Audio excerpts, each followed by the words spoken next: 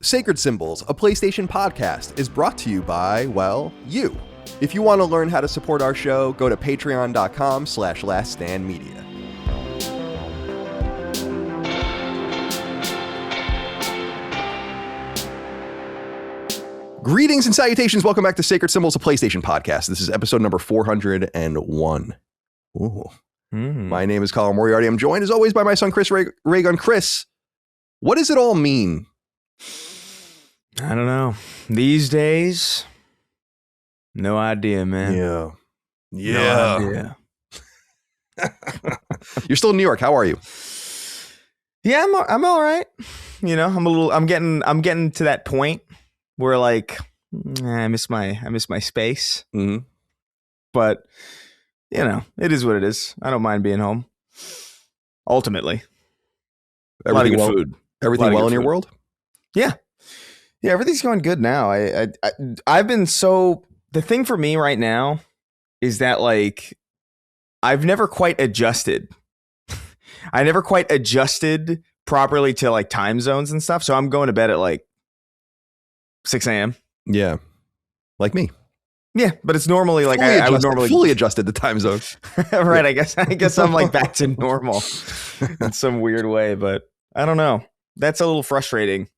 Because I'll just sit there like I it's not that I don't try to go to sleep at the right time. Like I'll go to bed at like, you know, and the right time for me is like 1 or something, right? It's like that's a reasonable time. Mm-hmm. And then I'll lay there for like 5 straight hours, either staring or just thinking about some bullshit that I did in 7th grade that's like really haunting. God, what's that all about? Yeah. I don't know. I make literal audible noises when I think of something cringy that I did. Oh yeah. Or like, like I'm the only one that even knows that I'm thinking about it, and that's like if you had a silent room and it'd be like, oh man, it's bad. Well, it's good to see you. It's good to be here with you, Dustin Furman, executive producer. Good to see you today, my friend. How are you? I'm very well. I've been messing with my camera. It's just been slightly changed. I changed it so it was more at eye level. It looks like you're hailing Hitler a little bit. It was, oh, jeez. Easy now. Easy. Both hands. It was at eye level, but then I felt like I was glancing too far this way where my monitors are. Sure. So now it's back where it was, but it's slightly raised up. I got to figure something out. I needed to change this whole setup around, but then I got so much organizing to do. It's just annoying. Do that thing again when you said you were raising it up. All right. Well, I just wanted to see if I can get from my heart. Gotcha. I've noticed that they don't do it's like you just do this. Yeah. You know, you don't need to do the out to you. It's implied. The Roman and if you do, you should probably like maybe not throw it out there. Yeah, not fling it out as hard as possible. Right. The Nazis ruined the Roman salute. You know? They ruined quite a few things. Yeah, they ruined a few things. I'm surprised that Hitler didn't ruin vegetarianism. He didn't, though. He loved dogs as well. You know? Yeah, I guess there's certain things where it's just like, well, we're not going to have a broccoli? Yeah, right. We're not going to have a broccoli. We're not going to pet a dog. Like, like, how often are people like doing Roman salutes? Yeah, that's that son of a bitch. Also, I don't know, man. Like that whole thing about like, it's a Roman salute, actually. Like, you didn't think it was a Roman salute before. Yeah, I wouldn't have known. It's such an insane... like, that cope was insane.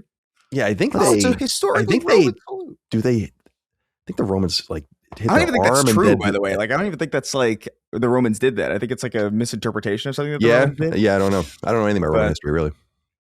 Yeah. Well, very little. Yeah. It's like Nintendo putting the swastika in Legend of Zelda. Right. And then me having to transcribe it into my Zelda walkthrough and having to explain that it's a different symbol because I was making like ASCII art and it's clearly a swastika. Yeah. Right. Also, when I was in Germany once, I went to like a museum and they had like ancient Roman ruins that they dug up, like tiled, like mosaics. And I thought it was weird. They had swastikas on those. And I'm like, oh my God. How did they know? Yeah, how did they know? Crazy. It's good to be here with you guys today. No one gives a shit, but I'm fine.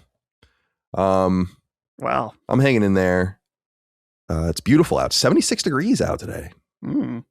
So I think we've broken the winter because it's supposed to be like this for like the next 10 days. So I think it's kind of over at this point. Guys, I have good news. I went to the hardscape people yesterday. I picked out the hardscaping. We don't have to talk about it anymore. We've picked it out. It's done. It's not done yet, but the choices have been made. Right. So that joke's dead now. That's half the battle. Yeah. Otherwise, what's happening? Anything interesting? I mean, like, I don't know. I've just been playing a lot of game. Well, not a lot of games, a lot of game. Oh, yeah. Resident Evil, we'll be talking about that. And of course, Marathon with Chris, and we'll talk about that as well later in the game or later in the show. Jesus Christ. And cooked. We're all cooked. I'm fucking shot, dude. It's not even that. I actually had a good night's sleep. I'm feeling okay. I went to bed, for me, fairly early. I went to bed before 4 yesterday, which is like really early for me. I try to adjust, like when I know that I have to get up at a normal time, like one, like to record at 1, but I've been pushing things later and later, which is just accommodating this insane schedule more and more. Yeah. So I don't know. But what does it really matter? What is time? What is anything really? Who gives a shit? Yeah, I know. I'm kind of sick of everything. Even the division of seconds, 60 seconds and 60 minutes and all. It's like, it's all, who cares? Let's just live and let's just be. And see what happens. I was going to say, let's just die. Well, that's another solution. We will. We will. Don't worry. We absolutely will. It's good to be here with everyone on Sacred Symbols of PlayStation podcast, episode 401. We're rolling through the 400s now. Can't believe it. It's been a long time coming. Thank you so much for your support over on patreon.com/laststandmedia. We could not do without you over there. Your support at the various levels will get you all sorts of different perks, including early ad-free access to this show and every episode of every show we do in our network from all of the other hosts that we have for our Xbox show and our Nintendo show and all the rest. But of course, Sacred Symbols is our flagship, and we welcome you here. You can also submit inquiries to this show and to every show in the various threads in the news feed on Patreon each week. The threads go live on Wednesdays and are deleted Thursdays for Sacred Symbols. And hey, a little bit of a tip. People are getting a little too verbose. I'm trying to give you tips to like get chosen. I don't mind a paragraph, like a paragraph, a small paragraph. What would it be? A couple hundred words or something. That's like, but some people are getting crazy and I'm like, I can't use your shit. Like, you're wasting your time submitting this stuff. Like, so just stop. Don't just cut it down. I'm not trying to be a dickhead. Do whatever you want. I'm trying to get you selected. Right. I want you to be selected. Write well and be pithy. I was imagining a listener that's like one of the ad from the 80s that's like, I learned it from watching you. I know, because I'm like I'm like the worst. Yearly Patreon wrap up post. That's why this year, that's why this past holiday, I'm like, nope. And I had to like really curtail myself. And by the way, even the writing in Saint Slayer, after playing God of War, Sons of Sparta, I'm like, I got to cut some of this shit out of the game. That's awesome. It's like, it's too much. But yeah, for the sake of the show, also another tip, and I know this is a little more difficult. If you're coming in late for the thread, you assume you're the 25th person that's asked the same question. You got to ask. By the end, I'm just scrolling through things. So I'm like, we've had a million things about these. I can't, so I feel bad because we had almost 200 inquiries this week. And I was thinking, how can I help you get selected? Discord access. You can go join everyone on Discord if you'd like. RSS feeds and Spotify feeds for the early ad-free access if you don't want to use the Patreon app, and so on and so forth. Sacred Symbols Plus, our weekly supplement to this very show. I just recorded a really great episode, actually, and Gilbert G wrote in about the subject matter. He says, greetings from Puerto Rico. I hope everyone is doing well. I've been thinking about the discussion around the lack of hype for PS6, and I'm not sure I completely agree with that perspective. Seems like most conversations focus only on the next home console while overlooking something that could potentially attract a large portion of consumers. The possibility of a PlayStation handheld. Not a possibility, my friend. It's happening. If Sony were to reveal a powerful handheld connected to the PlayStation ecosystem, I believe it could generate significant excitement. Once people actually see the device and understand what it can do, the release window, whether 27 or 28, might matter far less. So the real question is, does the hype truly depend on the traditional console, or could the handheld be what drives this excitement this generation? Oh, Gilbert from Puerto Rico. You've messaged at just the right time. I recorded a very nice, lengthy episode with Tom from Moore's Law is Dead and Broken Silicon. And we talk all about hardware. PlayStation 6 timing, cost, what's inside of the thing, the handheld, all of the rest. And I won't spoil too much other than to say I was extremely surprised by the answers I was receiving about timing, in which Tom thinks this thing is coming out next fall. The pricing, he thinks it's going to be cheap. comparable to what's going on out there right now, and that nothing's really changed. The contracts are signed, everything's designed. Very different than what I was expecting. Because what I was telling him, guys, was I have a very hard time picturing in my mind's eye the PS6 generation. I just can't see it. I don't know why. I can't.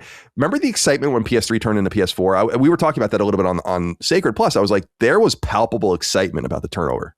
People were ready to throw this thing in the garbage and move on. And there was a little bit of that with PS5, but not really. But there's none of that now.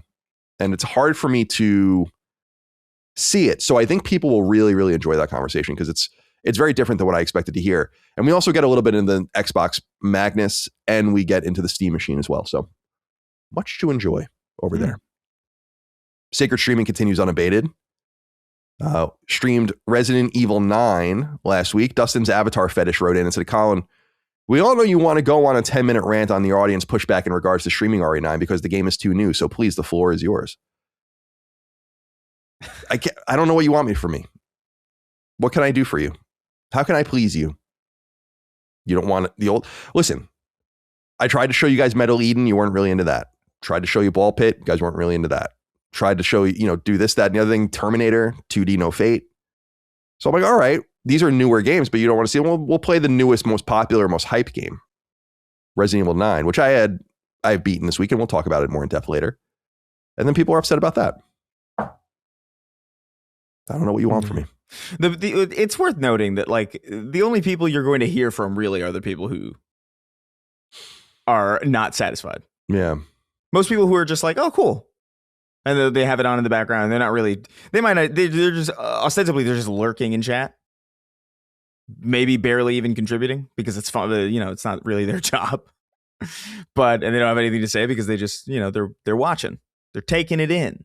Someone posted a spoiler, an RE9. It's not really a big RE9 spoiler. I mean, if you pay attention to the game even a little bit, you understand what's happening. But they posted an RE9 spoiler immediately in the chat.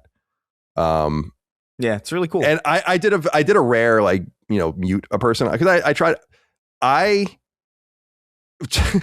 I'm embarrassed that I attract any sort of person that would do something like that. That really bummed me out more than even the spoiler itself. What a fucking loser. So yeah, I guess there's going to be that danger. But Alicia H wrote in, said, "Hey SS crew, this one's for Colin and technically Dustin. I have absolutely loved the Moriarty Cross Jaffe streams, so I'm writing in to ask what it would take to make these a weekly thing. Is there a metric we need to meet, such as a consistent number of views for a certain number of weeks? Is it a matter of bullying the people who beg for gaming streams until they shut up? Or do we simply just need to continue commenting on the weekly threads until you make it official? Tell us what to do, and we'll make it happen. Thanks for the content as always." I don't know. First of all, it's coming back on Monday, Moriarty Cross Jaffe. I don't know that we'll do it weekly, but it's going to be a regular thing. I'm just going to do what I've done my entire career, which is just listen to myself and then see what happens.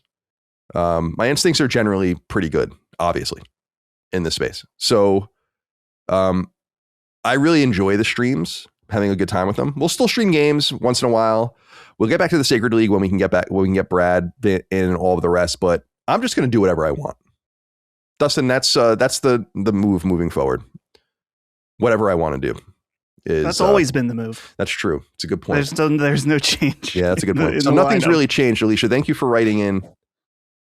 We'll be back to Moriarty Cross Jaffe, but I think it'll be a lot of Moriarty Cross Jaffe, but I want to leave open the idea that we can do.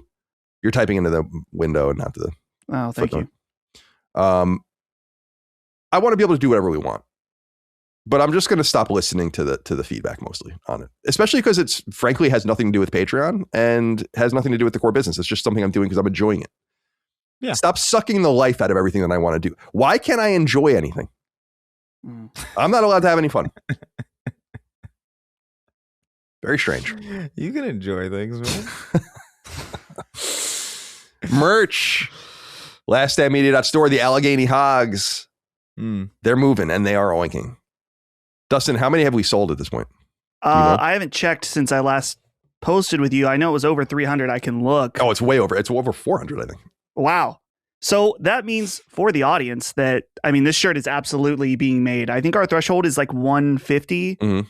And so we have long surpassed that. So thank you guys for Now we're that getting into report. territory where we should get better pricing on volume. Yes, that is true. For me, not for you. Yeah, go I ahead. said it's true. No, I know. I'm saying for me, not for the audience. It was supposed to be There are 467 hogs ready to oink. 467. That's incredible. Instinct's good. 400 hogs ready to oink. Technically, so you said 467? Yeah. That's 934 hogs ready to oink. I don't like that metric. How many hogs? I had to use the old calculator there for that. Pretty good. Now we had I don't know if you saw this, Dustin. We had a guy tweet at me saying, I tweeted at you last year about making a fake team. Now you'll know that this was an idea I had over the last summer, and then we finally got it going this fall. But what I actually, and I talked to Mike about it or whatever. So it was a thing I came up with independently, no doubt, but that's a great idea. Great minds think alike. And I went and looked and I tweeted at the guy because I was like, I went and looked at the provenance of when this was brought up in the Discord, like when we made it official. And it was a picture. It was me saying we should make a fake like hockey or baseball team. And it was a link to his tweet. And so I tweeted him back and I'm like, dude, that's really funny. And I've been corresponding with him privately. We're going to send him a bunch of free shit, including a free Allegheny Hogs shirt. He didn't come up with the idea per se, but he definitely did put it out in the ether. And he was right about that. Right. And I used that tweet as an example to convince everyone that I wasn't crazy, that this is a good idea. And it's our biggest pre-order easily. I mean, I think. Like, I'm pretty sure the holiday sweatshirts were in the 200s and so on and so forth. So the hogs are oinking. They're going to be out there. And we hear you about all the other stuff. We know you want hats and all the other things. We'll figure it out. But the fake baseball season's about to start.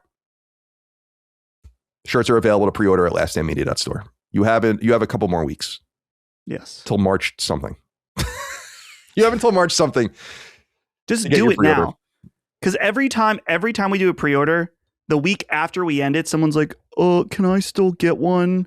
It's like, don't do that. Don't be that guy. Don't be that guy. If you want it, I'm not saying you have to buy it. I'm just saying if you think you want it, just pull the trigger, bro. And then don't ask us later because we can't do anything for you at that point. Inflation's so bad that if you buy it now, it's like Weimar Republic shirt buying. The price might go up by the time you order it. That's not true. It won't happen. Nevitz wrote in about this though and said, "Hey, Sacred Gents, I'm glad to hear that the Hogs are going to the World Series. Well, they're minor league. Yeah. We have to get the story straight. I love the idea of these shirts and the insane lore that will spread across the United States about this great American team. That's good. Sadly, my wife would not allow me to purchase such an amazing product. I would have committed seppuku if I had found out that the shirt funding failed by a single vote. I ask that you bathe in the glory of your achievement and don't forget to let them oink. Don't forget, Nevitz, to get a divorce." Dude. Thank you for writing in. Come on, man. Don't forget. If your wife isn't letting you spend... I don't know if your financial situation. So maybe you're down bad and she knows that you are an overspender. That might be a different situation. But I find the people that tell me that say like, "Oh, my wife, I have to clear it with my wife or something." They're never down and out. They just got someone that's a little too controlling. Yeah. So you got to sort that out. Yeah, you got to. This might be a sign. It might be. I don't know. We're trying to get people divorced at this point. I don't understand. We're trying to speed run. Yeah. I think I don't know, man. Like, it seems this kind of this feels like if your wife is not letting you spend that money on a shirt, you must have done something. Yeah. Yeah. You know what I mean? That's kind of also where I look at it too. It's like I could see it both ways, but like it's really 50-50. You just caught me at a good moment. Where like I'm not really on your side there, but what are you doing that makes you so untrustworthy with like a couple bucks? I don't know, man. It's a wonderful shirt. It's a good logo. Love it. Love the look. Really excited about it. We'll get those out. We'll get them made and shipped in late May. I believe they will start going out. So get your pre-orders in. We appreciate you. I don't know. I've been married for almost 3 years. I don't know, Dustin, you've been married much longer, but I don't have to ask my wife anything. And it's not because I'm like the man of the house or whatever. It's like it's like I'm going to buy whatever I want. And this is also why it's important. Some people ask, oh, why does your wife work for you and do all these things? I'm like, it's very important to me, especially, you know, my mom was in a really bad relationship in the 90s after she got out, you know, divorced my dad or whatever. And it's like, I want my wife to have her own money, her own choices to make, her own flexibility, you know, so she doesn't have to ask me and worry about what I think about things too. And of course we have joint account and things that we buy together, but that's so anathema to my entire experience being getting married. So I'm like, yeah, I got to ask my wife. It's very old school. It's a lot older. You know what I mean? It's old world mentality kind of thing. Like we're all of us, like everything about us is intertwined. And it's like, I don't know about that. Yeah. Holly and I have shared finances, and I mean, she doesn't make any income right now, but what a loser. I know, she's unemployed. Come on, man. So it's one thing, like if I wanted to spend, if I was going to be like, I want to get a car, then we'd have a conversation about that. Right. Yeah. Or if I was even going to spend like when I bought this computer a few years ago, I was like, hey, I'm thinking about doing this. What do you think? You know, but like she'll ask, this is the thing that it embarrasses me, but luckily she doesn't do it in front of anybody. She'll be like, can I buy this thing for $4? I'm like, why are you asking me? It makes me feel like I appreciate the level of respect that you have for me and the money, but you don't have to ask. It could be $20. It could be $50. You don't need to ask me. Yeah. But thank you. Yeah, that is nice. That is nice. I feel like if you're operating as a unit, it's got to be like several hundreds of dollars, right? Before you're like, because I understand like if you have joint finances and you kind of have like an understanding of what you have, you kind of have an understanding of what your flexibility level is. And if somebody's just out there making rogue like $900 purchases, you know, that's kind of, you know, makes sense to at least communicate it. Maybe not ask permission per se, but at least communicate like, hey, I'm thinking about doing this. Yeah. Definitely. I think it's valid, but like, I mean, yeah, like a $50, like, I don't know, like a shirt to me is, you gotta be quite a vagrant. Yeah. I didn't know if you were going to wrap it up or not, or just kind of let it just float off. I had a bunch of words come to mind and I was like, I shouldn't say that on a show. That's why I was filtering. Jeremy Jones wrote in as well and said, look, Fats, can you all help the Husky boys out and get more 4XL shirts on the store? I want a hog shirt, but 3XL isn't doing it for me. I don't know what we obviously, like, I think there's a threshold where like carrying these things doesn't make a lot of sense for us, but I think the shirts we select, especially for the hogs, I don't even know if they make this particular shirt bigger than 3XL. And I think that's why we stopped. So we have no problem with the obese and the morbidly obese. You're very welcome.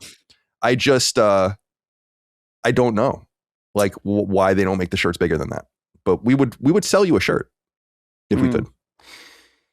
Yeah. If there's enough demand, so the premium shirts, you're right, Colin, the premium shirts only go up to 3X. We could no, because we can't order just like 5 4X shirts of another type. We could charge you more for that shirt for the volume discrepancy, because obviously the volume would not be there, and so we would be paying a lot of money. The silk screen, I guess, would already be done, or whatever they do. So I don't know. It's something to consider in the future. We're not doing that for the Allegheny Hogs right now, but I feel bad because I know a lot of people are in that range and would want to buy merch, but it's just hard for us to accommodate things within the constraints of the material we're using, because we're trying to source things, if not domestically, from fair trade, fair trade and fair treated countries, and like Honduras and so it's tough. I can give you some shitty Chinese stuff if you want. They'll probably make it up to 7XL. Yeah. and then the guy who made that shirt will have jumped in the suicide net and he wouldn't have died, unfortunately for him. No, he'll be safe and sound. Worse than death. Yeah. Safe and sound. They're going to put him back in bed for his next shift. Get him ready. I don't know, man. But like, I've gotten this type of request as well. And it's like, go to the gym until you can fit into the shirts that we have. Like, I don't know. Like, I don't know what to tell you. I want to see a visualization. Like, now he could be like a Shaq. Maybe he's like, Maybe he's like actually, maybe it's not fat per se, but he's like mega, like super built, like super tall. He's like 6'8". He's listening to a PlayStation podcast, so I'm betting that it's probably the other thing. But Jesus Christ. I'm trying to find like a visualization of like how big, like a person in each of the shirts. Like here's a small, here's a medium. Right. It's hard to do, especially because like different companies have different like, how like medium in certain companies is like a large, or like a small, definitely, or whatever. So it's all completely fucked, actually. Something happened with Adidas at some point where I wore a 10 shell toe forever. And then suddenly I started like, I'm like, these don't fit anymore. Yeah. And I had to actually go down to a 9.5, which I'm like a 9.5. And then but all my other shoes are 10s still. Yeah. These things just happen, I guess. I don't know. Yeah. Maybe I'm just getting smaller. I'm foot binding like a Japanese woman. Sacred Symbols is sponsored by BetterHelp, a novel way to seek the talk therapy you may need. Learn more now for yourself at betterhelp.com/symbols, where you can get 10% off your first session. My friends, it really is quite easy. We're all human. Being human means we all deal with extremely similar life experiences, and there are people out there trained to listen to you and help you through whatever life might be throwing at you, so you can find your way through to the other side. And I don't recommend therapy flippantly or without any sort of knowledge. I first went to therapy as an elementary school student in 1992 when my parents got divorced, and ever since then, I've dipped in and out of therapy when needed, throughout various chapters in my existence when things got to be a little too much. While therapy can be useful in perpetuity for many people, I challenge those of you out there who might be skeptical to keep an open mind and simply try it for a season, see what it might do for you. And with BetterHelp, the barriers to entry to therapy are basically all eliminated, ensuring that the only person stopping you from getting therapy is you. BetterHelp is extremely affordable, for instance, so if you don't have health insurance or if you're underinsured, it might be a viable option for you. All sessions are conducted remotely, whether via audio, video, or just by text, maximizing the convenience factor. And with a legion of more than 30,000 licensed therapists at their disposal, BetterHelp's practitioners have scored an average of 4.9 out of 5 stars over 1.7 million client reviews and counting. It's time for you to worry about your mind, spirit, and outlook, and BetterHelp is here to assist. Your emotional well-being matters. Find support and feel lighter in therapy.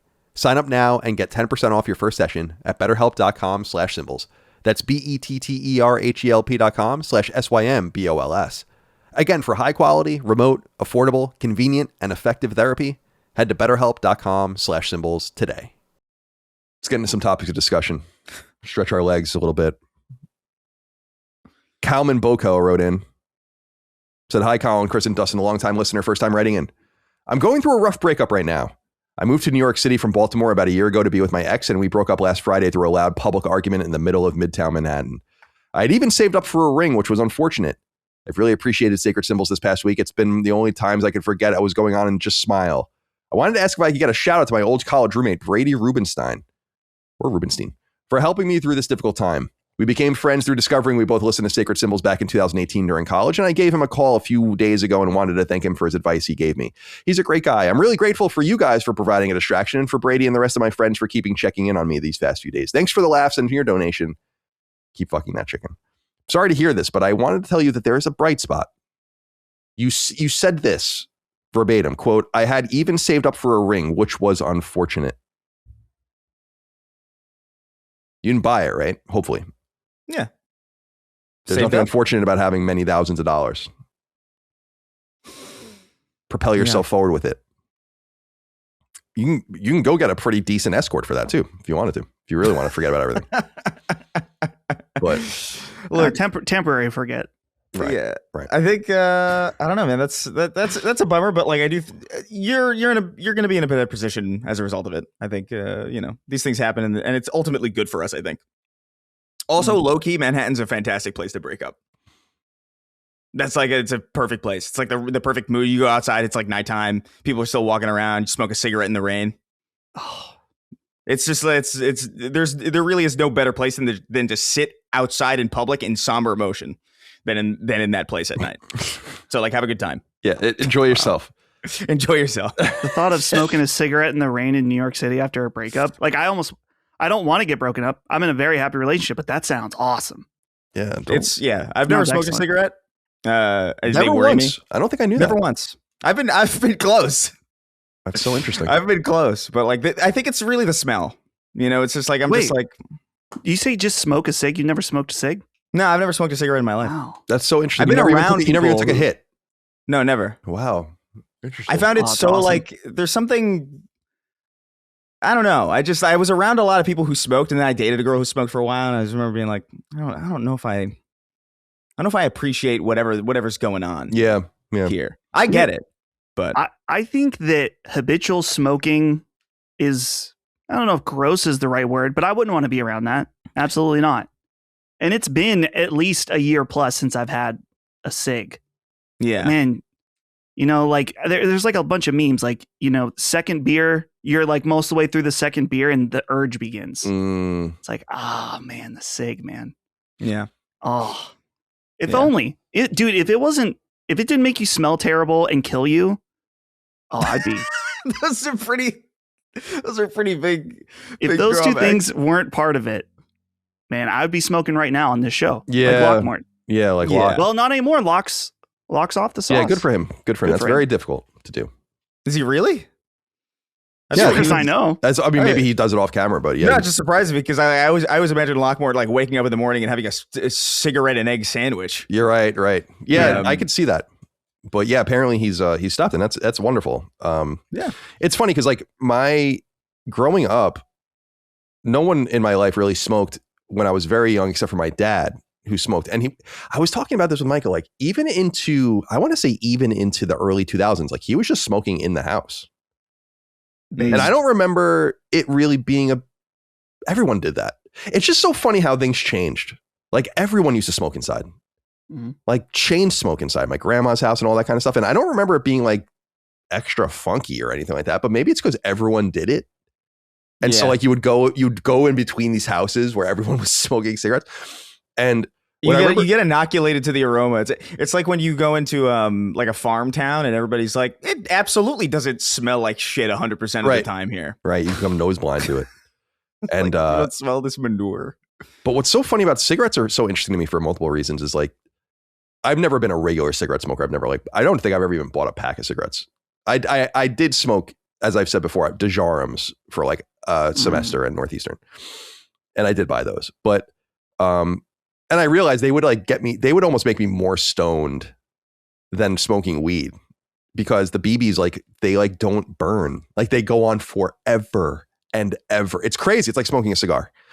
But the thing about cigarettes that always strike me as someone who smokes joints is cigarettes are so harsh that like I can't, compared to a joint, that I can't even believe that actually like these are like proliferated over many generations and overall it's like people are like, oh man, weed. Or I'm like, dude, weed is like the smoothest thing in the world compared to a cigarette. And when I smoke a cigarette, I still cough to this day. Yeah.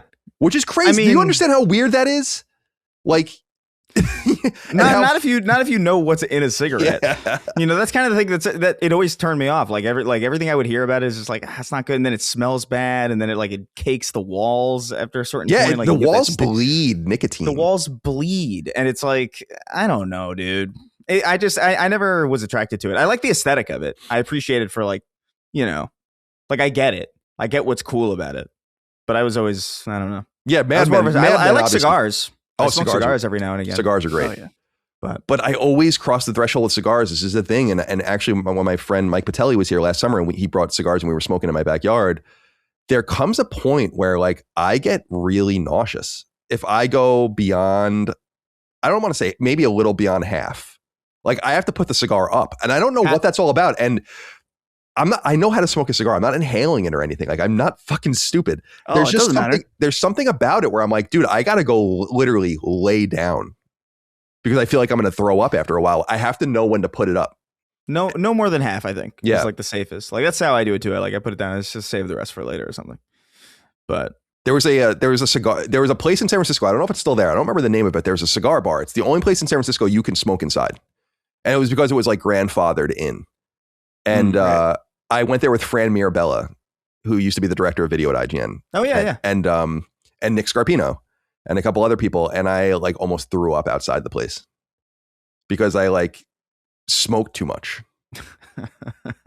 And I don't know. Yeah, I don't know what that's all about. And I'm like, dude, like I can smoke like literally joint after joint to my head and be fine. I smoke one cigarette and really inhale it, and I'm fucking like coughing like I have never smoked in my life. And I thought you guys would find this funny too. I don't know if I've ever mentioned this. My dad is a very new age dude, which is very funny when you know him and look at him, because he's a built buff dude, even in his mid 70s. But he loves like all this, he takes like all these supplements and he like fucking meditates and does all this kind of stuff. And he loved American spirits, right? Like that was his, but then he started rolling his own cigarettes. And I was too young to really even know why it was funny. But like my friends would come over and be like, dude, is your dad smoking joints? Because like there would be an ashtray with like, and it would be like joint looking things. But I'm like, no, it's tobacco. And like everyone thought my dad smoked weed, like really 100% when I was a kid. And I'm like, he really doesn't. He just likes rolling his own cigarettes for some reason. It's probably cheaper to buy the tobacco. And do it. It's easily, I would imagine. But yeah, and you know what else is funny is like weed smell. I've known this my whole smoking experience because of college and how much trouble we would have gotten into if this wasn't true. Is weed kind of just goes away. I don't know what that's all about. Like the smell, like it'll stink in a room. You'll have like smoked in it, and then like you'll go and like you'll leave a window open. And then you'll come back hours later and it's gone. Yeah. Like it really is. And cigarettes just stick to everything. Like if you smoke a joint and have a sweatshirt on and you smell it and it's like, oh, it smells like weed, and you just put it on your couch or whatever, and then you wake up the next day and you smell it and it doesn't smell like weed anymore. But if you smoke cigarettes in that sweatshirt, like the only way it's not going to smell like cigarettes is if you wash it.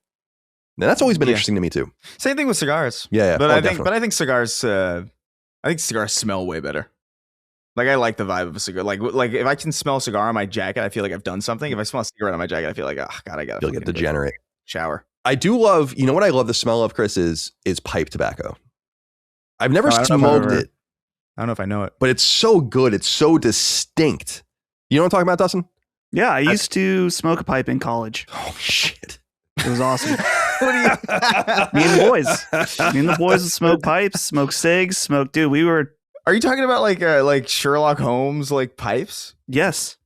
That's awesome. Yes, I mean, that's good shit. Yeah, like where you keep it just stays lit, right? Which is so cool.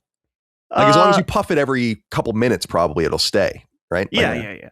I love that. Like you light it once. Put a fucking monocle on. Hell yeah. Mm-hmm.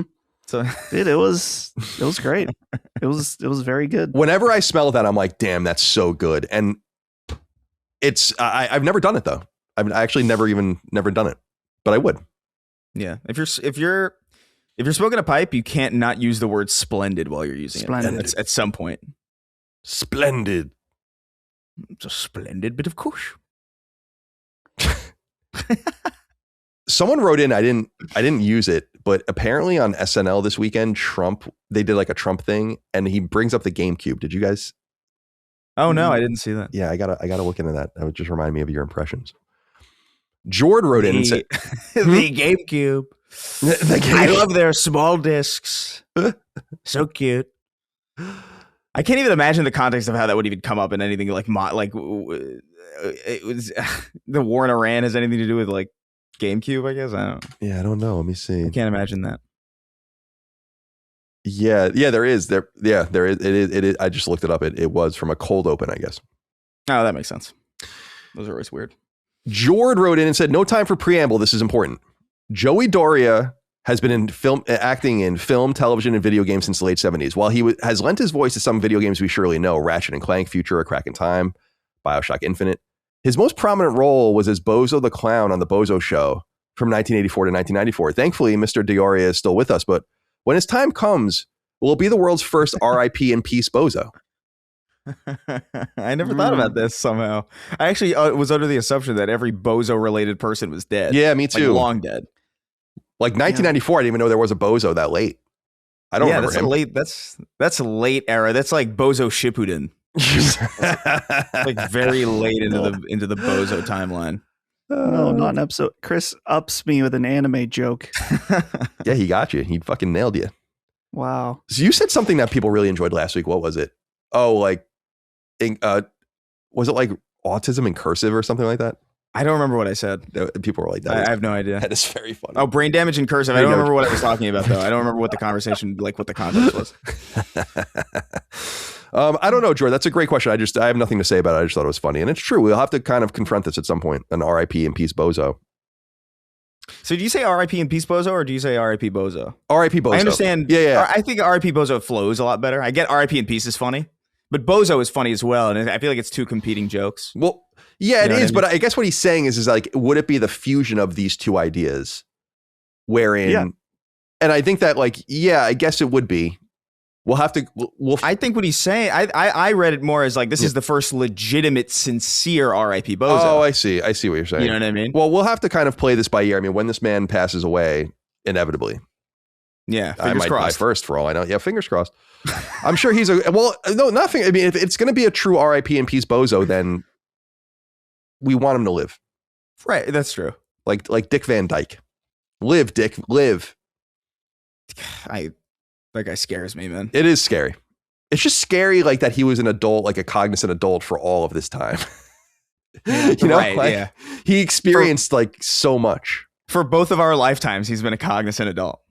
Like for both of our lifetimes put together and like added. Yeah, and like my mom's life.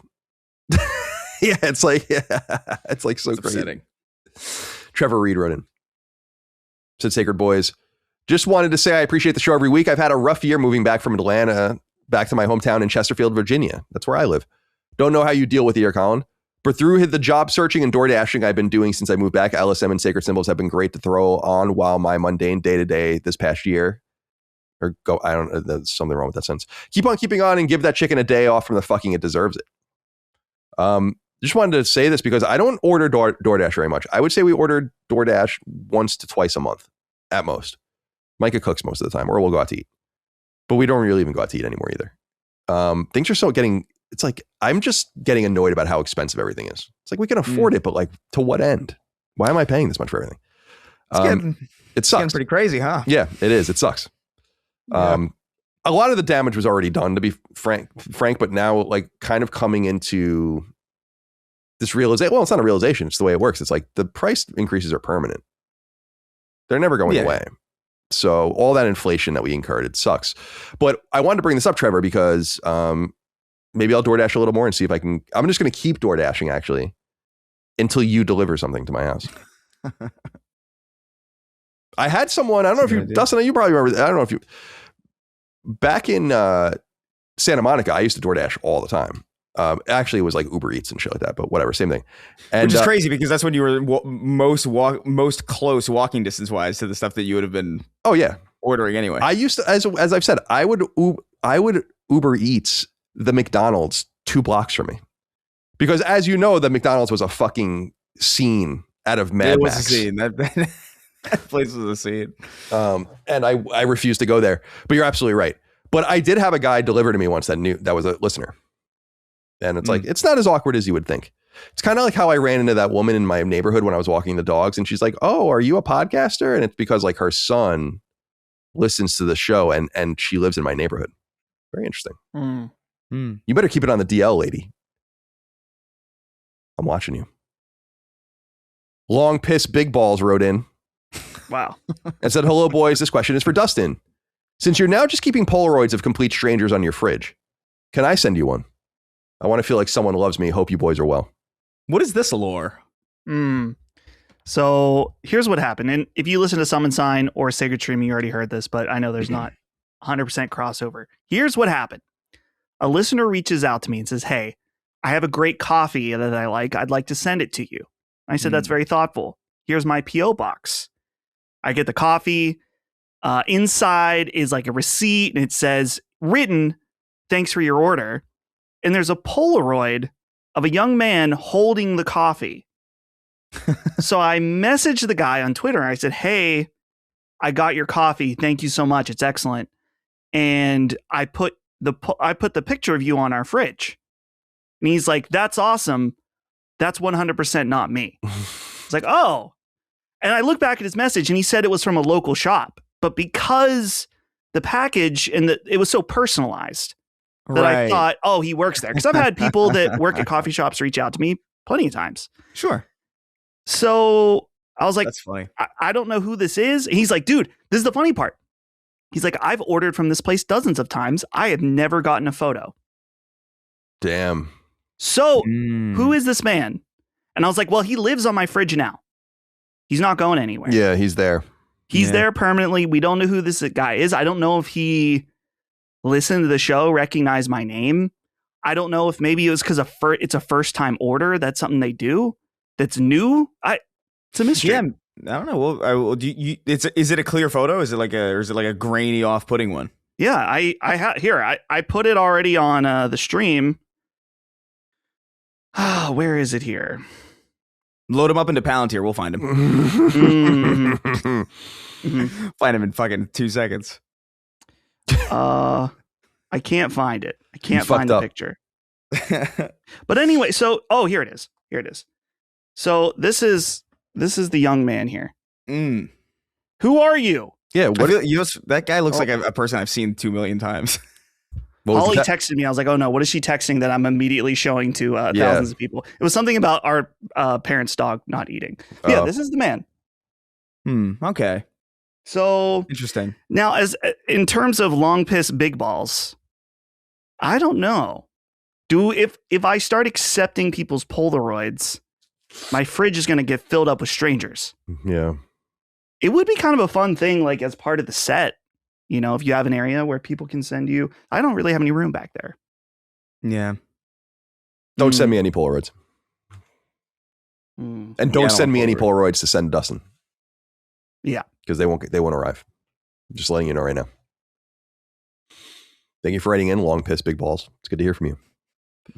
All right, let's get into the news. There's a lot of news this week. Yeah. To get through a lot. And we begin with, actually, we'll have 2 separate Bloomberg articles from journalist Jason Schreier to go through today, which is interesting. So that's a lot of Jason Schreier. You can go months and months without hearing from him in any way that's relevant to our show. But now we've heard from him twice in 1 week. And we talked a little bit about this last week, about the rumblings about this, but this is basically confirmation considering the reliability of the outlet and the writer. He writes on Bloomberg, Sony pulls back from PlayStation games on PC. He writes in part, Sony Group Corp no longer plans to release its big PlayStation 5 games on PC, a major shift in strategy that sees the video game maker returning to console exclusivity after 6 years of flirting with multi-platform releases, according to people familiar with the company's plans. Online games such as Marathon and Marvel Tokon will still be released across multiple platforms, but single-player titles such as last year's samurai hit Ghost of Yotei and the upcoming action game Saros will remain exclusive to PlayStation 5, said the people who asked not to be identified because they weren't authorized to talk publicly about the company's strategy. The people caution that things could change in the future due to the unpredictable nature of the video game industry and that Sony's plans are constantly shifting. But in recent weeks, PlayStation scrapped plans to bring Ghost of Yotei and other internally developed games to PC. 2 games made by external developers but published by PlayStation, Death Stranding 2 and the upcoming Kena Scars of Cosmora, are still planned for release on PC this year.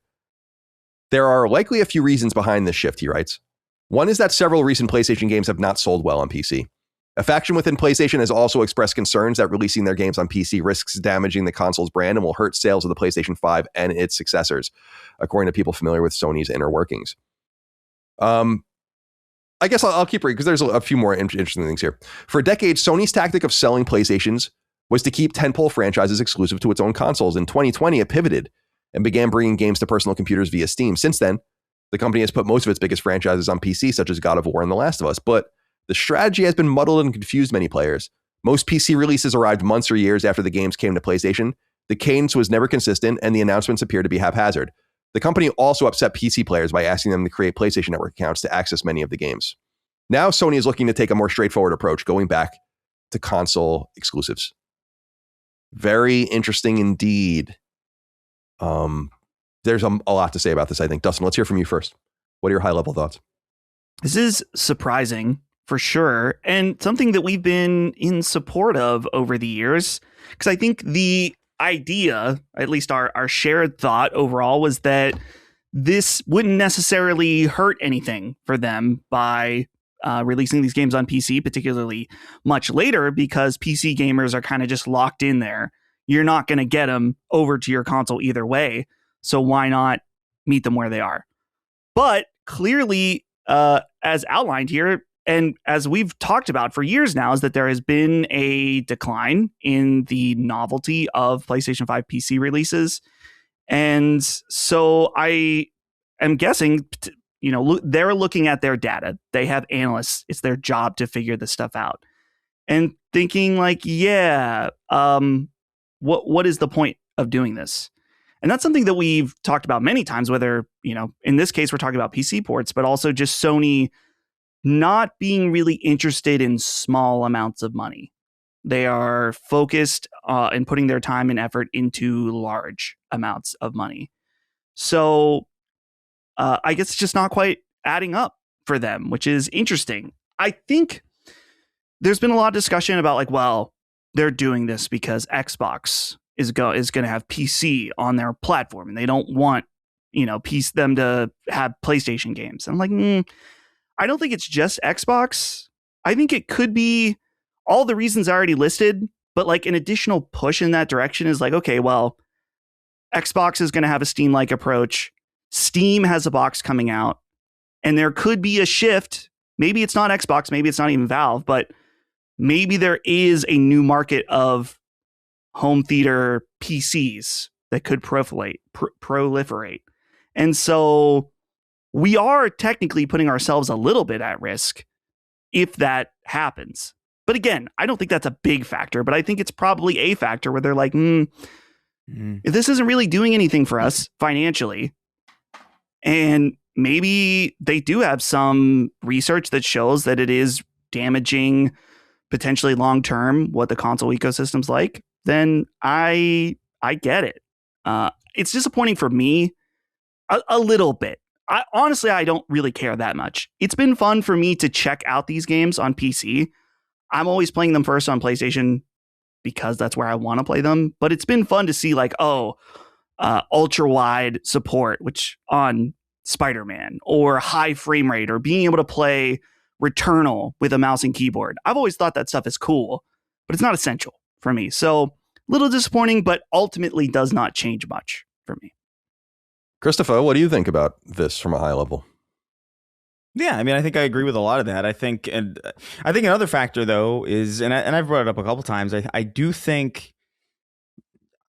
I've seen some people say it's just like, oh, well, this is your lack of excitement for the next generation comes from the fact that you're just kind of ingrained in it, or you're like involved in it very heavily. Like, and also like there's a write-in earlier, I forget the name, but they were talking about like, oh, maybe the handheld is the push for the excitement of the next generation. That's very possible. Like I will say, like straight up, if there's a handheld component to this next generation and it arrives sooner, I will be a lot more interested than I would otherwise. But I do think there is something to take note of in the fact that people generally are not that excited for a new machine this late into the life cycle of their current generation machine. I think that's worth noting. I think that's notable. I think they look at that in conjunction with all these other things, the economy being crazy, the possible proliferation of a new home theater PC market, maybe even Xbox is a prime thing in that as well. But I think they look at all of these things and say, like, we really have to kind of make a case for our machine. And the best way to make a case for our machine is, I mean, let's look at the other two people in the space. You have Xbox, who went completely multi-platform and basically tanked their entire home console business. And you have Nintendo, who has a completely walled garden and they're killing it. Even if we remove ourselves from the equation and we're doing very, very well, why continue to open ourselves up to that possibility at all when we can simply just revert to our old standard that was working and is working for competition and will create an inherent need for our machine where currently there might not be. I think it's a lot of these things, but yeah, I don't know. I think these are very interesting times. It sounds like, I agree. And it sounds like, well, let me start at the top.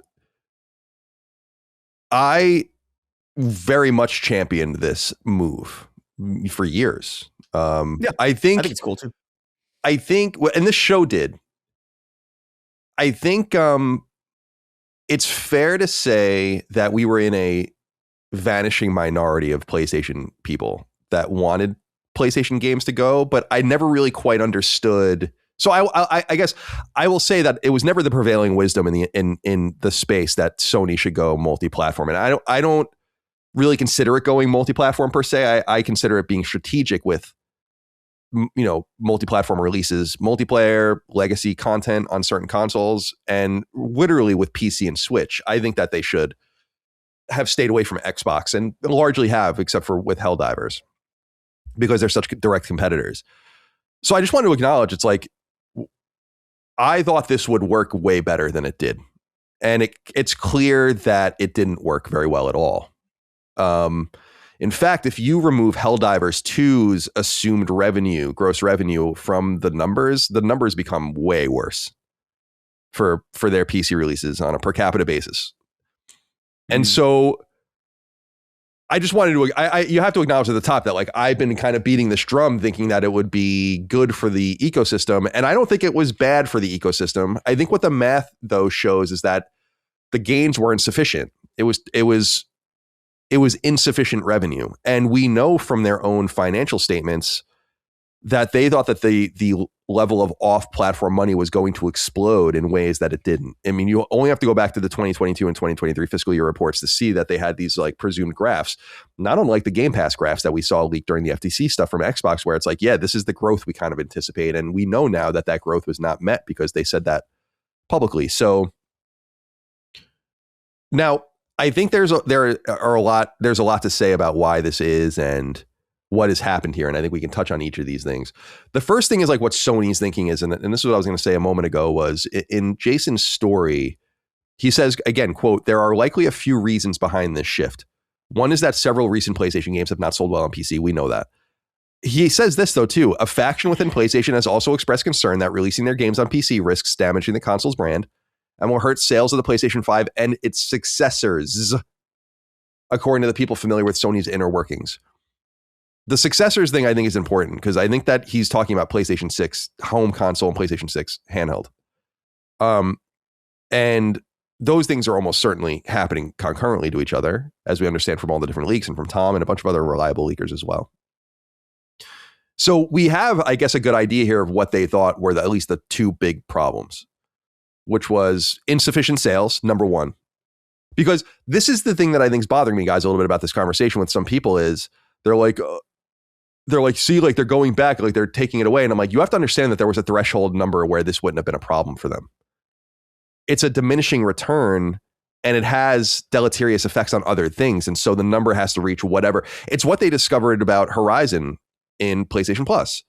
And at least now they know, but you understand at the same time that there's a lot of evidence that this is a very new directive. And he said that these games were canceled, like the Yote port was canceled just a few weeks ago. The PC hardware that they were making, like not hardware, but like monitors, keyboards and mice, or whatever, like assumptions people, the headphones and these were all for PC. And it seems like that. So you could just see that there's a conflict and a tension between these directions and that they're turning the ship in that way. I wanted to know too, we have a couple of write-ins here because there's a big reason for this as well. Bren Rose wrote in and said, "Hello crew." And this is at the bottom. I'm going with this one first. "With news today of Sony axing the Ghost of Yote PC port along with future PC ports, presumably, do you think this decision is the result of diminishing returns from Steam releases after the novelty wore off, as you have discussed before, or something deeper? Thank you and be well." The novelty factor is huge. We've been talking about that from the beginning, and I identified that a long time ago because there's no other way to make sense of the games that sold better than others, except for the novelty factor. That is one of the major things that has happened here. But I also think that the diminishing returns came from, and this was written in the piece a little bit, just kind of he uses the term haphazard, but the way that the games are released and the scheduling and like what comes and what doesn't and why. Like, why is Demon's Souls remake not on here, but Ratchet is? Why did you bring Returnal over? And why, like all these different things, but this timing and this, and you go back to this old game and you ignore this. The problem though is that you can't telegraph any of this stuff because then you're giving people a reason not to buy PlayStation. And they might have been just caught between a rock and a hard place with that. It's like, we can't let people identify a pattern. There literally by definition cannot be a pattern, or people will know when all the games are coming and they'll wait. I just think that the demand wasn't there. I liked this write-in as well from a Ginpig, who says, people spent years joking on YouTube and Reddit that console exclusives are dead, expecting every big title to hit PC. This comment has been posted thousands of times. When those former exclusives did come to PC, the same people didn't actually buy them to prove their point. Now we're back to having console exclusives again. PC gamers are also master complainers, all literally chronically online by default. Dustin, what do you think of that? Damn. Yeah, I think that there is an argument, because I've seen this floating around, but there's always details left out, that I think PlayStation's PC experiment would be very different in terms of sales if they were day and date. I don't think anyone can deny that if, when the excitement of the game happens, if Ghost of Yotei released on PC at the same time, I think certainly, or I guess one of the previous games that maybe didn't sell as well. I think if it was released at the same time, it certainly would have done a lot better, because I've seen people point the finger to that. It's like, well, they're not doing as well because the hype's down and people don't care anymore. It's like, certainly. But PlayStation certainly knows, and I think anyone that's willing to look at it honestly knows that if you did day and date release, that's like a bridge way too far to removing the reason to have a PlayStation. So I'm not sure about, exactly. It's odd to me that that it didn't sell super well to some degree when these games were so hyped at certain points. But I guess it just goes to show that gamers really are motivated by what's exciting at the moment, almost above all. So if a game is old, then it's not as desirable, even if it is a very good game. Yeah, there is something strange about the way the games just totally fell off, regardless of the quality of them. It's very similar to what I say about Game Pass in its early days. It's like, I would have probably made the same bet they made. It's like, but you're right. Like, you just can't tell, you can't do day and date, and you can't tell, because that would destroy PlayStation, the console, or at least begin to erode it away. But at the same time, you can't telegraph like a meaningful strategy for your PC releases, because then people just wait. I think Sony wanted to have its cake and eat it too. I don't blame them, but I don't think you can.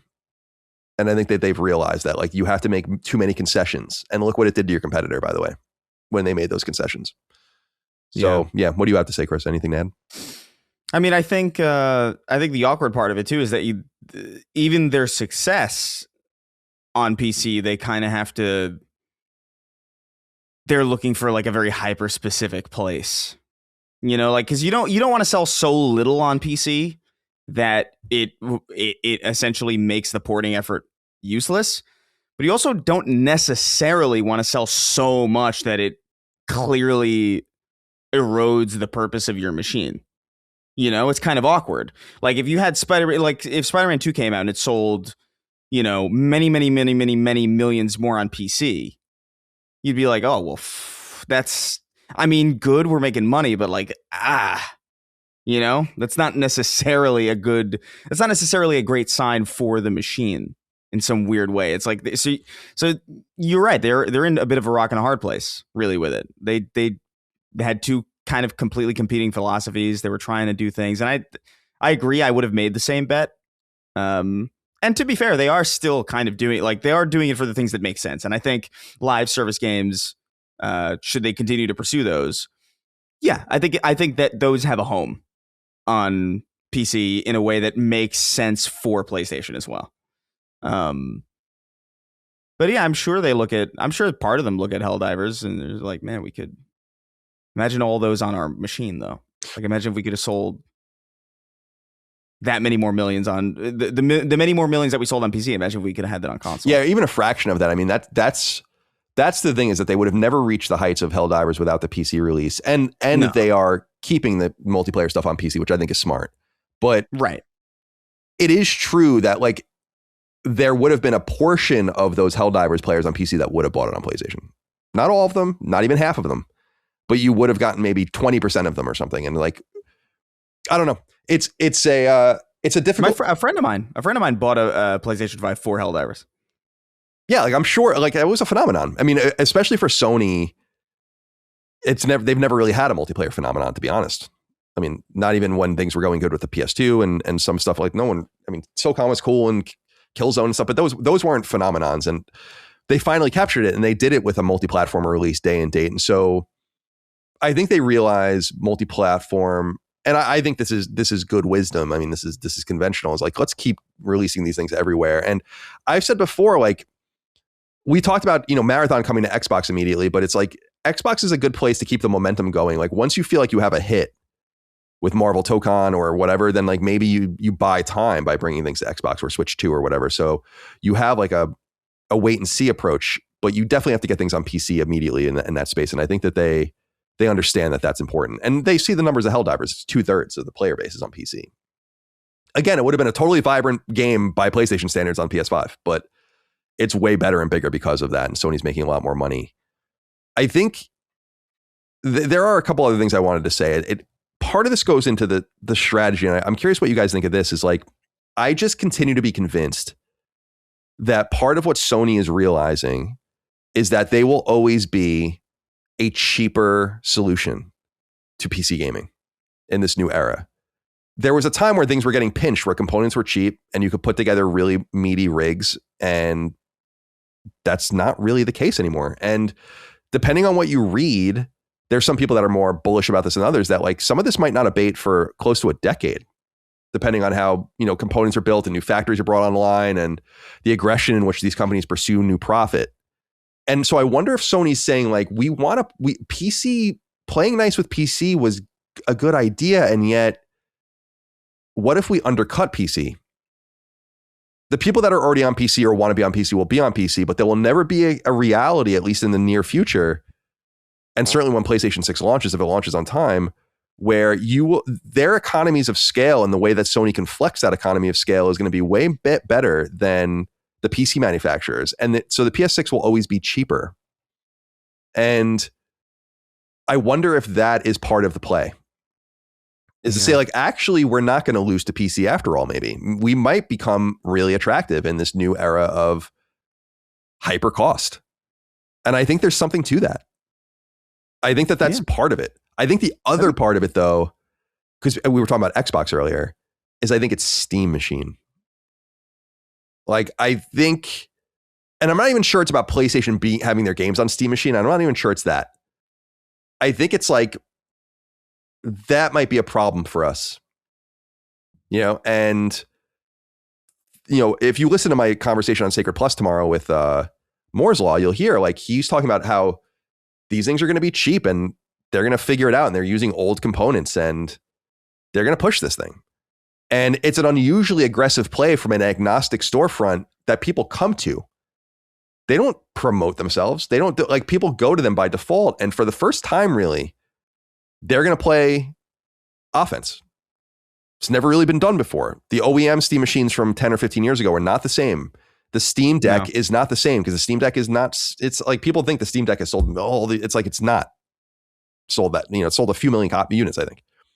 This might not do very well, and they might not have the economies of scale, we'll see, but it is a new play to bring a storefront to your living room where Sony is, and Sony's like, I think we gotta fight back against this because it can kill us. So I think that there's some hardware strategy involved in this piece strategy as well. In other words, again, not taking games away, because again, to the Xbox Magnus thing, it's like, oh, they don't want these games on. It's like, they don't give a fuck about that. It's free money. Again, it's the threshold argument. Like, if they were just making enough money on these things, they would just do it, because it would override the deficits, whatever they perceive those to be. I don't know. So what do you guys think about this argument about the Steam machine maybe being the reason? Think the thing about Valve right now, and specifically the Steam machine, they've already kind of done this in the handheld space. Colin, you mentioned Steam Deck, of course, and how while it is a successful product, it is still a very niche product. But Valve opened up the floodgates of PC handhelds. They weren't the first people to do it, but certainly after they designed and made an operating system with SteamOS. Now we have other manufacturers coming in and making more handhelds. And it's certainly become an interesting slice of the market. And with Steam Machine, it's also, they're going to make SteamOS open, that any manufacturer can come in and make a box and someone can run Steam Machine on it. So while the Steam Machine might be one of the early, they're not the first living room PC, but it's clearly one of the first that's fully focused on being small, being focused on gaming, comes with SteamOS, their version of Linux, out of the box. And it very well could be like Steam Deck, where we see other manufacturers hop in, and then suddenly we have a new vertical of the market that is around living room based PCs running SteamOS. And whether that's going to become a mainstream thing, I don't know. It really hasn't happened in the handheld market yet, but we do see other players jumping in there, like Xbox doing it as well. And now we see PlayStation eventually making their own handheld too. So clearly there's something there. So I could see, as you were saying, Colin, that's like, this isn't a problem now. It might not even be a problem in 2 or 3 years, but maybe it's a problem in 5 years or even 10 years. Who knows? Yeah, it's interesting because I think if you look at Steam, Valve's private, so everything we assume about them is just that, assumptions. But if you look at their assumed rise in gross revenue, they're becoming real. You know, for instance, in 2014, it was assumed that they made about $1.5 billion in revenue on Steam. That's it. And last year, it's up to $17 billion. So all that in 12 years. That is, now people are like, Steam is so much bigger in this and it's like Steam brings in way less money than the PlayStation Network still. People still want to be on console. That's more like akin to the money that Xbox makes on Xbox is equivalent to Steam. But it is the growth sector of gaming, and they just might feel threatened by it.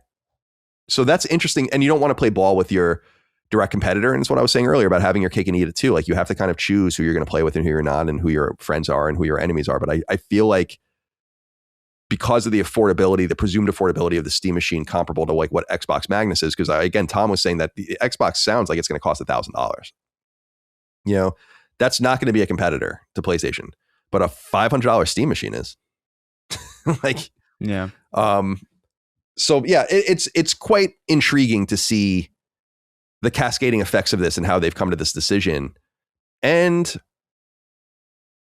I just think it's important for people to understand this underlying factor, which is we've never been in this space, but a lot of people are in the space of like, they do it for money. They want to make money. And I'm like, yes, but it is not a linear operation. It's like, you don't do this and then you make money and everyone's fine. It's like, no, you do this. And then there's all these things that happen that could affect the outcome. And that sum of money must outweigh those effects. And that takes time to figure out. You have to put it into play. Again, bringing up the PlayStation Plus Horizon 2 thing, when they put it into play and they realize, oh, we can't do this. Now you know. But I will say this, guys, the PlayStation fan base is loving this. They're loving it. And hey, to a cringy degree, I would say some. Yeah, like people know where I stand on this. Like I think exclusives are cool, whatever, but like I never really found it to be like the most important thing about a platform, just by virtue of the fact that it can't be the most important thing about a platform. The only platform where it's the most important thing is Nintendo. That's why they make so much less money, because they have, as it was noted earlier, a really strong walled garden, but Sony makes their money on others. So you would think the PC releases would just be in that same vein. Similar thing with Bandai releasing second party stuff on Switch. It was like, well, it's not quite as linear as just saying money in. It's, what does the money in mean? I would love to know how some of this stuff performed as well. And I also would love to know what it means for Switch. Like, they've never even really acknowledged that they've released stuff on Switch. But I wonder if those probably haven't worked out very well, I would assume. Freedom Wars came and went like a fart. It seemed like everybody's golf was actually fairly well bought, but I don't know, because people love that series. I don't know, guys. It's interesting stuff. I had a question for you, Colin. Sure. Something that I've been wondering is that obviously we know about this shift because of Jason's reporting and people on the inside know. Will Sony have some kind of marketing in the future? Are they going to bring back only on PlayStation? I would assume so, right? Like, how are they going to make this known to the general audience that's like, hey, if you were waiting for our PC ports, good luck, Bozo. Yeah, I mean, maybe you're right. I mean, it's something they have to communicate, and yet I think it might be as simple as just bringing back that box branding and just put it on splash screens, and you don't even have to. Sony doesn't release press releases. Like Right. I've realized, like I was thinking about that when I was going on my walk yesterday. I'm like, they don't really even release like the hashtag press releases, like San Mateo, California, March 5th. Sony Corp, and then like the NASDAQ symbol and all the rest. And it's like, they don't do that shit anymore. So like, they have to communicate it in some way, but I feel like to those that are most in tune to PC gaming, this will get through to them in the grapevine, if it hasn't already in some way. I also want to say that I don't think this is the end. I think that they might reconsider this again, in the next few years, but you got to do what's good for you in the moment. God, I would love to know about the internal arguments and the arguments people are making internally about what the right move is and why. Fascinating stuff. Colin Sparling wrote in and said, hey boys, with the recent reports that Sony is looking to pull back from porting their titles to PC, what do you think will happen in Nixes if this is true? Will they be sold or shut down? Or will Sony have them pivot to some other projects entirely? Cheers, as always. I feel like a lot of people are concerned about Nixes. I think reasonably so. Sony bought them very similar to when they bought Neon Koi as Savage Game Group with different ideas in mind. And Bluepoint, which we'll talk about in a little while, as part of these services that you would do internally. None of this just seems to have worked out. I don't know. The Bluepoint shit didn't work out because they're stupid, but not Bluepoint, but Sony. But you might not need Nixes if you're not going to do PC ports. But I feel like there's going to be enough multiplayer PC stuff that they'll probably stay busy with that. And you could just let them do other things. If you don't feel like it's worth, and by that, I mean like work for other people. And you own them, you're going to make the money.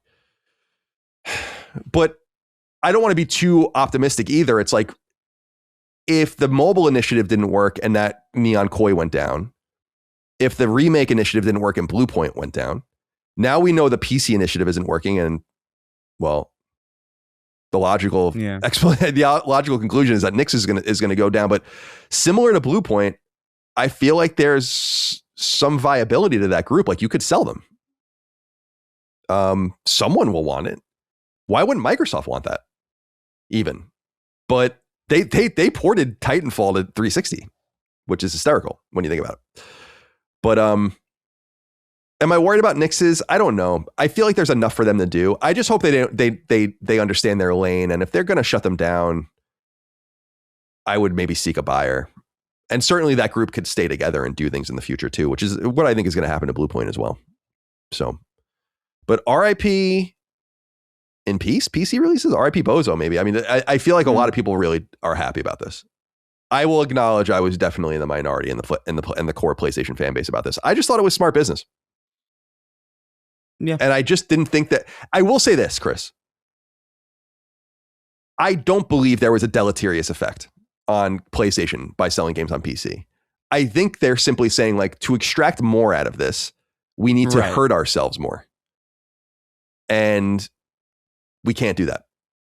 And I think so too. Yeah.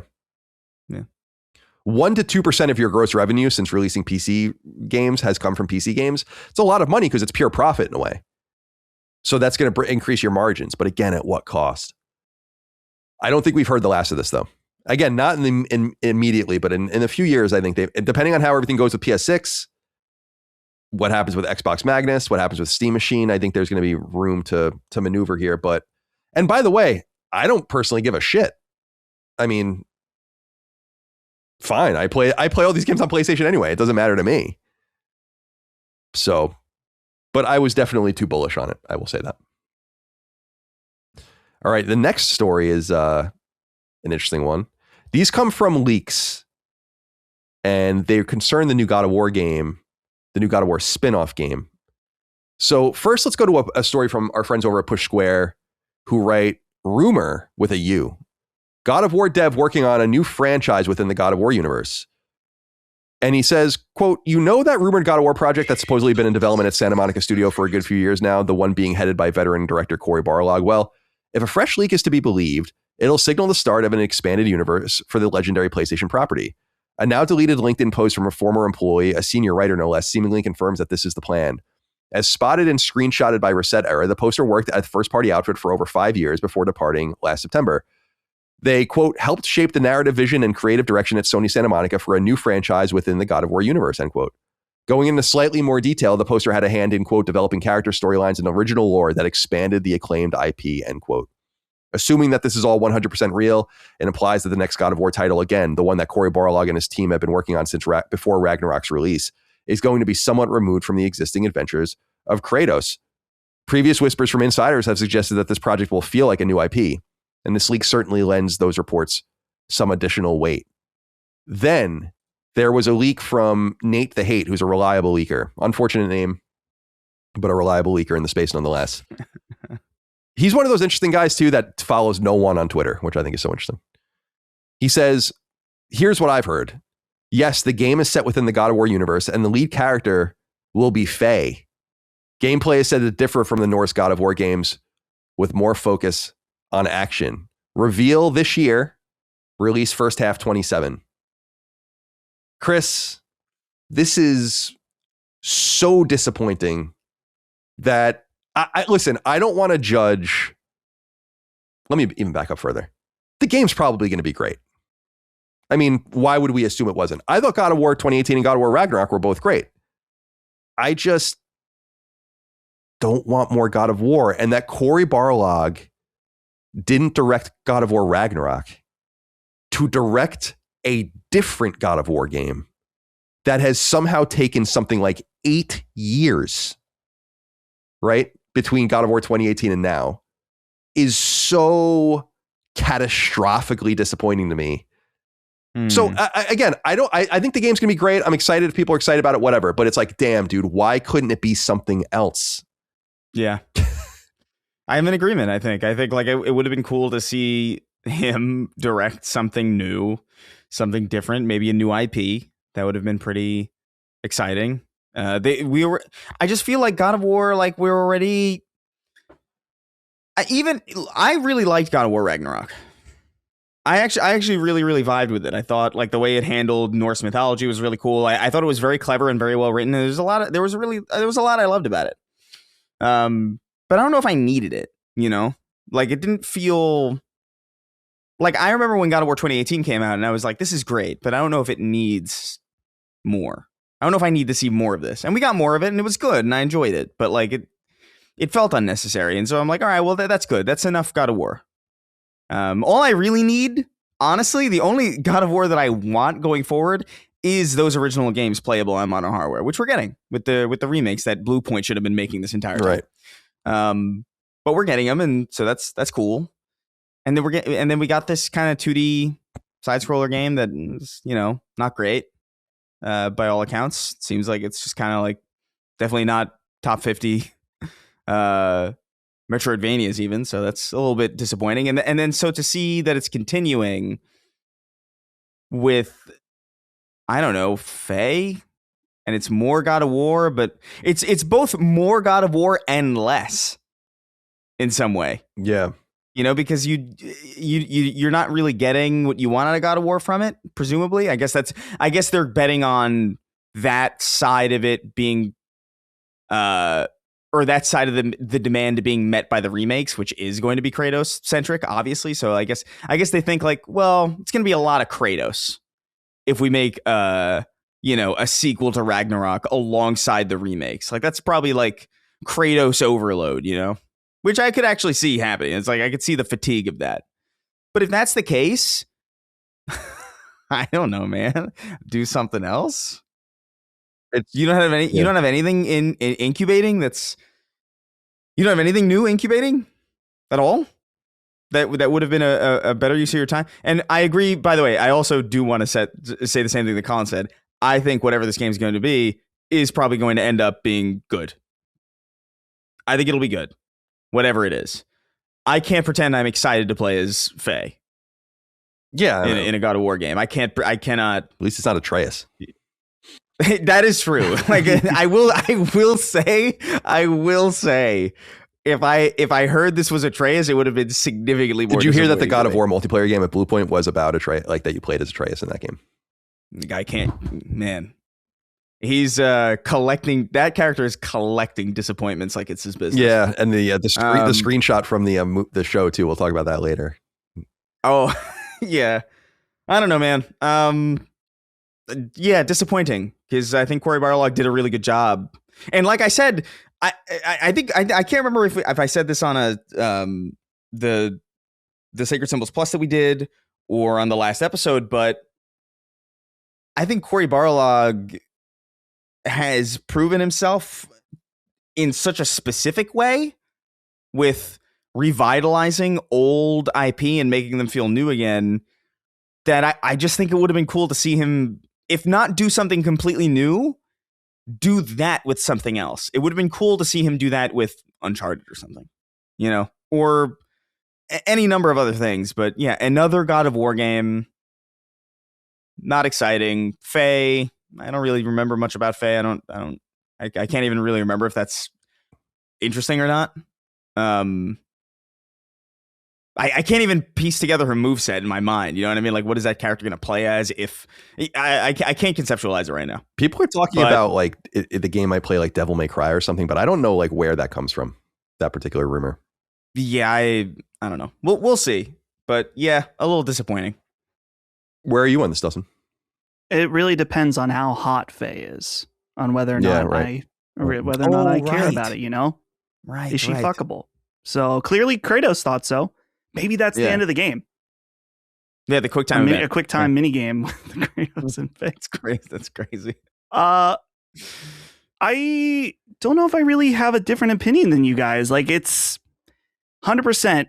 It's probably going to be awesome. The focus on the action side is interesting, just because the last two God of War games are very action focused. Yeah, still, I was thinking the same thing.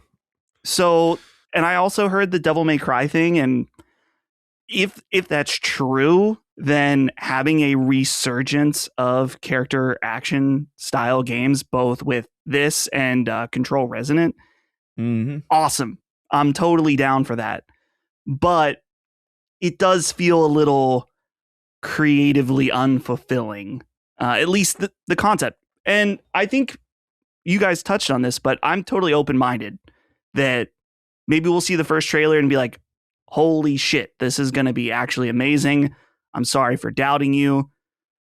But with that being said, yeah, a new IP would have been more interesting. Just seems like PlayStation, early, like, I don't know, 10 years ago at this point, Xbox got a lot of shit for it's like all you do is the same types of your same IPs over and over again, to the point where you name your studios. It's like, this is the Coalition. They make Gears of War. Halo Studios, or 343 at the time, they make Halo. And in some ways, PlayStation is kind of feeling like that, where it's like Santa Monica, they just make God of War games. They have only made God of War games for more than 20 years. Yeah. That's the thing, is like, what are we doing? Yeah. And so it's them with God of War, and then Guerrilla now with Horizon, with all the Horizon stuff. Right, exactly. Right. Yeah, I mean Sucker Punch, it's hard because they've made 2 Ghost of games, but that's occupied the last, Ghost of Tsushima came out in 2020, right? Yeah. So, and was announced years before that. So that's occupied the better part of a decade as well. So it's and the other point, this is what one of the write-ins brings in, but I agree with Gene. I think Gene said this at one point, that clearly PlayStation, I don't know whether it's a coincidence or if it's a strategy, but they are like full in on female leads. Yeah, clearly. We do have an inquiry on that, and I want to get to that as well, because I think that there is something to be said about that at this point. I want to be clear about my own perspective is that I think the game will be great. There will be nothing about the game, though, that will indicate to me that it shouldn't have been something else. In other words, like, I'm not a God of War fan, a big enough God of War fan. I'm like, I'm so glad this is God of War. It's like, well, no matter how good this is, it should have just been something else. But I understand that that's also foolish. It's like, why not lean into God of War? God of War is huge. God of War is bigger than ever. And God of War has always been big. I mean, since it came out, since Jaffe's first game came out in 2005, it's always been big. Ascension might be its lowest point. Even the PSP games from Ready at Dawn were huge. Those games sold millions of copies. So, I just want to be clear. It's like, yeah, I have confidence in the quality of the game. I'm just desperate to see something new. And I do think that it is kind of a shame in this era of really protracted development cycles. I mean, look at this, dude.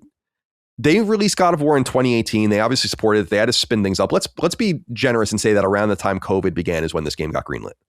It's a long time to be spending on another God of War when you already had another God of War game in development, and you're going to make another God of War probably in the mainline game, in the mainline series, you would assume.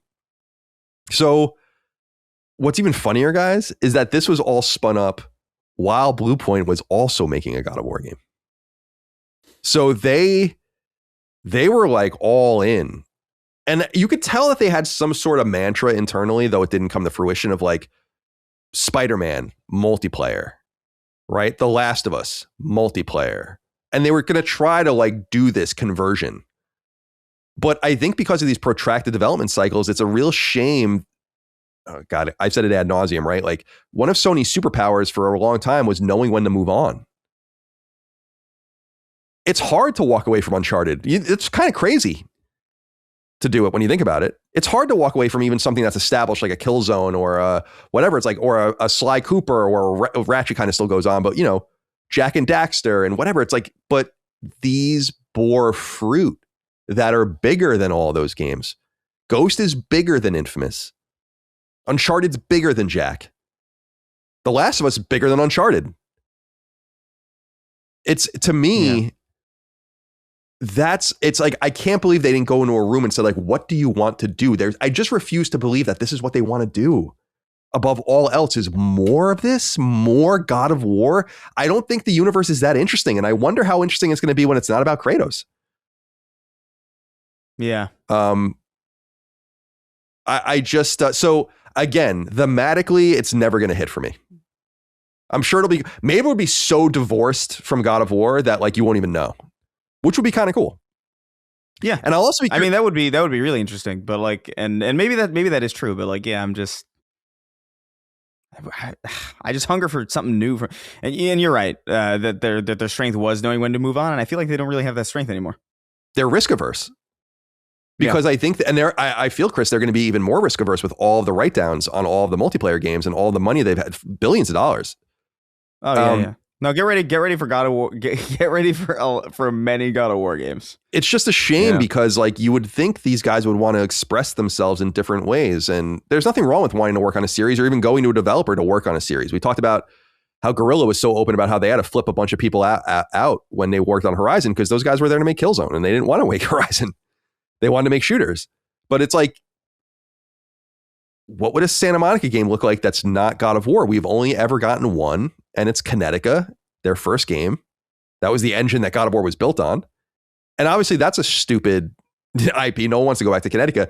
But the point is that like, I don't know. I just, the risk aversion is a bummer because it makes the problem more distinct. For all of the intergalactics that are taking forever, Fizzint is in its infancy. That's it. I mean, I'm sure there's more, but we don't know about it yet. Everything we do know about is like the whispers of an Uncharted game, which is cool. It's time, or the whispers of this revival, or that, or second party stuff like Tokon and whatever. It's all good, but I just feel like their risk aversion is going to hurt them in the long run, and I think it already is hurting them because you can't spit out a game in 2 or 3 years anymore from fucking embryo to release. So every moment you waste on God of War is a moment you're not spending on new IP that could be even bigger. It could wash out and be nothing, but Sony doesn't really, to their credit, like when they put first party assets behind a big new thing, like it typically works. even when commercially, I mean, even when things like Days Gone came out and everyone's like, it still sold millions of copies. It did great commercially. Yeah. I'm just bummed about the opportunity cost. Let's call it that.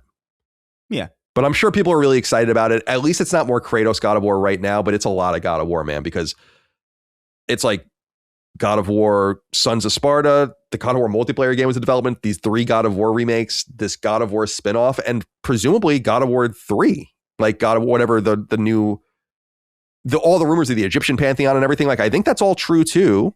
I don't know that personally, but you hear people talking about that, and that's a different game, probably being made by the Ragnarok people.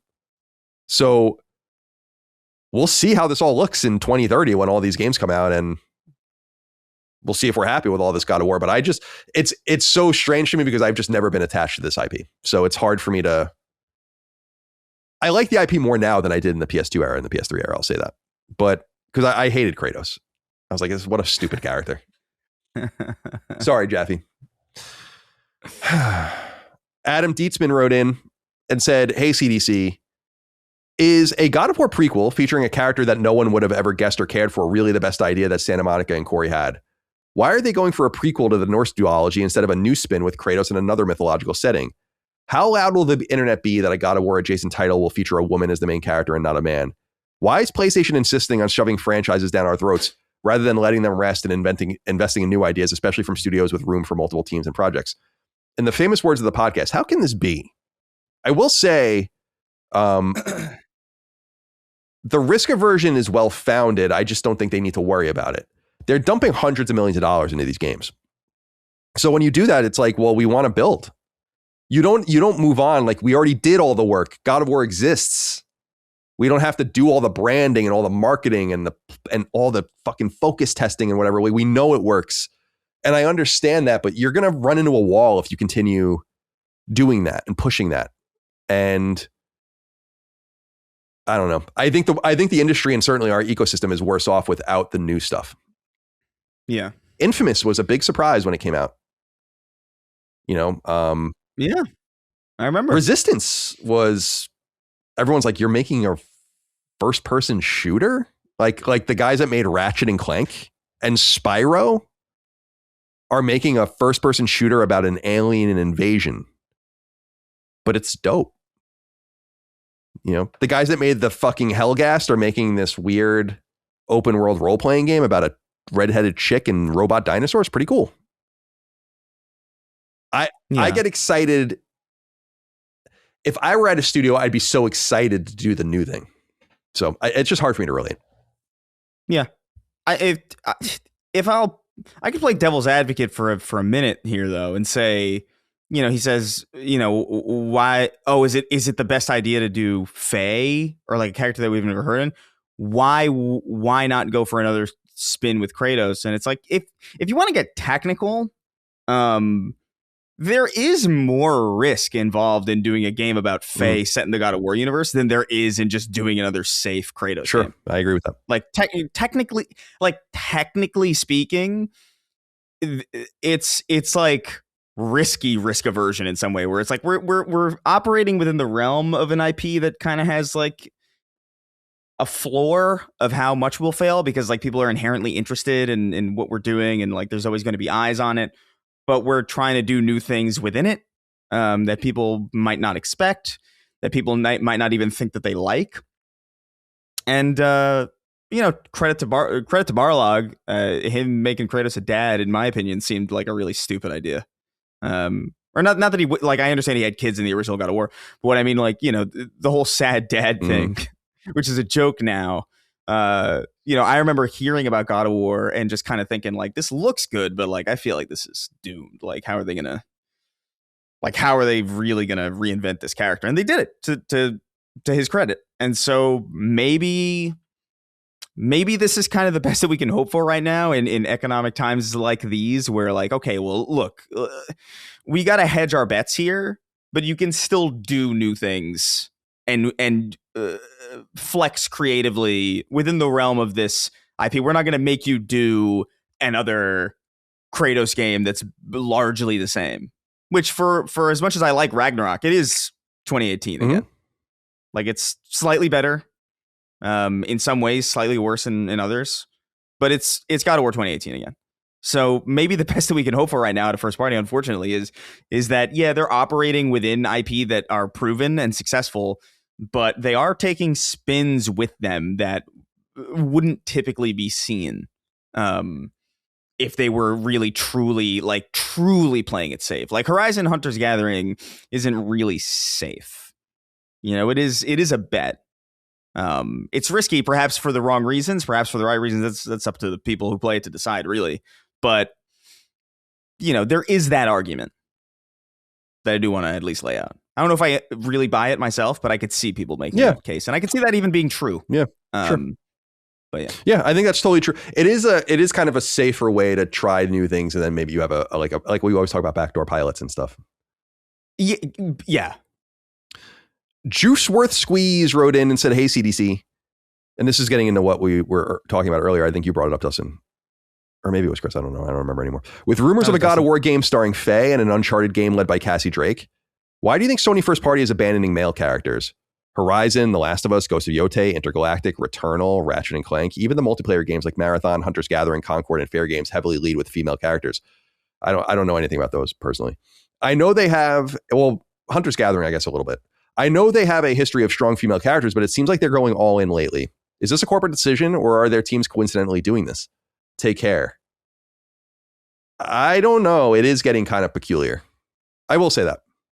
I'm a noticer. I notice things. And I'm not making a real judgment value on it because I don't really think it matters per se. But it is conspicuous at this point. It's a lot. And I feel like it's happening organically, to be perfectly honest. It would be hard for me to believe that they're like, we want women protagonists. It's like, I think people are just attracted to, and I don't mean it in a visual way, attracted to doing that kind of thing, maybe something a little bit different. And I was thinking about my own experience and my own experience writing our games is is like Saint Slayer is actually the first game I've written like about a specific person that didn't exist yet that I made into a male, like that I made a male protagonist. The other two protagonists that I've created, one of them from the role-playing game, which is, you know, on ice, and the other one from Hybraxia of Sabrina, they were females. So I'm wondering if I'm also doing the same thing of trying to write something that's a little different, and it just feels a little different to write a woman or whatever, and that ends up kind of bearing fruit. You could use the very corporate, insular, like, I'm going to try to find any angle thing and be like, we want more women to play our games, like put women, but I just don't think that that's happening. But it is weird. Yeah. And I do think like the buff, like playing Leon in Resident Evil is so refreshing, because I'm like, this is dope. You know, just like the male badass protagonist. The last action hero. Yeah, last action hero type thing. Yeah. That's cool too. And I feel like, you know, Drake in a way was like the last one we ever got in the PlayStation ecosystem. So yeah, what expand on this, Dustin? Yeah. Well, I was making a joke at some point, man. I don't know if it was about her being hot enough or not. I guess it's not quite related, but I personally do not care. I choose to play as female characters when I create characters, which people think I'm weird for, but that's fine.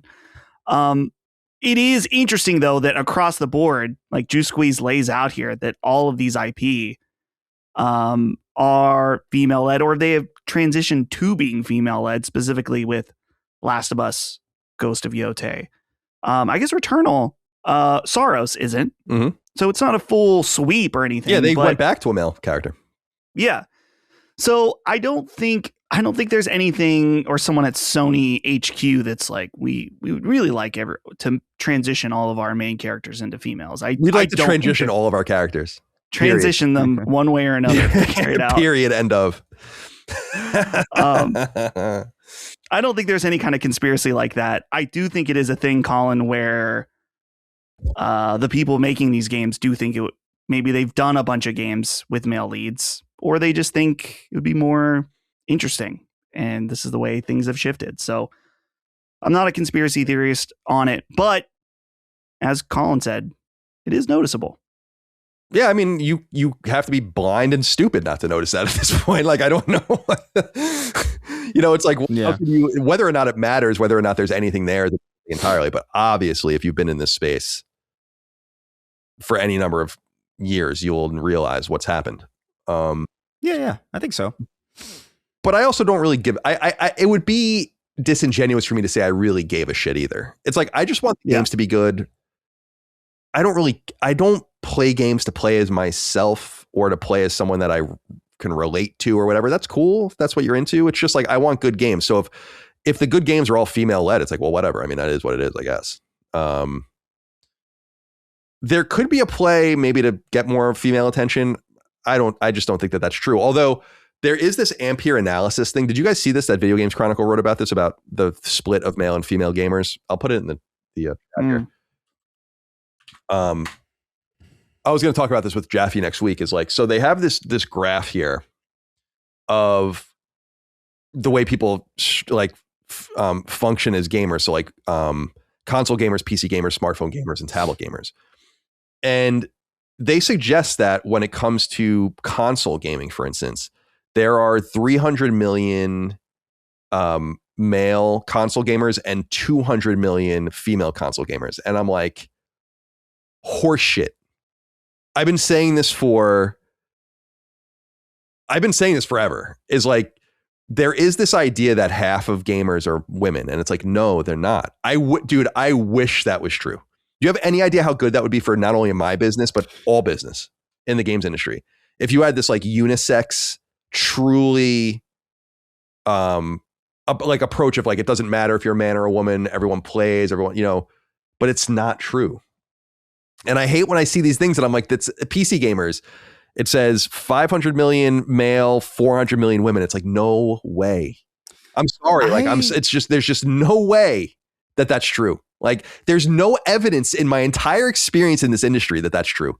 No, IGN's readership was never represented anything like that. Our listenership certainly doesn't represent anything like that. I just feel like maybe there are some people chasing phantoms based on data that just doesn't square. Like it just, and again, I'm not saying it as an insult. My wife is one of those female gamers, like hardcore core console gamers. My sister is one of them. I wish it were true, but I don't think it is. I think it's more true now than it was back when I was like a kid, or back when you were like at like IGN. I think because now what I'm seeing now is like it is kind of shocking. We're like, I'm not even exaggerating when I say this. You guys, like you guys are the only people that I know who like in my circle who play games that are interested in Resident Evil, and every girl I know cares about it. Like, it's kind of crazy. Like, Resident Evil is like weirdly popular. Yeah, Leon got the like, and not just this, not Leon. Resident Evil, like all of it. It's like crazy. I'm like, oh, I didn't even realize women this. like grisly shit. Like women like grisly, like true crime and shit. It's very interesting. But yeah, I don't know. Like, I think the advent of streamer culture has shifted things a lot. I think like there's a lot of like popular female streamers who stream a lot of video games, and I think that has opened up a lot of younger people and younger women specifically to potentially being involved in this space. I don't think it's equivalent by any means, but I do think I think it's more than you would expect today than like maybe like 10 years ago or like 15 years ago. Because even just anecdotally in my life, I'm 32. Most of the people I know are like, 27 to 35, generally speaking. And what I notice in the people that I know who are younger is just like, yeah, like they all like there's a way more female players like of proper games, not like just Animal Crossing and like fucking Tamagotchi or whatever, but like, oh, you're playing fucking even my niece who's like 28 or something, like I caught her the other day playing something that I was like, you're playing that? I think it was like Vampire the Masquerade. I was like, you're playing Vampire the Masquerade? What the fuck? I couldn't get through that at all. So like, I think things are different now. I would never say they're equivalent because that's crazy. I think there will always be like a male dominated kind of culture around it. Not necessarily in a negative way. Just like, I think men are just going to be more drawn to these things in general. But I do think the female audience is significantly larger than I think we give it credit for, and not just like Candy Crush and all that. Yeah. That goes without saying, and I think that was the original. That's like moms and grandmas, right? And that was always the big diversion of like half of all gamers are women. It's like, all right, like what do we talk like? And then like you said, if you break it down to PC and console gaming, probably becoming more female. I mean, we always had women working at IGN and writing about games and very knowledgeable. Again, I think people understand. It's like, I think the ideal would be to have an equal gender split because it would be so universally attractive. Like the industry would benefit to an enormous level if that was like, but I think it's 70-30 personally. What'd you say? I'm sorry. I think it's like my gut feeling says it's like 70-30. 70-30. Yeah, that might be true. I feel like, I mean, it's not a huge surprise. We make fun of ourselves all the time. It's like, I wish we had a bigger female listenership. I understand why we don't, but I also think it goes into like the differences in the way people absorb their information and the amount that they're in or out of a specific ecosystem. And I imagine there are like podcast brands that are more female than ours, like more not female oriented, because there was like What's Good Games and all the things that were like for girls or whatever. But it's like, which I think is kind of corny. I want to make something for everybody personally, but certainly there are, in other words, the range of female audiences are probably bigger in other places, and we're not seeing it. Although I would like to see it. I don't think it's in stream. It's in streaming a lot. Like women trend towards streamers. In my experience, from what I've seen, and they don't really like podcasts at all. But it's from what I don't blame them. I wouldn't like this podcast if I was anyone. No one can. If I was anyone. Yeah, so it's I don't want to be, I don't think there's a play being made here, but I think that we have to figure out like what the data really says and what it indicates, and maybe chasing more like-minded people if you're trying to get a female, and so you put a female in the game. I mean, that's a possibility, but I don't think decisions are being made to that effect. Yeah. But it is getting over. I think it's getting a little overboard personally with the female protagonist, just for balance, not for any other reason. I don't really give a shit, but I'm a noticer. I don't know. I just can't care. I think about like all the male-led games that women have played and loved and not cared about. And I think about like, oh, now there's like a bunch of female-led games. Like, and if I complain about it, it kind of makes me, I don't know. It's not very macho in that case. You know what I mean? If like women can play like God of War and they're fine and they're not really complaining about it, and then I'm playing Intergalactic and I'm like, it's a woman. Oh, well, suddenly I'm more fragile than they are, and I can't have that. She has a shorn head. Shorn. I think Saros, to be fair, is kind of like the obvious thing in the picture that kind of disproves a lot of that. I do think ultimately it's just naturally like a lot of people working in the industry. It's like, yeah, we've made a lot of IP and we've written this type of character a lot, and let's just try this thing. I think it's just natural to want to branch out creatively and try things that are not in your wheelhouse. Whether that works out or not, I mean, that remains to be seen.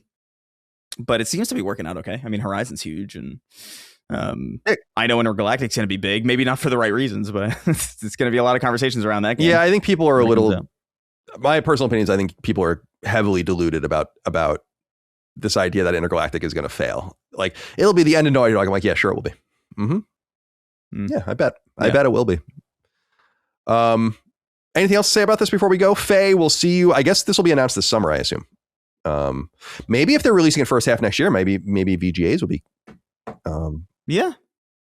I will say, I'll tell you this: if it's a quick announcement to release window, cool. I'm all right with it. What would really break my heart is if we heard the first thing we heard from Cory Barlog in forever is like, here's we're working on this Faye game, and then we get a trailer and it's a teaser trailer, and then we get the full game in like 3 more years. That would be devastatingly annoying. But if they're wise and they keep it brief and they're like, hey, this is what we're working on, you can play it in 6 months, or maybe even less. It's like, cool. Okay. Let's move on to the next story. Oh, Dustin, you get on this topic? I'm good. Okay. Yeah. We'll hear more about this, I'm sure, in the coming time. All right, we move back, as I promised, guys, for our third story, back to Bloomberg and Jason Schreier. He writes another interesting scoop here. Sony's Bluepoint pitched Bloodborne remake before closure, he writes. He writes, quote, in part, last week, Sony Group Corp announced the closure of Bluepoint Games, the Austin-based subsidiary behind acclaimed remakes like Demon's Souls and Shadow of the Colossus. Around 70 people will lose their jobs, although Sony is giving them opportunities to apply for positions at other studios within the organization. The decision came just 5 years after Sony purchased Bluepoint, a period during which the studio failed to release a game of its own. How did Sony executive Herman Hulse go from writing in 2021 that Bluepoint's vast experience in world building and character creation will be a huge plus for the PlayStation Studios properties to shutting the studio down? The answer is a little complicated. Following the purchase, Bluepoint continued its work helping Sony Santa Monica Studio with the development of God of War Ragnarok, released in 2022. After that, the newly acquired PlayStation Studio had ambitions to make its own games, rather than co-developing or remaking games made by other companies. Uh-oh, the klaxons are already going off. At the time, Sony was all in on live service games designed for continual monetization after launch. One of those games would be Bluepoint's first original title under PlayStation, a live service game in the God of War franchise, which the organization hoped could help support several sequels and spin-offs, like its own smaller version of the Marvel Cinematic Universe. Bluepoint began working on a game in which the character Atreus would fall into Hades, according to people familiar with the project. A loose idea was for players to control different versions or aspects of Atreus as they battled through Greek hell, and to have some sort of cooperative gameplay and ongoing support, although much of the game's design was in flux. Sounds like shit, frankly. It was an awkward fit for the studio, which hadn't released an original game since 2006. Dustin, what was that game? It's the PSN game. Yeah, Blast Factor. Wasn't very good. And had never tried to develop a live service game. Bluepoint was a small team that mostly had expertise in art and engineering, not design. Developing a game that hooks players for the long haul is a challenge that even the most experienced studios have struggled to conquer. Some Bluepoint staffers grumbled that they should be working on another traditional action game like Demon's Souls or God of War Ragnarok, rather than a live service project that few of them seem to want to make. Great. Even with help from Santa Monica, Bluepoint struggled to make much progress and spent several years floundering. In January 25, Sony canceled the God of War live service game. There was one, and they were going to work. They were working closely with Bluepoint at this point to determine what was next. There was one idea that seemed perfect: Bloodborne, a gothic action game released in 2015 for the PlayStation 4. Developed by From Software, Bloodborne is widely considered to be one of the greatest games ever made. Is it one of the greatest games ever made? I don't think so. Oh, yeah. But its original release suffered from frame rate drops and other technical issues, making it a natural fit for the Bluepoint treatment.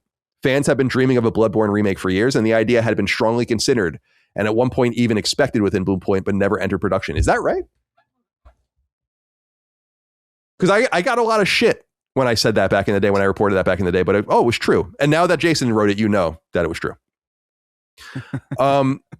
In early 2025, when Bluepoint again pitched the idea of Bloodborne remake, the studio was told that the numbers made sense, but From Software didn't want it to happen, according to people familiar with the process.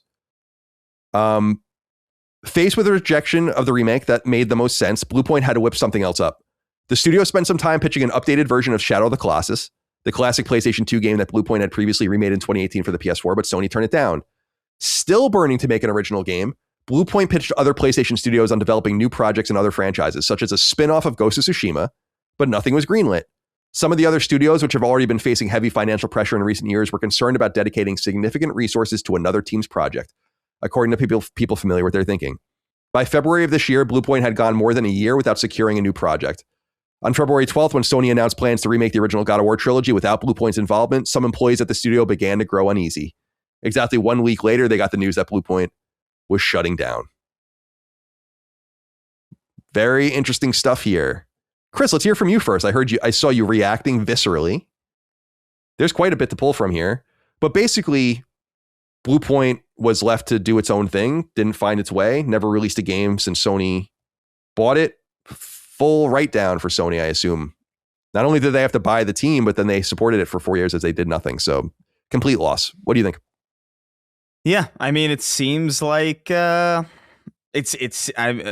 seems to me like a culture problem, really. I mean, that's what I'm reading from it, is that, like, okay, you're the studio that does remakes. You secured a financially secure place in the industry doing this and making a name for yourself doing this.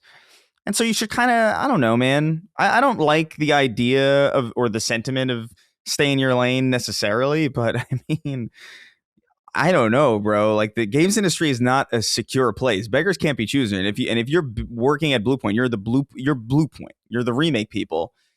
If you want to make your own game, I don't know, bro. Go somewhere else. I don't know. That's just not what you're there for. And so, like, it seems to me that, yeah, they were just looking in all the wrong places. Like a Shadow of the Colossus, like, no, what are you doing? And like a spinoff.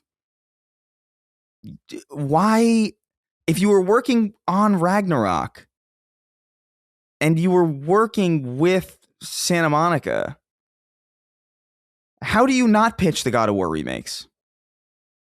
Yeah, it's How does that not? That's the obvious thing. So I don't know, man.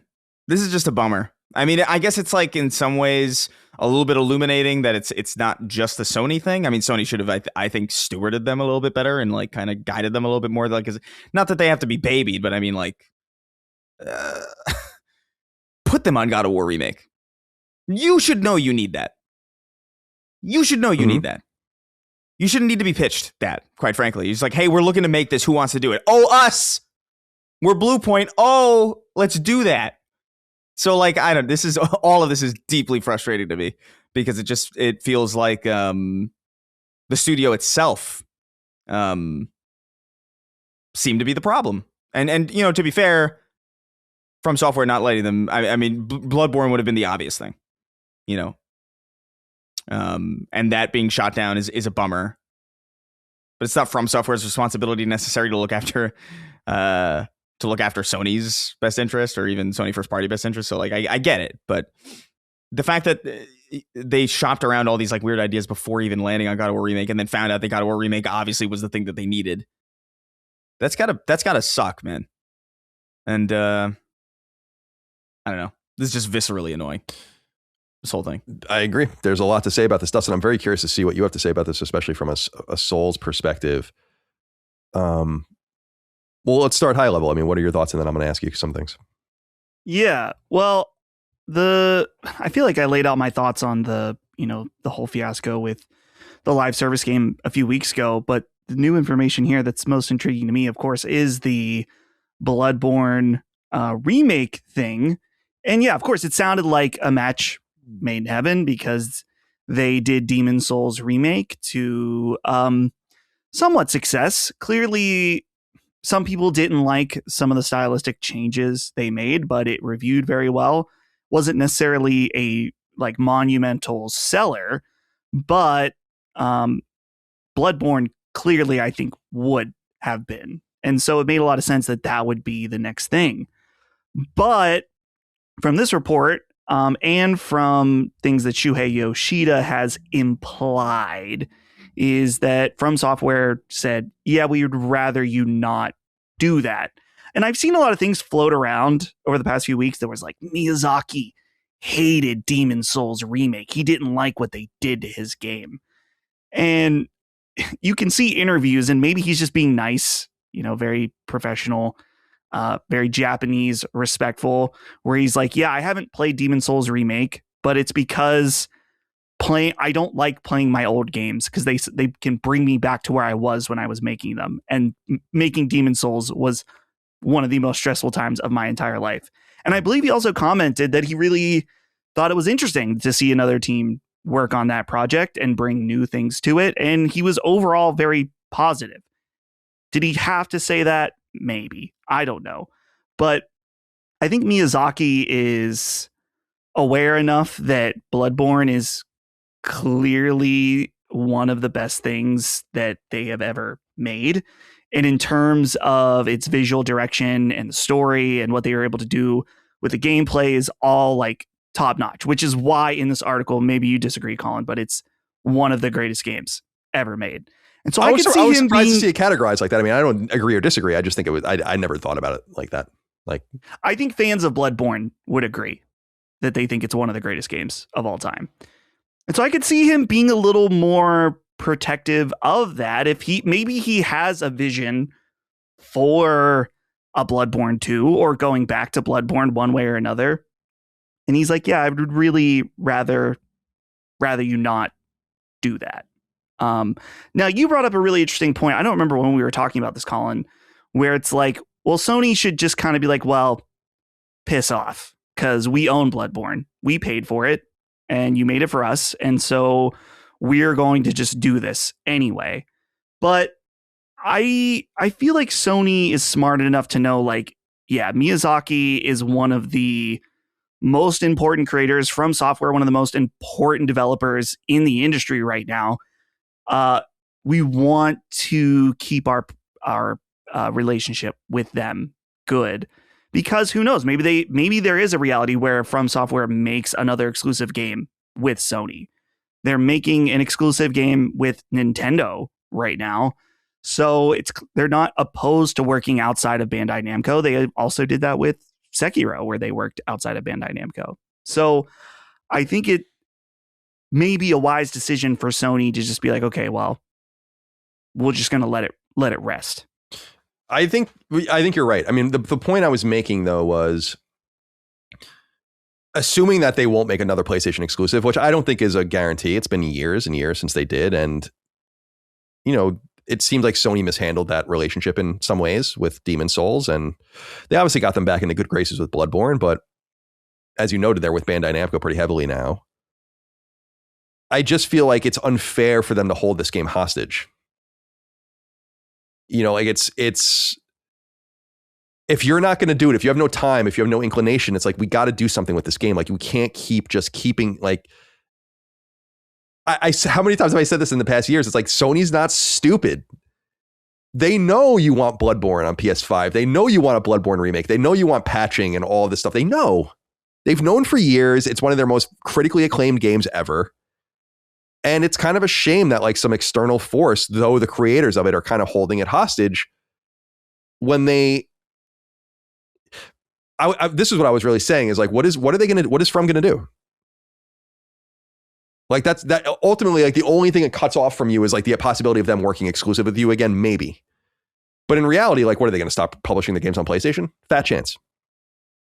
So I just feel like it's something that maybe you push, but you know, the Japanese are they do things a little bit differently. It's much more cultured and staid and slow and respectful. And you get there when you get there. And I appreciate that, but it's kind of a bummer because they've been ready to remaking Bloodborne when they should have remade Bloodborne, which is when I reported it before Sony bought them, when that was in the work, like that was being discussed and considered. And seemed like it was going to happen, would have saved the company, you know? So it's a bummer. Now, Chris, you were making the point too, and this is one of the things I want to say is like, Jason writes this in part, and I don't want to be too harsh on Bluepoint, but it's like they say, quote, after that, so after they worked on Ragnarok, the newly acquired PlayStation studio had ambitions to make its own game rather than co-developing or remaking games made by other companies. It's like, if I were Herman Hulst, I would have went there and been like, too fucking bad. You're not vested yet. You guys don't have any control over this. We didn't buy you for this reason. You're going to remake games. That's what you do. And he notes that like their whole skill set is art and engineering because that's what they need to remake the games. As Tom tells me on Sacred Symbols Plus with Oblivion, the Oblivion remaster, apparently that game is totally untouched except for like they used UE5 to tap into like one pipeline that they could like enhance the graphics and the animations and stuff. Like everything else is untouched. Yeah. So that was kind of a similar situation that they were in with their games. It seems like. So they thought they had the audacity. I mean, this is where I'm saying, and I think you were kind of saying this too. It's like they had the audacity to think that they were equipped to do more than that. After knowing what it takes to work on a mainline God of War game, by the way, because they did it as a support studio, I do look at this. I'm sad about Bluepoint, but I do look at this more of like, what are you guys doing? What are you doing? Yeah. It makes more sense. Yeah, now. It does. And I'm knowing where their heads were at and the direction they were going in and the things they were trying to pitch. It's like, yeah, I don't think we're going to miss you very much, to be honest, where I thought you were, because you were never doing what I thought you were supposed to be doing the entire time. So what was the purpose? You think you would have bought them and said like, this is our plan. You know, we need a little help with Ragnarok, whatever. But after that, like we need this. This is what we're going to line up for you. This is why we're buying you. We want to secure you. And this is when it's going to come out and all the rest. And like, none of that happened. They went out more than a year without a green light after their God of War game got canceled. It's brutal. So yeah, it does put things into a little bit more context. And I don't want to say, I'm not happy they're closed. I wanted them to be used properly. And they just were these. It's just it's what I say over and over again about Sony. It's like resource mismanagement. It's just incredible resource mismanagement to a degree, a criminal degree at this point. When you read some of this stuff, it's like, what are you guys doing? So stupid, so annoying. So anyway, it gives us a little bit more context into what they were doing. But the Bloodborne stuff is not a huge surprise. It's just frustrating that Sony let. I don't want to be too annoying with it, but it's like From Software kind of closed Bluepoint down. Or at least Sony let From Software close Bluepoint down. And so there's got to be like some sort of responsibility somewhere, as we always say. I don't agree with that.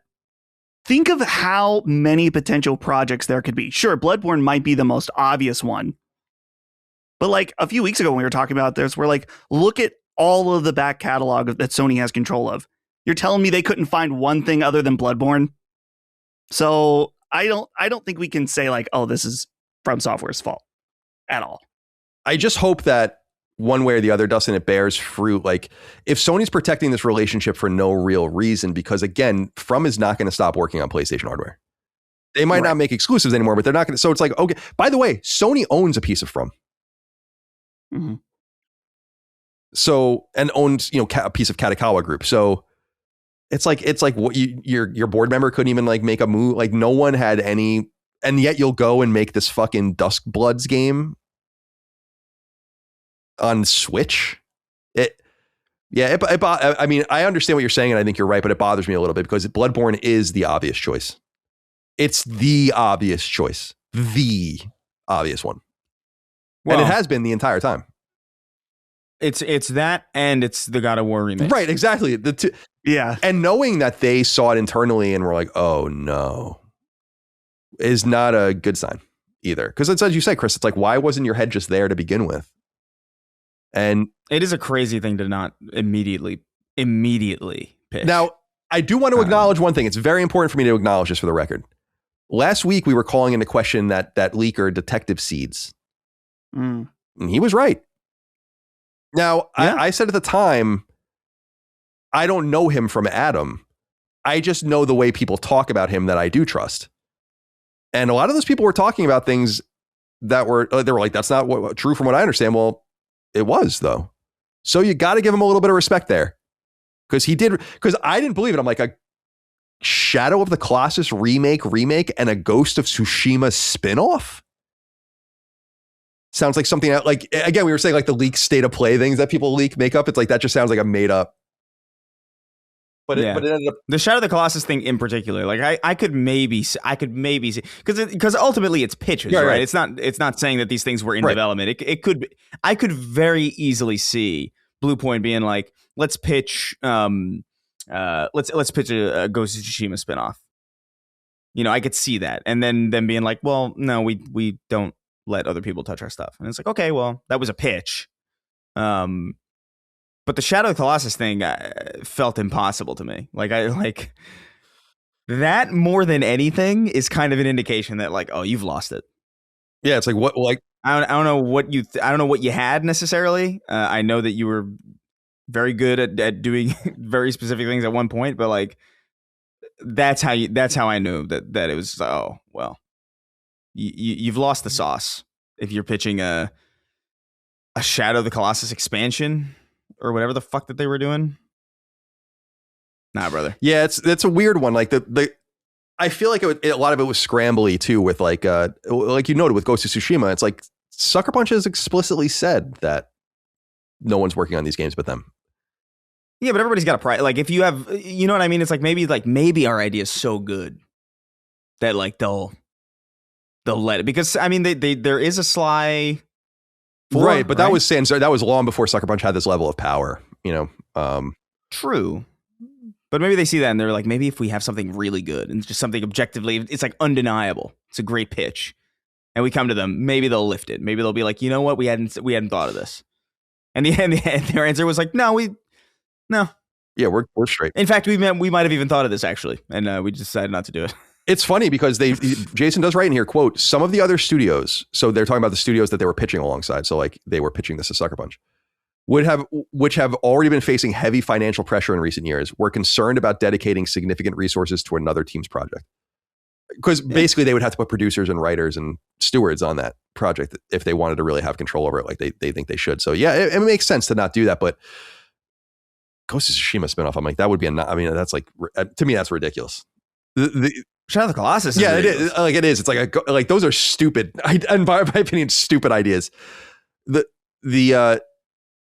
As I said last week when the rumor was written and why I didn't believe it, it's like, I'm not a Ueda fan really, but it's like, you have to have some balls to think that like you're gonna like rework, like you remade Shadow of the Colossus and it's great, but it's like you're gonna like add. It's like, come on, man. Yeah, you can't add to that, man. What are you? Come on, man. Sorry, can't do it, man. You're gonna add to Shadow of the Colossus? Can't do it, man. Sorry, motherfucker. Can't do it, man. Sorry. Yeah, like any idea would have been better. Dude, like, I don't know, man. Simpsons Hit and Run, I would have been stoked for. You know what I mean? Like, I don't know, figure out how to get that like license. Third-party stuff would have been cool. Like, they should have. That's the thing. I mean, you're absolutely right, Chris. Is like they should have been working with a Konami or with a Capcom or something, and just be like, what can we crack open? Like, what can we do? It's just disappointing because as I noted, I thought Sony was lining up a strategy that just made so much sense, and they just fucked it up so badly. And it does, and again, it doesn't matter. That's the thing. It just doesn't matter. So it's like, why do you like? It's like nothing changed. They just sell more and more consoles and make more and more money. So it's like, but it could have been so much better. You're right that it doesn't matter now. It doesn't matter now in the immediate because like ultimately, like PlayStation is where to go, you know. And it's and to be honest, I don't see that really changing for even in the next generation. I think like of the big three. You know, I think PlayStation is still going to be the place that you go for like, you know, really, you know, high performance, high production value, like anything that isn't Switch where it's running at 30 frames at 1080. You know what I mean? But I don't know, man. I see a lot of this mismanagement. I see the long truncated development timelines, and I do think it has an effect on the way people see the ecosystem. And when they see like, oh, Bluepoint's down 6 years with nothing, you know, God of War remakes way late compared to where they really should have. Like we should have been Sons of Sparta. The day that release should have been the God of War remake release. Really, like that should have been the thing. But they were just too late with it because they couldn't manage their time properly. The Last of Us Online, obviously, a mess. A lot of time taken away. So like I don't think it matters now, but I do think it is affecting the reputation in the long term how these decisions are being made. Like we might not see like how this really manifests until like maybe early next generation. Yeah, I think you're right. And that's what I think you're right too. And you know, another interesting thing, Chris, is just like, should Sony have an eye towards acquisitions in the future? I'd be much more wary if I were. Now it's easy to say like, I'd say no if Sony walked in and like, we'll give you $100 million vested over 5 years to come work for us. It's like, okay, whatever. But if you have options, I mean, this is what we saw with Arrowhead, in my opinion, is like, or what we're seeing with Shift Up, where it's like, we don't really need you. You know, like there's rumors that I don't know how true they are, but that Stellar Blade 2, for instance, from Shift Up will not even be exclusive to PlayStation for any amount of time. And like that's them. First of all, Sony should have been way smarter if that's true about locking that down. But it just goes to show you that like if you have options and you have this hindsight now, Sony's closed a bunch of studios. So like obviously that hindsight has always existed. Zipper's gone and Big's gone and Evolution's gone, whatever, like an Incognito. But I think in this new generation, it's like, yeah, you actually had some great studios and you kind of fucked it up. And you had some great talent and you kind of didn't take advantage of it. One of the things that I'm always going to wonder about is like, what happened with the mobile stuff? Like they hired amazing talent. Dude, they hired like, what's that guy? Nicola Sebastiani, who ran Apple Arcade. Like they bought Neon Koi, which was Savage. And they like just didn't do any. It's like, what is going on? Like what is wrong with you guys? You had this great approach of segmenting, like federalizing the studios. We got the PC support studio. We got the internal services studio. We got the fucking remake studio and the mobile studio. And it's like, nope. You know what it reminds me of? It reminds me of the PS3 generation, not necessarily with IP, but with just like overall business models where they have like so many plates spinning that none of them really hit, with the exception of like a handful. And even that handful is just the stuff that was already hitting before, which is like, you know, first party console AAA. where like, here's a PlayStation Battle Royale here, and here's like a, here's this and that, and here's Starhawk, PlayStation Home, yeah. fuck it, yes, Warhawk, and what was the MotorStorm? I love MotorStorm actually, but yeah, it just kind of feels like, yeah, we're gonna do mobile, but not really. Here's a Wipeout game that we don't give a shit about. here's that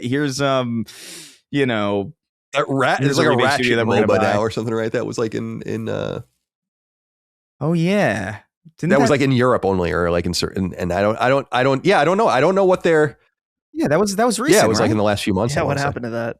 That's the thing. Is like if their PC stuff is done, they're definitely done with this. Like because they never even got anything going. Like they never even got anything.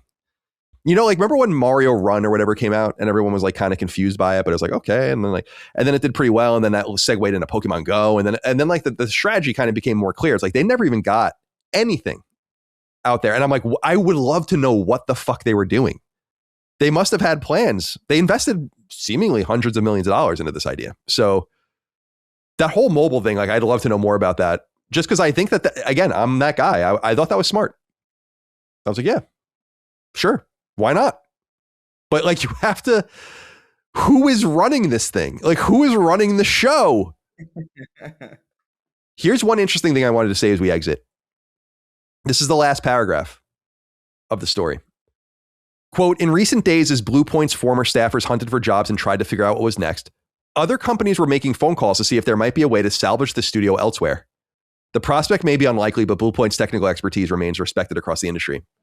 Again, I feel like this is why things are surprisingly quiet. And I said this when the studio was shut down. Usually there's only 70 or 80 of them, so it's not like there's that many of them, but like they usually have this outpouring of like, I'm looking for a job, it was a fun time. They must have been talked about internally, been like, everyone shut up, because we might have a suitor that keeps us together. And I wouldn't be surprised. I mean, I said that at the time, long before the story came out, that Bluepoint's one of those teams that serves a purpose if you know how to use them. And you got to come. And by the way, they're going to be at the beck and call of whoever saves them. So someone can come in and say, like, enough of your cute ideas.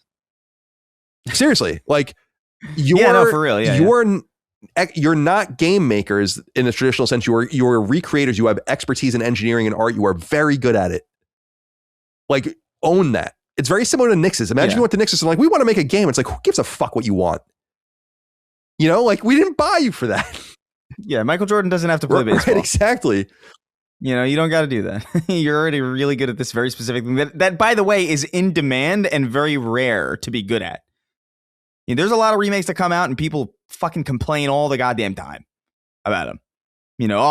Fuck the art design. Oh, everything's ruined. Oh, it barely works.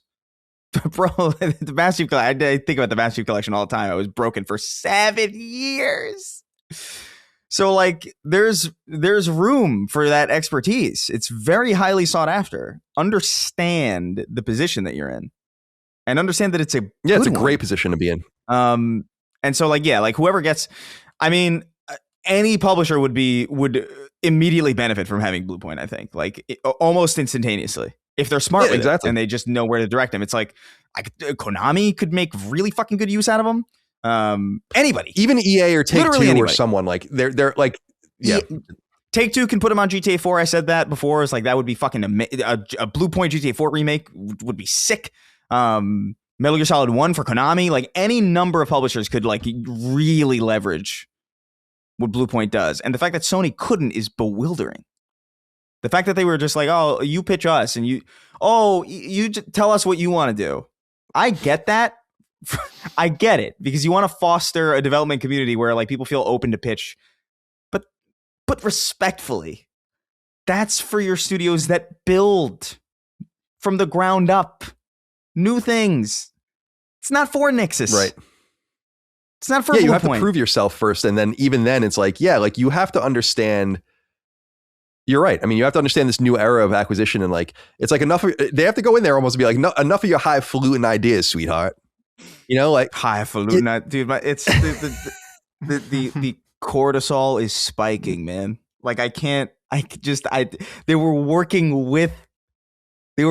with Santa Monica on God of War on Greek assets, and they didn't. It's Whatever. so stupid. It's so stupid. It's Whatever. it's incredibly It's crazy. stupid. And you're right. Like, you want to give enough. I just feel like when you buy a team and like, everyone has to understand it's a business. I feel like a lot of people, even in the industry, don't understand that it's a business. And like, at the end of the day, what you want isn't all that important. It's like what you want, what makes the studio happy. It's like, cool, you have to be happy. I want you to be happy. You want to be well paid and successful, but you have to submit to the needs of the organization. And well, they've got to intersect. Those things need to intersect. What you want to do also needs to be something that makes sense, you know, and that's not always true, but certainly they clearly wanted to work on God of War. That's what really fucks me up. yeah, Because I'm just like, you could have had it right off you could have avoided. it could have already been out. I mean, that's the thing is, it's like it would have in time for the 20th anniversary, especially last year. I feel like, yeah, I mean, you're absolutely right. It's just, I will say, I mean, I'm very sad about Bluepoint closing down, but after reading this story, it's like, these guys, their heads weren't in the game, man. Like the way I thought they were. It just, so I don't know that. I mean, it's a loss. I feel bad for people losing their jobs. I feel like there's a good chance, you know, a reasonable chance. Let's not say a good chance, a reasonable chance that they stay together. But it's like, if this is what you were doing and this is what you were pitching, it's like, just launch them into the sun. It's over. It's like, whatever. Yeah. I bet there's a guy there too. I bet there's like one dude on the who's like, we should probably do this obvious thing. And everybody's like, nah. At this point, get that guy up. Put that guy up. Promote that guy. Because there's always that guy at the studio who's like, we shouldn't be doing this. We should be doing the obvious thing. Single that guy out. Very frustrating shit all around. Incredibly frustrating. But again, I aim back just to this lack of it's like it's paper champ shit. It's like, here's the plan. It's like, damn, this is a great plan. What a great plan. And then you meet reality and it just fucking shatters. And it's like, damn, dude, you guys fucking suck. And I'm not talking about Bluepoint. I'm talking about the leadership. It's like, you guys fucking suck. Right. You guys suck. That's like, I can't believe it. Even the stuff with the Faye game, right? It's like, what are you guys fucking doing? What are you doing? Who is the tastemaker here? Oh, I'm getting frustrated. Let's move on to the next story. You have nothing else to say. You don't want to add to this, Dustin? You're good, right? Okay. Very good. This comes from a French publication, Deal Labs, which is a great resource of leaks to the PSN. Obviously, this person, Bill Kuhn, has some sort of bespoke access to the PSN. But he writes, he always leaks things about the PSN, whether it's PlayStation Plus games that are coming up, sales, and so on. So he's 100% trustworthy. And he has confirmed that on March 17th, Starfield will go on pre-order on PSN and will launch on PS5 April 7th. So about a month from when this podcast launches, or when this podcast publishes on Patreon. This was formally reported by the Polish website PPL, which we also sometimes reference. They seem to have insight as well into things that are happening. And they also said April 7th. So Starfield, April 7th. Now, Starfield came out September 2023 on Xbox Series X and S and on PC. An incredibly divisive game, but sold, I think, pretty well. Got supported with DLC in Shattered Space. I've been trying to wrap my mind around not playing the game, but being open to playing the game. That's where my mind is right now. Is like, just be open to it, Colin. Be open to it. But I fear when it's coming, it's going to come. It's going to be on the PSN and be like, I don't think so. But we'll see. We'll see what happens. So April 7th, you guys both played it. So you won't go back, I assume. This is going to be No, new. I'm listening to what Todd said. Yeah. If you didn't like it before, you won't like it now. So funny. Love that. So thank you, Todd, for saving my time. I'm sure they were thrilled about that when he said that. It's funny. I mean, I did like it. I put let me see actually on Steam. What do I have? I got 94 hours in Starfield. Damn. I enjoyed it. I thought it was a good vibe, but I like lonely space shit. And that also came at a point where I was like really not feeling the typical Bethesda style, where like I didn't really want to roam around. I kind of was looking for like a more like Mass Effect 2 kind of, give me places to go, but don't give me a wide open. I don't need this right now. And so like it hit me at a really particularly good time. but I'm good. I think I saw all I needed to see of Starfield. It was a solid time, but yeah, we'll see. I mean, I look at it and I'm like, I intellectually, this is a game for me. I love space and I love sci-fi and all the rest, but I'm like, I look at the gameplay, like I watch gameplay, but sometimes I'm like, I don't know, man. Like, I don't know. I'll keep my mind open to it. The good news is that for PlayStation 5 players, and this isn't, I guess, so unreasonable because it's so late. It's going to be 2.5 years old by the time it comes out, almost 3 years. Is it's $50 on PS5, but it will be $70 for the premium edition. I wonder if that will be like Shattered Space plus maybe early access or something. I don't know, but dollars should know that Starfield's coming to PS5 on April 7th. I assume they'll announce that in the coming days since it's leaking, and I think the leakers had said it was always planned to be announced this month. So there's that. Starfield coming to PlayStation 5, April 7, 2026. Please look forward to it.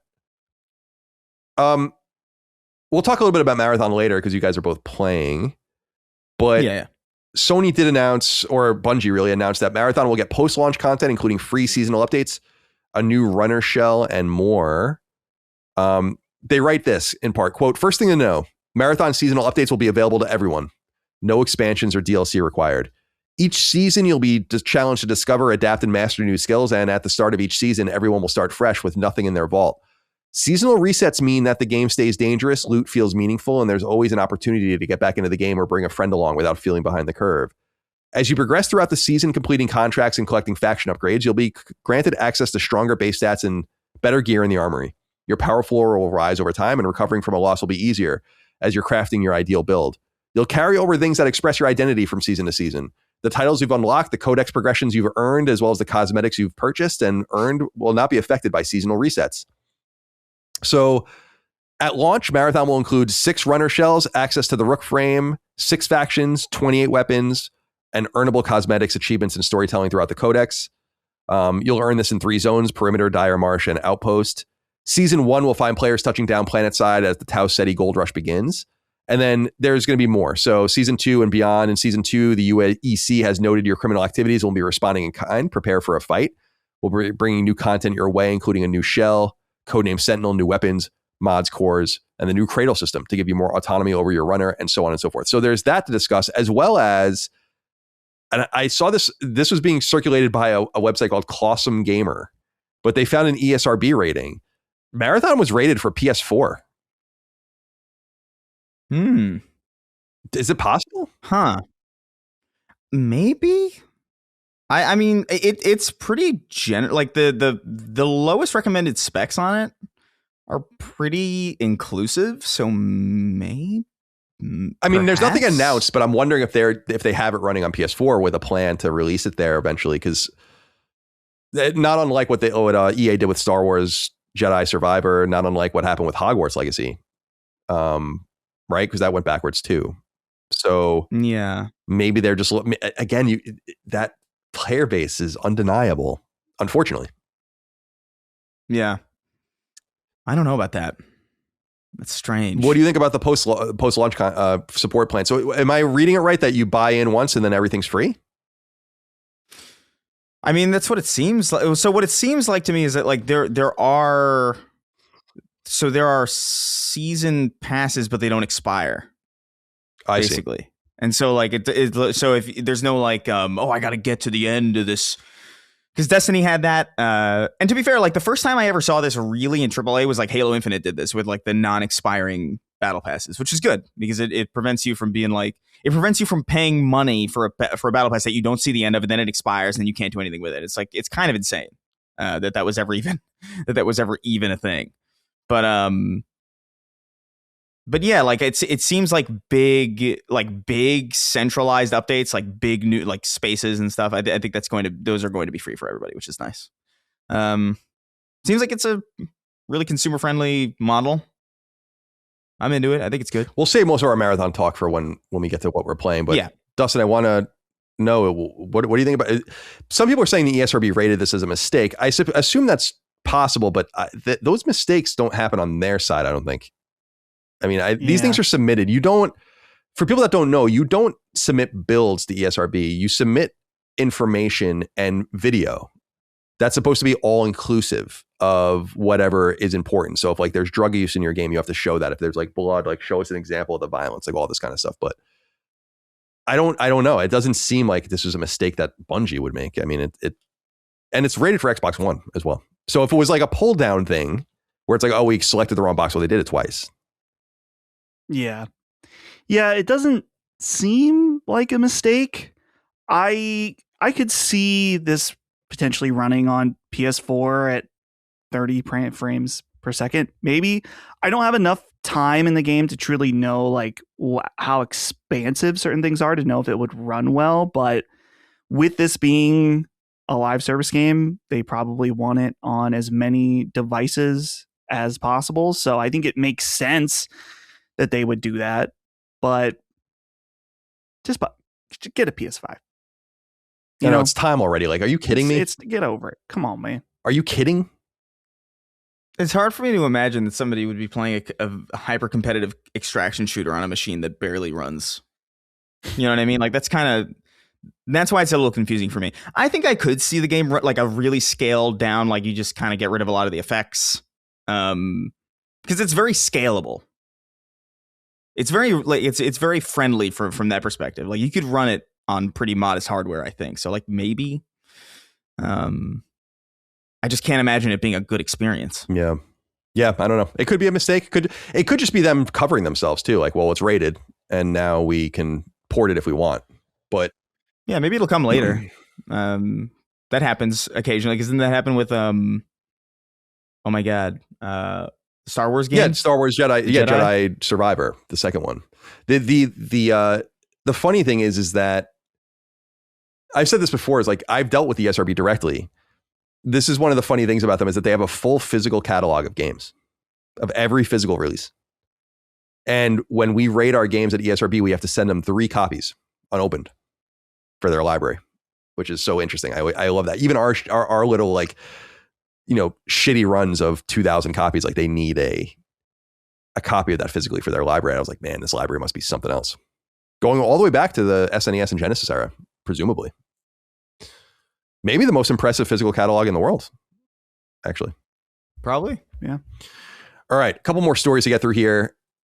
I don't know if you guys saw this. Amazon and MGM Studios released the first screenshot of the Amazon God of War live action series showing Ryan Hurst and Callum Vincent playing Kratos and Atreus. People are not liking this screenshot. Dustin, this would be this would be a very funny thumbnail. It's already made. Oh, Jesus Christ. I made it last week after the show when this got it's already. Do you see it? I put it in the staff chat under maybe I did sacred symbols, and it came out really good, man. Like I think I'm gonna make it the thumbnail for this video. Oh yeah, here it is. Oh yeah. Oh my god, it's so bad. I got it. It's got to be the thumbnail, dude. Wait, where'd you put it? It's in our staff Discord under sacred symbols. It's just a few days back. You might. Oh no. You might want to. I don't know. Like, is this the one to use this time for this show? Listen, Colin, you can't decide now that you care about the subject matter of. All right, fair enough. You've already staked your claim. You don't care. It's stupid as possible. That is good. It's good. It's real good, man. What do we think? Well, Dustin, you got a good look at it since you edited it. What do you think? A lot of people are shitting on this. Including Jaffe, who Micah was, I think, pointing out that like Variety wrote about. Yeah, I saw what that. Jaffe said about it, which is so funny to me. I think it looks pretty bad. Here's the problem. I mean, there's many problems. I think one of the main things is that you have the exact outfits of both characters. So, like, in some ways, it looks exactly right, but that emphasizes the things that don't look right. You know, his beard, their faces. What's interesting too, did you guys see this? The guy that plays Kratos posted on Instagram and he said, like, don't believe everything that you see. Bro, Amazon released this at a press release. It's a press release. What are you talking about? Dude? Dude, I saw this and I thought it was AI because it looked so shit. And here, listen, I know that all men, even if you're fit, if you were leaned over like that, you're probably going to have a little bit of gut. But Kratos looks like he's got a fucking gut in this too. He looks like he's farting. Yeah, it's just What a crazy image. I'm not the type that's like, oh, I see one image, it's doomed forever. But I'll tell you that I don't think it's a good first impression. For sure. Yeah, it's not. I don't know what I don't like about it as much as I know I don't like it. Like I know exactly what you mean. It's not in my. So I guess what I'm saying, Chris, is how can it look any better than this if this is what you're doing? It's what we expressed this concern when they announced the show to begin with. It's like, I don't know, man. Like Kratos is not human, really. You need either a massive person. Even like the size differential between them, because also Atreus is really young here in this picture. So it doesn't look right. It just doesn't look right. And you know what someone pointed out to me, Chris, which I actually can't not see now. And I don't have a good eye for this stuff, really. I don't know enough about makeup and stuff. It's like the dude's bald cap is so obvious. You know, that's not a big deal, but it's like, it's just, I can only see that now. It's like yeah. It almost looks like it's like adapting to his brain. If you look at the texture of it, it doesn't look right. You see what I'm saying? Yeah. As if he has no skull. It looks like you can see the wrinkles in his brain. It doesn't look right. Fucking scalp. And this was a fully vetted picture. That's the thing, is like this, and this is presumably from production. Yeah, dude, Photoshop it at least. I don't know. So I don't know what to make of it, to be honest. It has a 2-season order. They reiterate that in the press release. So this is going. I'll keep an open mind. Sony has not failed yet. I guess Until Dawn will be their biggest kind of bust in terms of their productions, their live action productions. They've done a nice job. Maybe this will turn out too. God of War is obviously an obvious thing to want to do, but I still think animated God of War would have been more interesting. Yeah, God of War should be animated. A lot of the shit they do could be live action and it's going to be dope, but like this should have been animated. Horizon's the same in a way too, but yeah, I agree. I don't know. He looks like he's got. For every time I look at the image, like he looks like. I don't know, man. I see Pennywise, but like I know it's not him. Like I don't know. He's got like a Skarsgård face, kind of almost.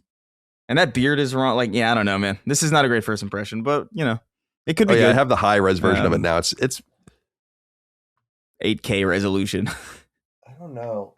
Even the rock behind them looks fake. It looks like styrofoam. Yeah. It probably is. It is. Probably. What's happened with the Ghost of Tsushima movie? That's the one that had the most promise. Oh, that's the guy that John Wick, right? Guy. Yeah. Real quick, can I just getting back to this God of War picture before we move on to that? Yeah. Why can't you just film it in the woods in front of a rock? Well, you got to find the right rock. That costs money.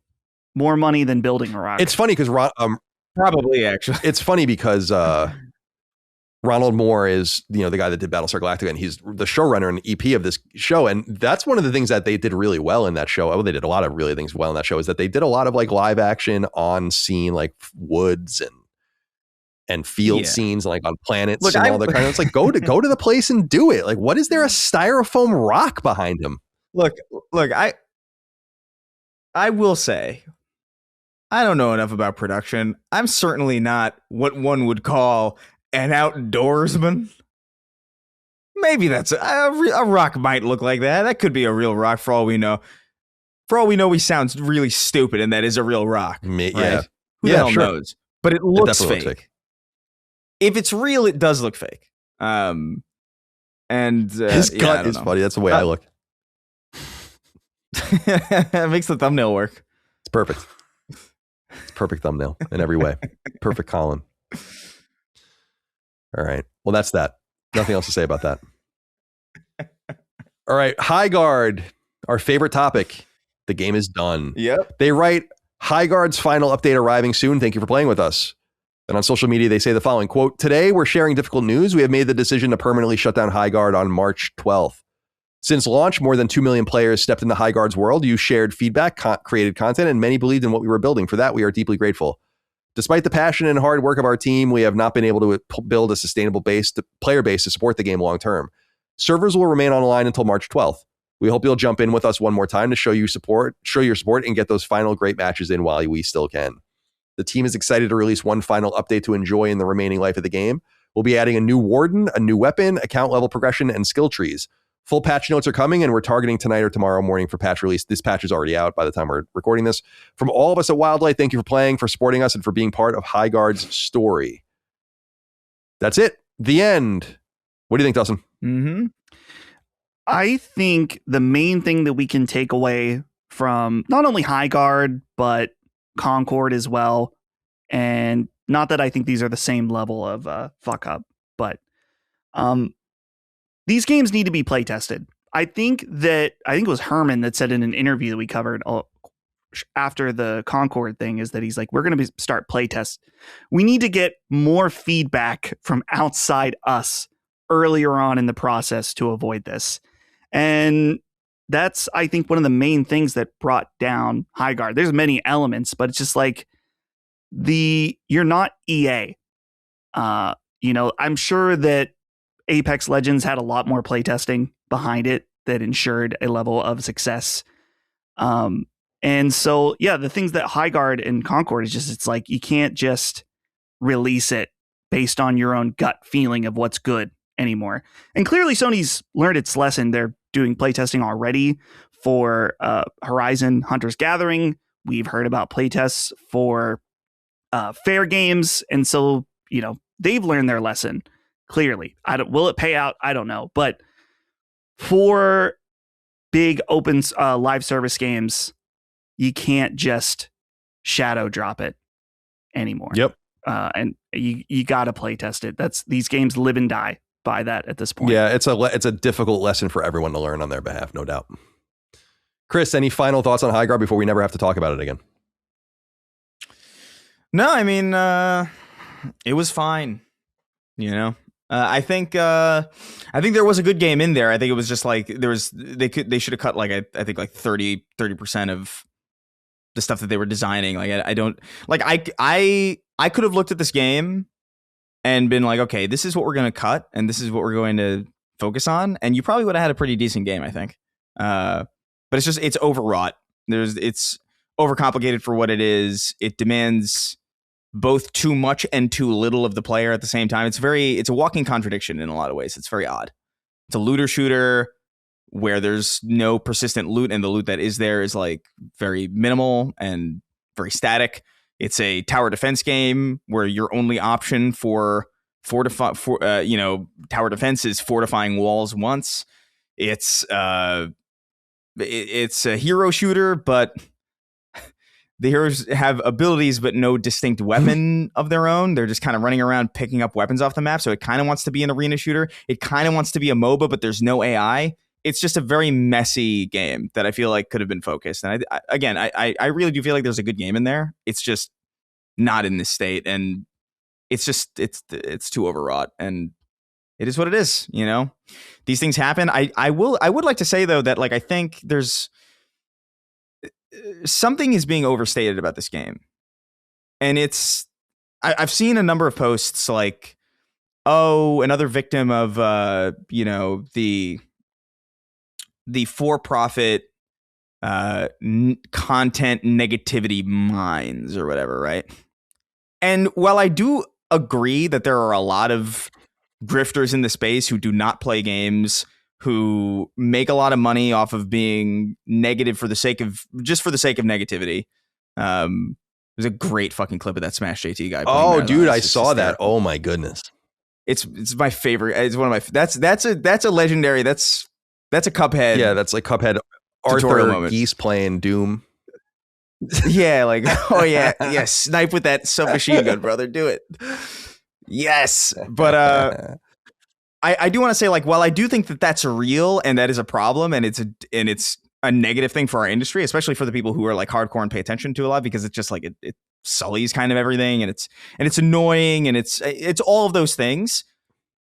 There are plenty of games that are hated that are played extensively. There are plenty. Roblox is one of those. Fortnite is one of those. Destiny 2 is one of those. Marathon seems like The it's people one of who those, play- the way people are talking about, the disparate. Yeah, Marathon. I mean, dude, Destiny 2 is one of those games too, where it's just like the people who nobody hates Destiny 2 more than the people who have played it for 2,000 hours and who are still playing. Okay.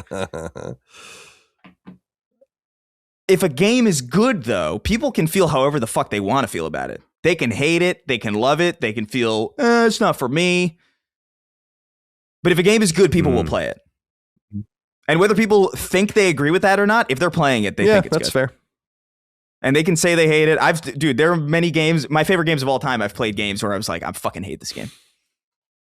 I've said that outright many a times during like Halo 3 competitive matches. Under no circumstances is that true. Highguard, if it was good, could have lived through the hate.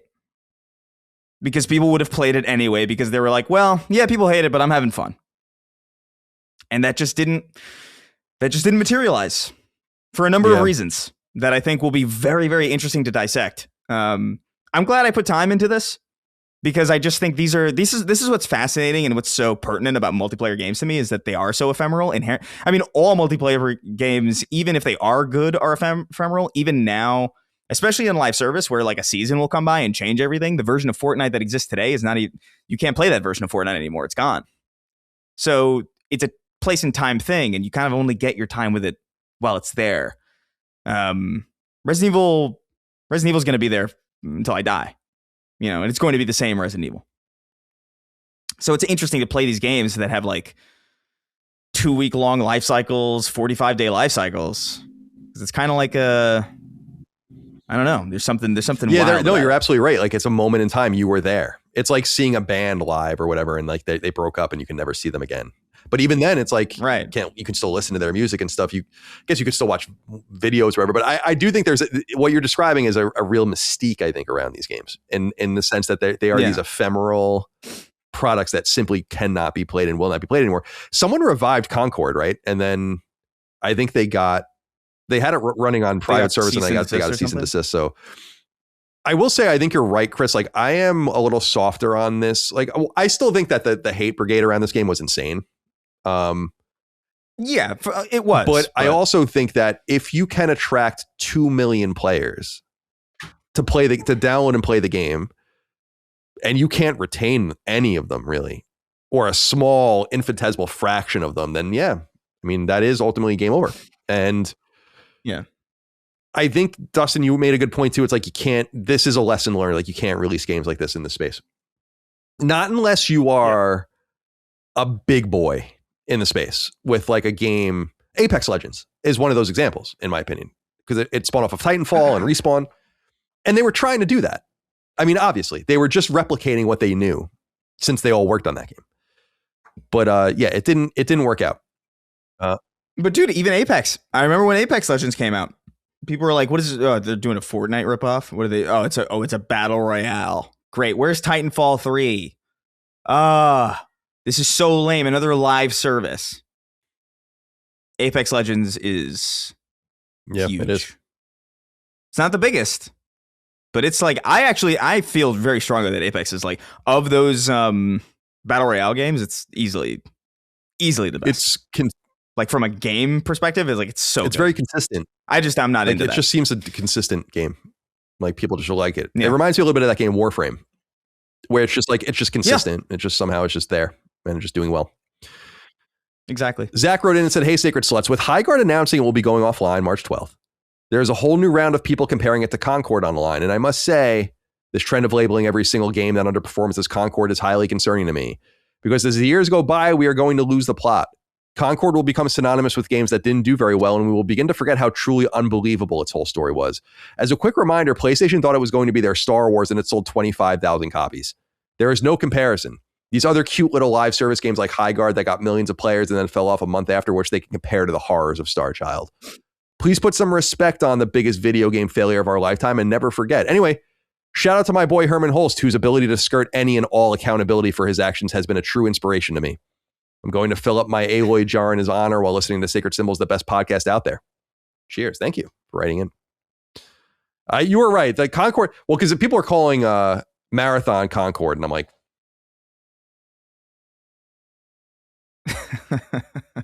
I don't think so.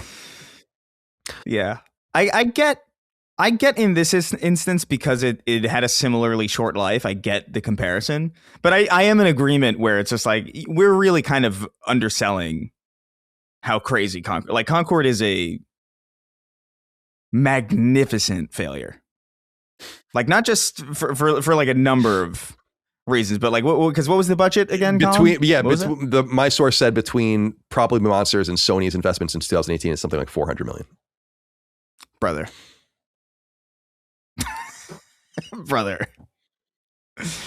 That's like Highguard for whatever it is did not. It might have lost everything. Didn't lose no $400 million. If it did, good Lord, I can't imagine that's true though. No, there's no way. And I will say this too, Chris. Knowing that it's 10 cents money, I don't really give a shit. But I do feel bad for the team. Sad. Sure, yeah. I have one other thing I want. I'm sorry. Were you done? I admit. They just got to get out of their own way, man. Like, it's so funny because I remember. Do you guys remember? I feel like we all remember. Do you remember where you were when you first saw Highguard? I really vividly remember. Yeah, I vividly remember being like, "Oh, what's this?" And then that fuck ass haircut shows up, and being like, "Frame one, you lost me." It's a bummer. It's so funny, man. Like, it will. The Game Awards next year. I wonder if they'll acknowledge it. And the game in that slot, they better be careful. It's like a Christian, right? Necklace. Exactly. It's like a cursed. It's a cursed slot now. It's great. It's crazy. Be careful. Jay Reed wrote in, said, "Greetings, Sacred Slayers. To close the overly predictable chapter that was Highguard, I present an inquiry. Before launch, they had said they had a year's worth of content ready to go and they didn't need a huge base to keep the game going. Now, a mere 2 months later, they are closing down completely. Why don't they release all the content they had ready in a bid to keep the game going? How much did they expect to make in the first month if they had half the team size and then shutter? It feels like after the hate brigade, they just gave up and didn't even try. While understandable that the negativity would affect the team if they were really passionate and truly believed in the game, it feels like they should have fought harder for it. I don't know what you want from these people, dude. I mean, they said they didn't have a year's content ready. They had I highly doubt that. They had a year's content planned out and in development, and they've released in this last patch, I think, some of what it was going to be. And some of it makes the game kind of cool. I mean, the skill trees are kind of neat. There's a new warden, new weapons, but it's like, you can't just release this shit. It's not done. You have to certify it. You have to make sure, you have to test it and make sure it works. It's just, you're being a little harsh on the team, I think. They obviously had major expectations. Yeah. The bigger thing I'm focused on, in my opinion, with this, and this is the thing I can't escape from a human angle, is this team's entire existence fell apart in the last 3 months. You have to understand that they were probably riding extremely high. They had good investment from a solid backer in Tencent. They are skilled and worked on big games. And they had Jeff Keighley courting them away from their own marketing plans to be the Game Award, cap with a release date right around there. It's kind of sad just from that perspective of like, it must have been rough, man, because it was, unless you're stupid, it's obvious where this was all going and that they weren't going to be able to turn it around. And it is my hope that a lot of those people immediately started looking for other jobs, but it must have made Christmas pretty shitty and the new year pretty shitty, because you have to come back and know this is not going to be a thing. And there's no time for you. It's what we were saying about Fair Games, or we said about Suicide Squad back in the day. There's no time for you to fix this. Whatever's wrong with this, it's baked into the cake. It's done. You can't do anything about it. Yeah. So I can't help but think about them from that perspective of like, that's a sad state of affairs for them. It would have been different if they followed their original plan of just stealth releasing it. They would have gotten into February, and I do wonder what would have happened. I still think it would have failed, but I think it would have failed differently, and I think it would have failed slowly. Not a super slow, but over maybe half a year or a year. I don't think this was. I think they fucked themselves. Maybe. Bad. Yeah, I don't know. I maintain that the game just isn't where it needs to be. It's a very unfocused mess. I think it probably would have died slowly and more quietly, less catastrophically.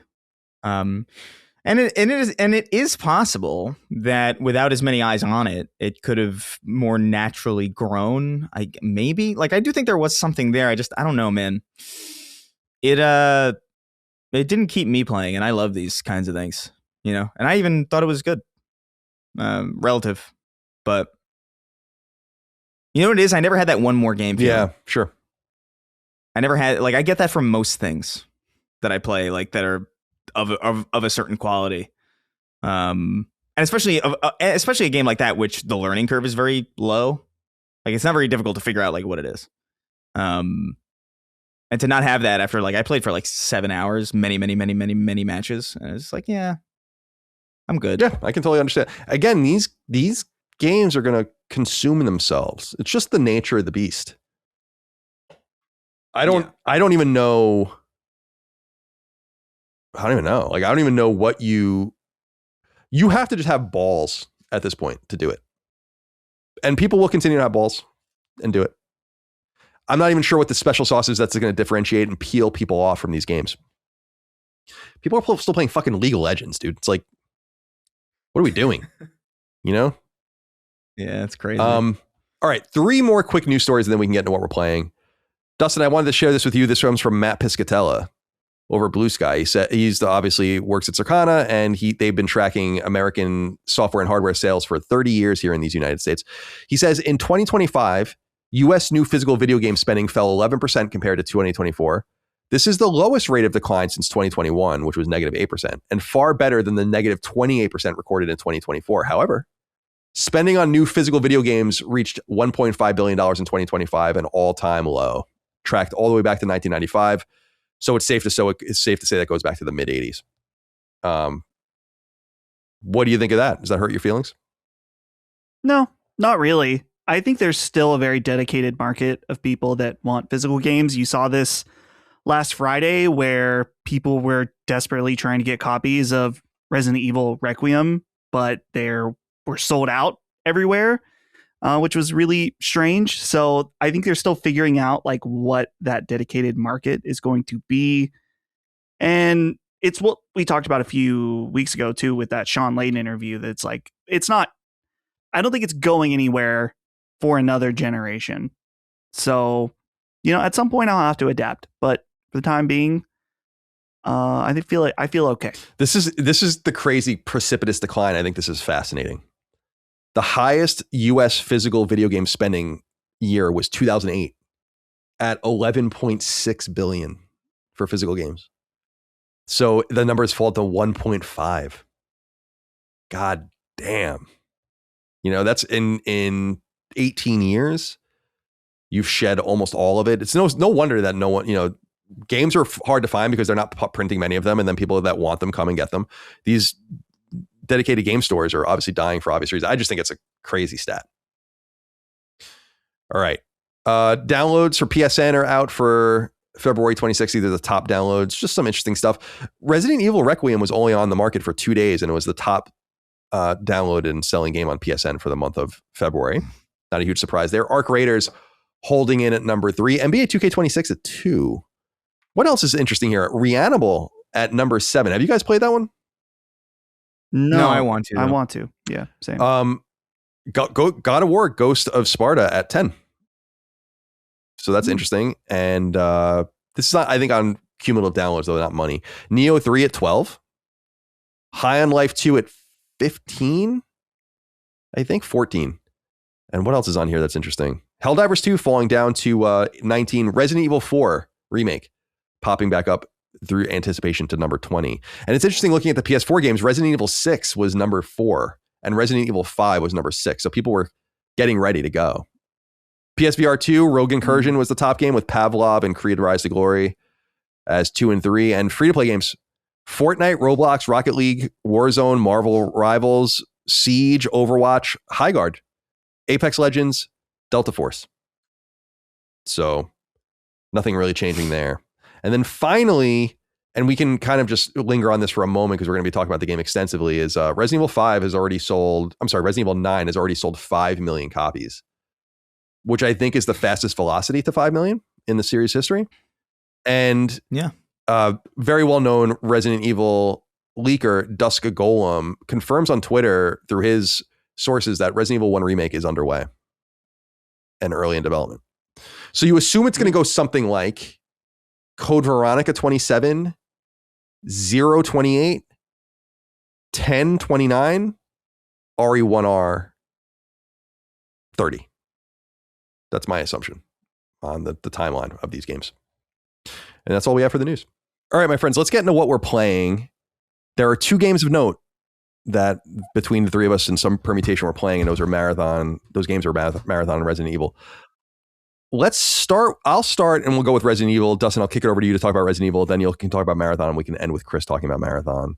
And I won't say too much about Resident Evil. I don't want to spoil it for anyone, of course, but also we are going to do a very deep dive spoiler cast and review discussion that will go live next week. By the way, I was going to put it live this week, but I was making fun of earlier people being upset about RE9 being streamed and spoiling it or whatever. I'm like, well, okay. We were going to put it live, the spoiler cast and review discussion live this week, but I was like, we'll just kick it and we'll put it live next week instead and give everyone a little bit more time. So I want to be mindful of that. Resident Evil. It is excellent. I am a little more than halfway through my second playthrough.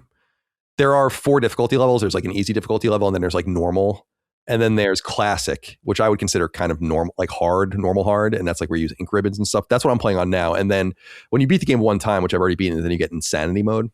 And that's going to be fun to do once I unlock, enough of the collector points to unlock like unlimited ammo and shit. And you just go fucking nuts. It is a sophisticated and masterfully created game that reminds me that you can get the feeling of exploration and place without big open worlds. It's something we say over and over again. And like people are like, the immersion of an open world, the immersion of choice. It's like, well, what about the immersion of walking around a hospital? And we were saying this on the stream, Dustin, like the Metroidvania aspects to Resident Evil that I had never really acknowledged, though they had always been there. They seem to shine through even more in this game. I love the interplay between the characters. It works a lot better than I was very excited about this game, but I was like, I'm a little skeptical about this. I would rather just play as one or the other. I like playing as both of them. I like that the first and third person camera options are there, and that they kind of try to encourage you to do one and then the other. The writing is great. The voice acting is great. The sound design is elite.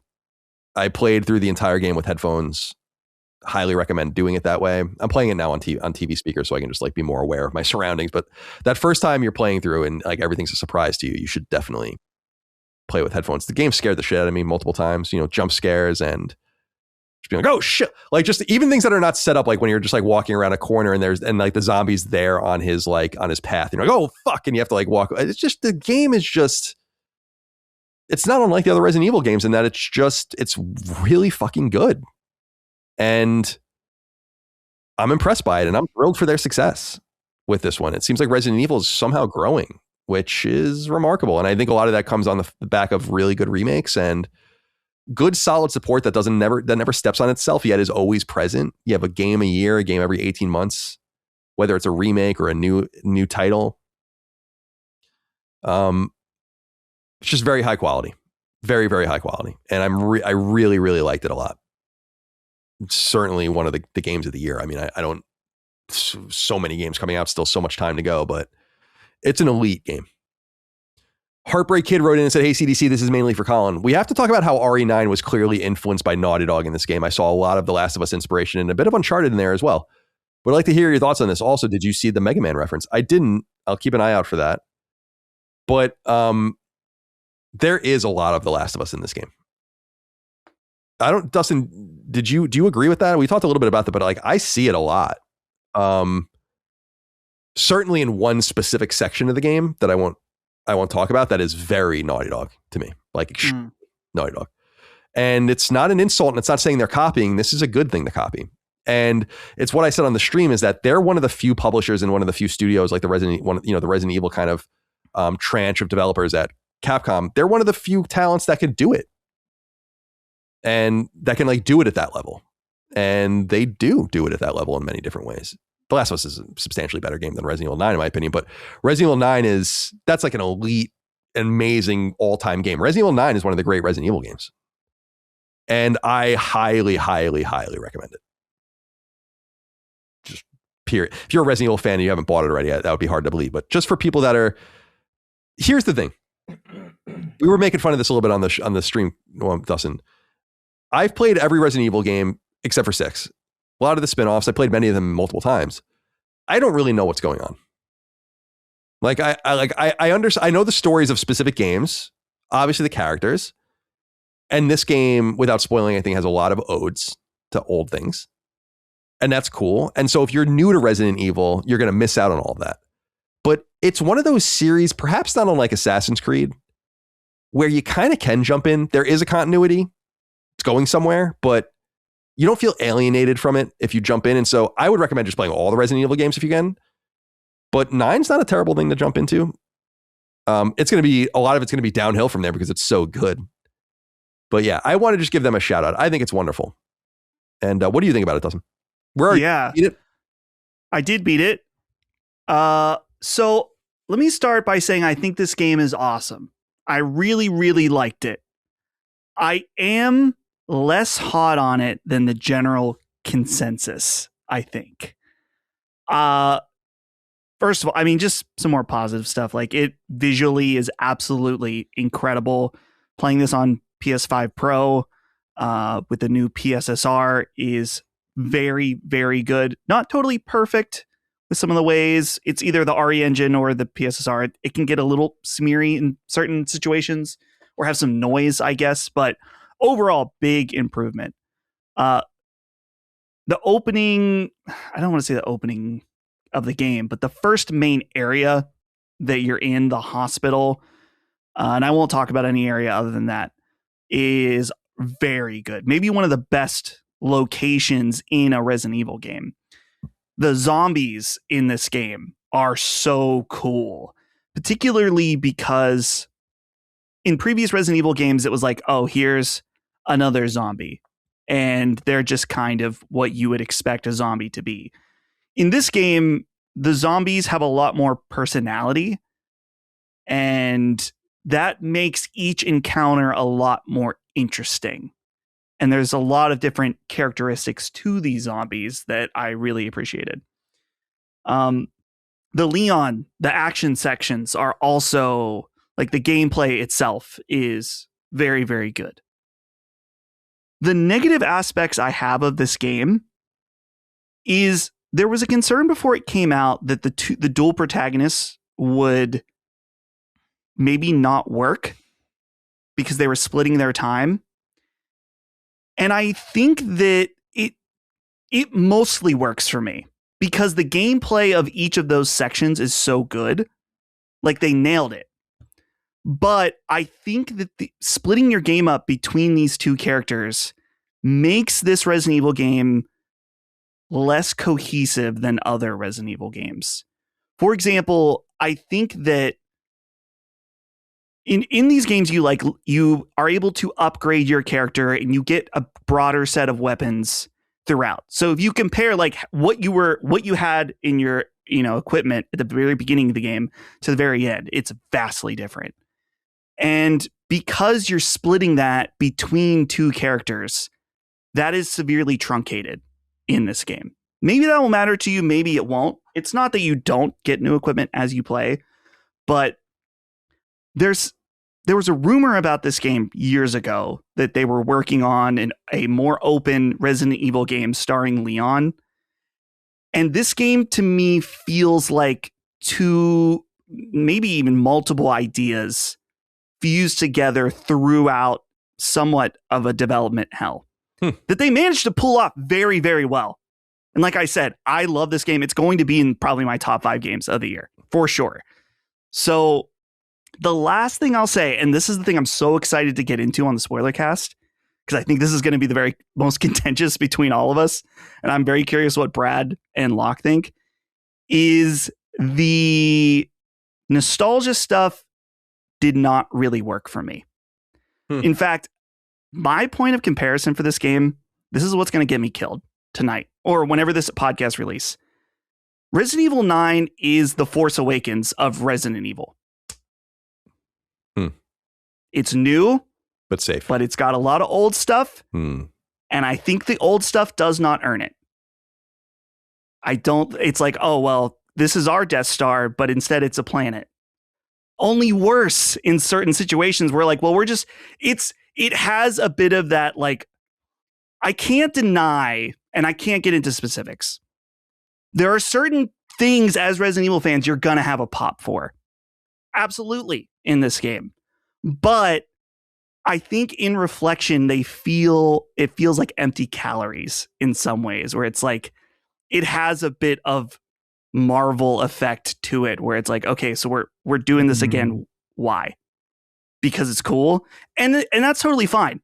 I mean, Resident Evil is always been to me like stupid popcorn fun horror game.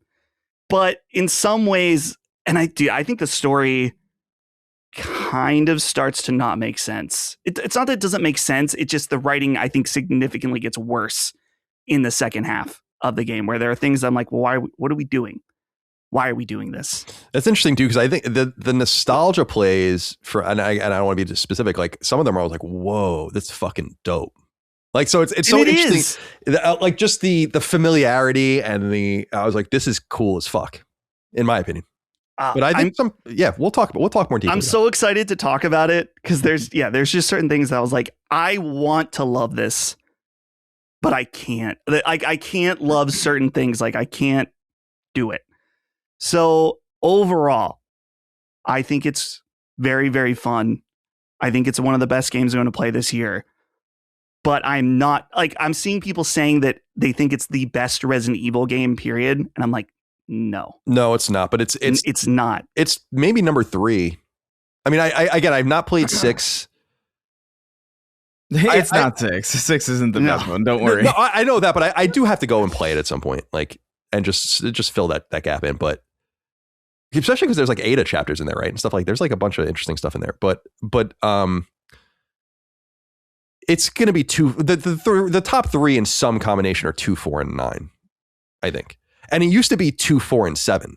I think 7 kind of got bumped by this, and they're now in. I think it's some combination of those. I think would be pretty reasonable, and I assume that's where a lot of people are if they feel like it's one of the great ones. Yeah, I would put 2, 4, and 7 above this. It's been too long since I've fully replayed Village. I almost want to put it on the same level as Village, which I think I liked that game more than some people did. I think Village declines. It has a pacing problem where the best part of the game is at the first section of the game. But yeah, there is something, I think that factory sucks. I hate that factory. Yeah, the factory's bad. Well, I don't even want to say it's bad. It's just not anywhere near as good as the stuff before it. But right. I think that the cohesiveness of the game, I can see through the seams a little bit of it. So that's still very good. I'm looking forward to playing it. The only reason I haven't played it yet is because I'm waiting to play it on PS5, and I don't have access to my PS5 yet. But I'm really everybody that I know who's played it is having a pretty good time with it. So I'm like, I'm that Squidward meme where he's like kind of looking out the window. Oh yeah, they're sliding down the. Yeah, and they're having fun, and he's like, just like, oh man. I guess I could play on PC, but like, I want to play it on PS5. I want to. Yeah, I gotta say, man, it sings on PS5 Pro. Like that's what I keep hearing. So it really is great. I keep hearing that, so it's gonna be like, yeah. I mean, I'll wait. I'm not like a huge Resident Evil fan in the sense that I'm like clamoring for it, but like I'm getting antsy about it.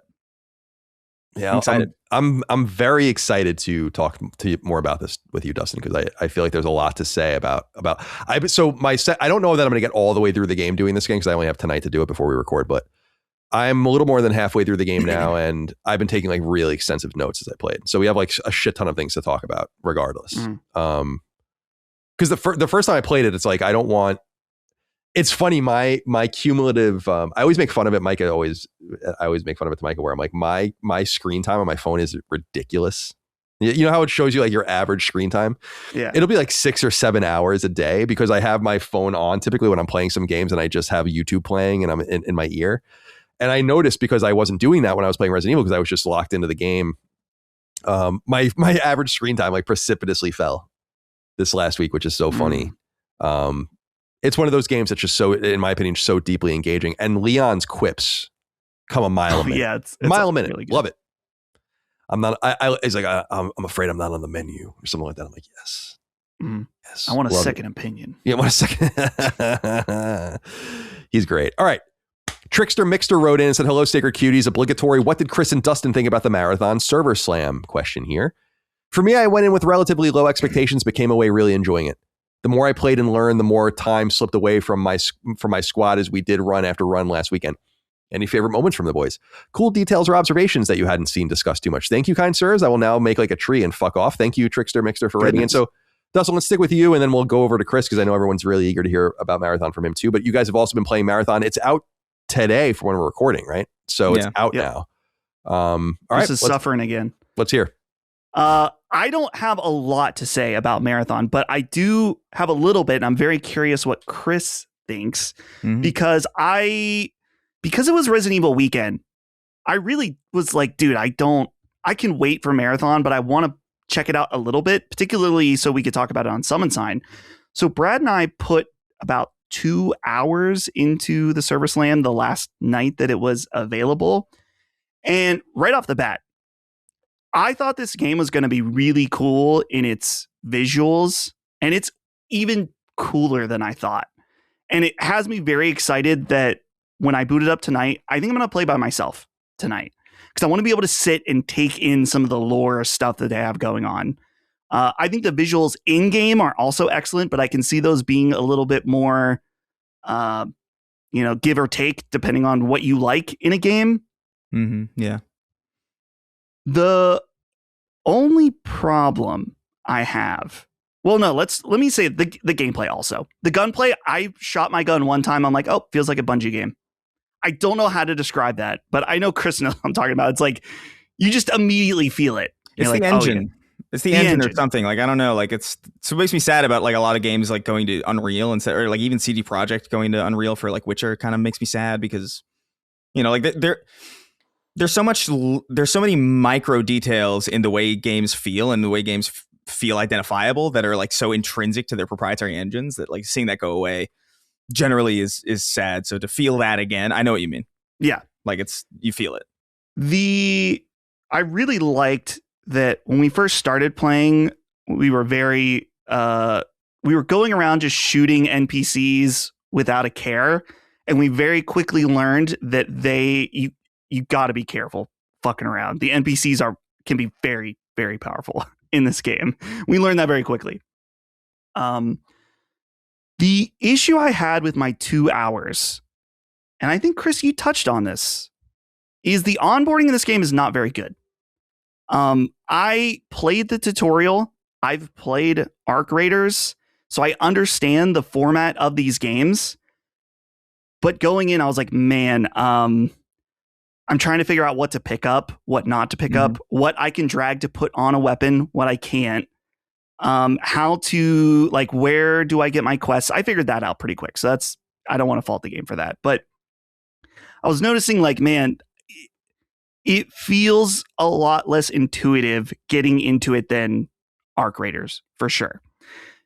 And that concerned me just in that I was like, man, I mean, it's out now, so we'll know the answer to this very soon. But it's like, I wonder if their lack of better onboarding is going to hurt this game, in that the Server Slam people, Arc Raiders fans, might come in and be like, this isn't as pick up as play as I thought it would be, and I'm going to have to learn this, so I'm just going to go back to Arc Raiders. Now, I don't think that's a good mindset, because my thought at the end was like, man, this was really fun. I don't know what I'm doing, but I can tell that if I invest the time into learning what this game wants out of me, that I'm going to have a very good time. It's just not as immediately accessible as those other games. So those 2 hours were fun. We got into some good firefights. Brad and I were just playing duo and up against trios, so it was more difficult. That's a rough one. Yeah. We did team clear at least twice, so that felt very good. When I was like, yeah, we still got a little bit of sauce in us. But yeah, I was like, I can tell there's something here. It's going to require more out of me, and I'm okay with that. but at this point, I'm just going to wait till it comes out. So I bought the game this morning. It's installed. I'm going to play it tonight. I'm going to play by myself because I think there was some pressure, even though Brad doesn't care if it takes me a while to read something or whatever, but it's like, let's just get into it. We're here to play this game. Let's just get into it. So I think I was not skipping over tutorials, but it's like you feel more flustered to read and figure things out quickly because you're in a group situation. Yeah. So I'm going to play by myself tonight and really take it slow, do free loadouts for quite a while as I just learn things.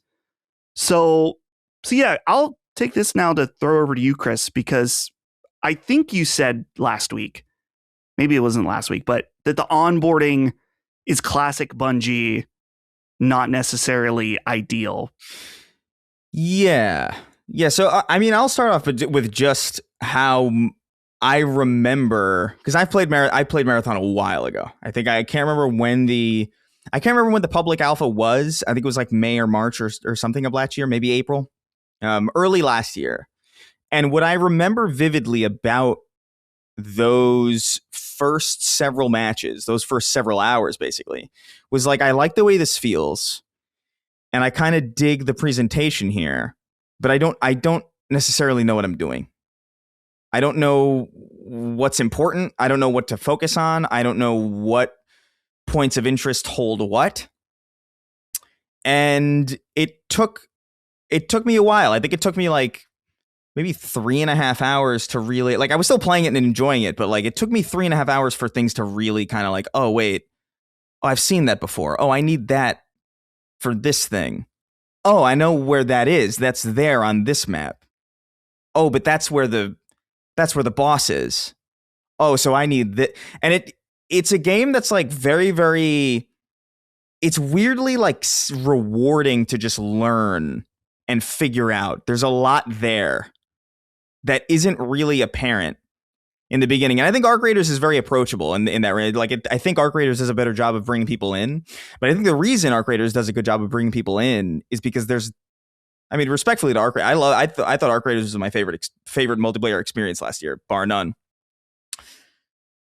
But there's not a lot there, really. The loot it exists. And as an extraction shooter, it's very casual. It's arguably more of a VR chat than an extraction game proper. And so there's not a lot really to confuse you because there's not a lot of depth in the build crafting or what you can do.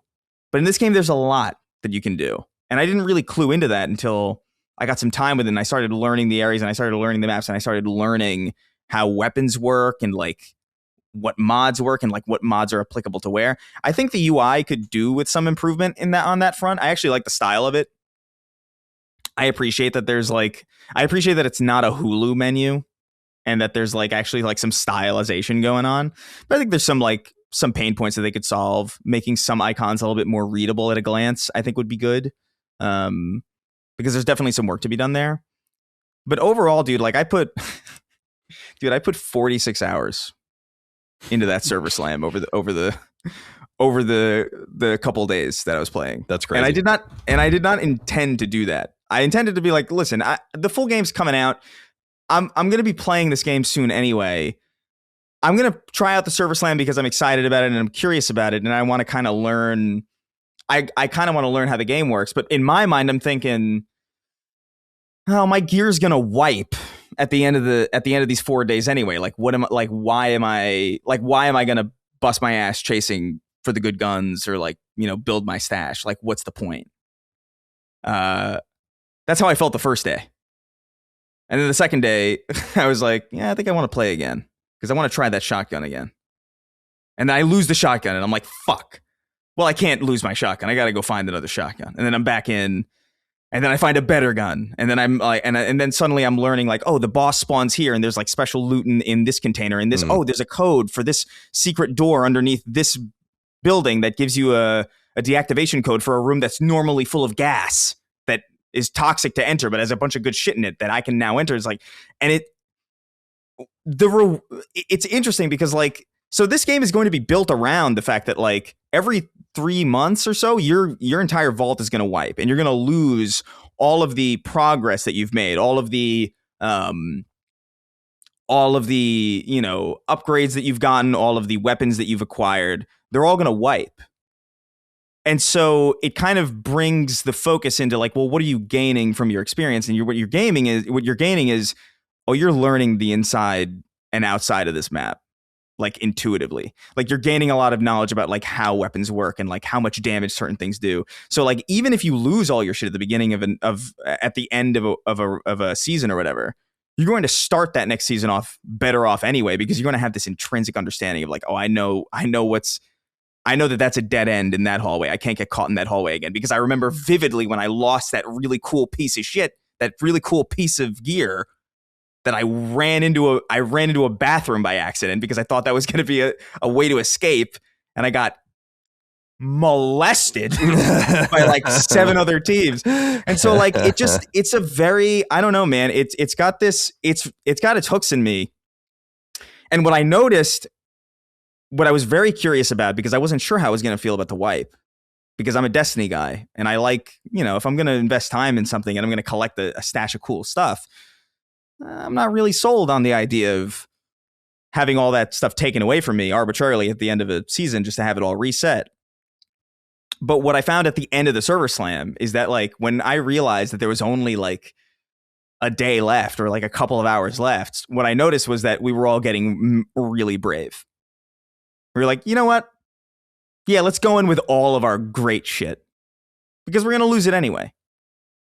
And that is a fun feeling, because now you're feeling like, oh, that's what this purple upgrade really does, and how much it changes the way you play, and what this purple mod on this shotgun does to make it crazy.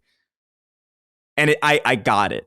Like it kind of clicked, where it's like there's going to be a point at the end of the season where everybody's just going ham and no one's afraid, and then it's going to be like it's absolute peak chaos. And I really, dude, I mean, I played for 46 hours. I obviously loved. I obviously, good for you, man. I'm happy for you. I loved my time with it. I lost a lot of sleep. I was going to bed at like 7 a.m, many days. I didn't regret it.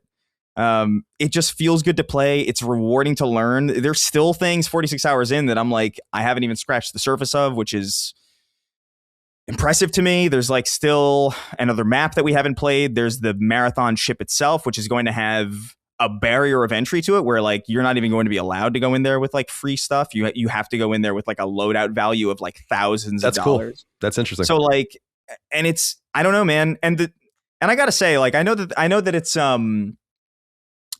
it's contentious for some, and I get it, because the art style can be, it's like one of those things where it's like you either love it or you hate it. I just love the way this game looks.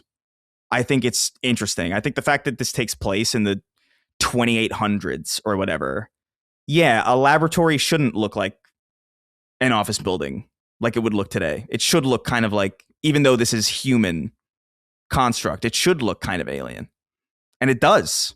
And there are points where like I've seen some criticism of like, well, I don't really know what any of these buildings are. And then like as you spend more time in the world, you realize like, oh, this is a quarantine facility. These are like tents with like containment pods, and like, oh, this is a laboratory, and like, oh, this is like a drone factory, and like all these different things. And the narrative setup is awesome too. Like I love the idea of a generation ship carved out of the Martian moon and going on a voyage to Tau Ceti for 300 years, and shit goes wrong, and you're trying to figure it out, and all the corporations that sponsored the voyage are wondering what the fuck happened and trying to recoup their costs, trying to recoup their technology from the surface of a planet that's suddenly uninhabitable, and using mechanical like synths of like detached consciousnesses to do mercenary work to find all that shit.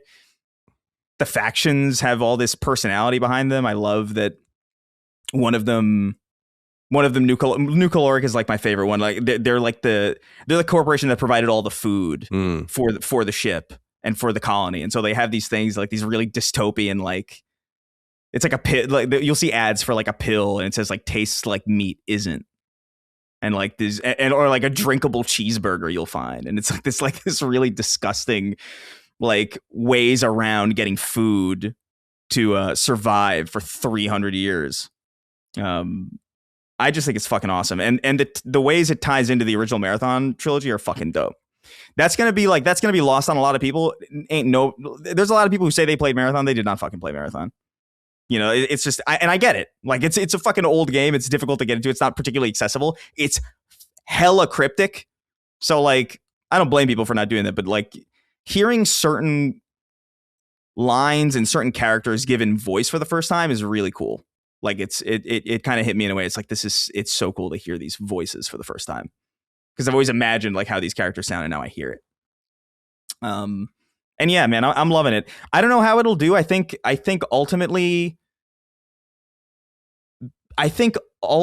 like, here's what I think is going to happen. I think this game is going to have a long tail on it. I think people are going to bounce off it pretty early, and the people who stay are not going to shut up about it. And there's going to be a lot of videos about it. And I think it's going to have this weird word of mouth effect where it's going to be like, oh, I did try it, but like, I didn't like it, but like, maybe did I miss something? I must have missed something. And I feel like it's just going to grow slowly. I don't know if it'll be like the immediate, like Arc Raiders is just so accessible to almost to the point where it's just like impossible to replicate. I don't think you can really do that, especially not with a game that's actually a proper extraction shooter. Like, it's just, this is real. This made me realize actually like how like, I hate to bring it back to SpongeBob, but it's like Arc Raiders is like very Weenie Hut Jr. in comparison. It's like, oh, hey friend, whoo, let's be friends. It's bloodthirsty up in here, man. Like it's not, and it's awesome. I love it. I love the fact that like these provide very, very different experiences. I almost feel like they are somewhat complementary to each other because like it's almost like this is like the sweaty version, but it's still approachable. It ain't Tarkov. Tarkov is the sweat version of this. But this is like the approachable way. This is like ranked Halo 3 or something, where it's just like I don't gotta be gold in Counter-Strike to play this. And Arc is gonna be chilling there for like when you just wanna, I don't know, sit in a room and just kind of chill and not think about it too much. But I found it really rewarding. I loved my time with it. I'm eager to jump back into it today. And see where it goes. Excited to check out that new map. Excited to check out that new shell. And I'm really curious what the marathon map is going to be. What's because I have a feeling that's eventually going to be, that will be the Vault of Glass to make a Destiny comparison. Like that'll be the moment where I think the game cracks open and people realize like, oh, okay, this is the end game. And I'm excited. Cool. I think it's very, very good. I'm happy for you. We'll spin up a marathon review discussion in Spoilercast. I won't be on it, obviously, but we'll get the appropriate peoples on it in the coming weeks to discuss the game more in depth as well. I'll look forward to that. Yeah, the game's, I love the visual flair of the game. It's not a game for me, obviously, but I love the visual flair of it. All the deep lore and how they keep reiterating that the lore is really important, I think is pretty cool. I like that kind of thing too. Yeah. I'm on Steam right now. It's at about 85,000 concurrents. It just came out a few hours ago and people are still at work and stuff. I think, and this is only for PC, I think the game is going to be just fine. I mean, I've always said that. So, and I'm rooting for them. Actually, with everyone being so annoying and assholes about the game, I'm actually kind of rooting for it. I'm like, yeah, okay. If you guys are going to be that annoying about it, why not? Although, dude, even the people I saw who were kind of rooting against it or whatever, like I've seen so many videos over the course of the weekend, and it's funny because this was my experience as well, where like video 1 will be like DOA or like I have problems with Marathon, and then day 4 is like I've put 30 hours into Marathon, and I think it might have miscalculated.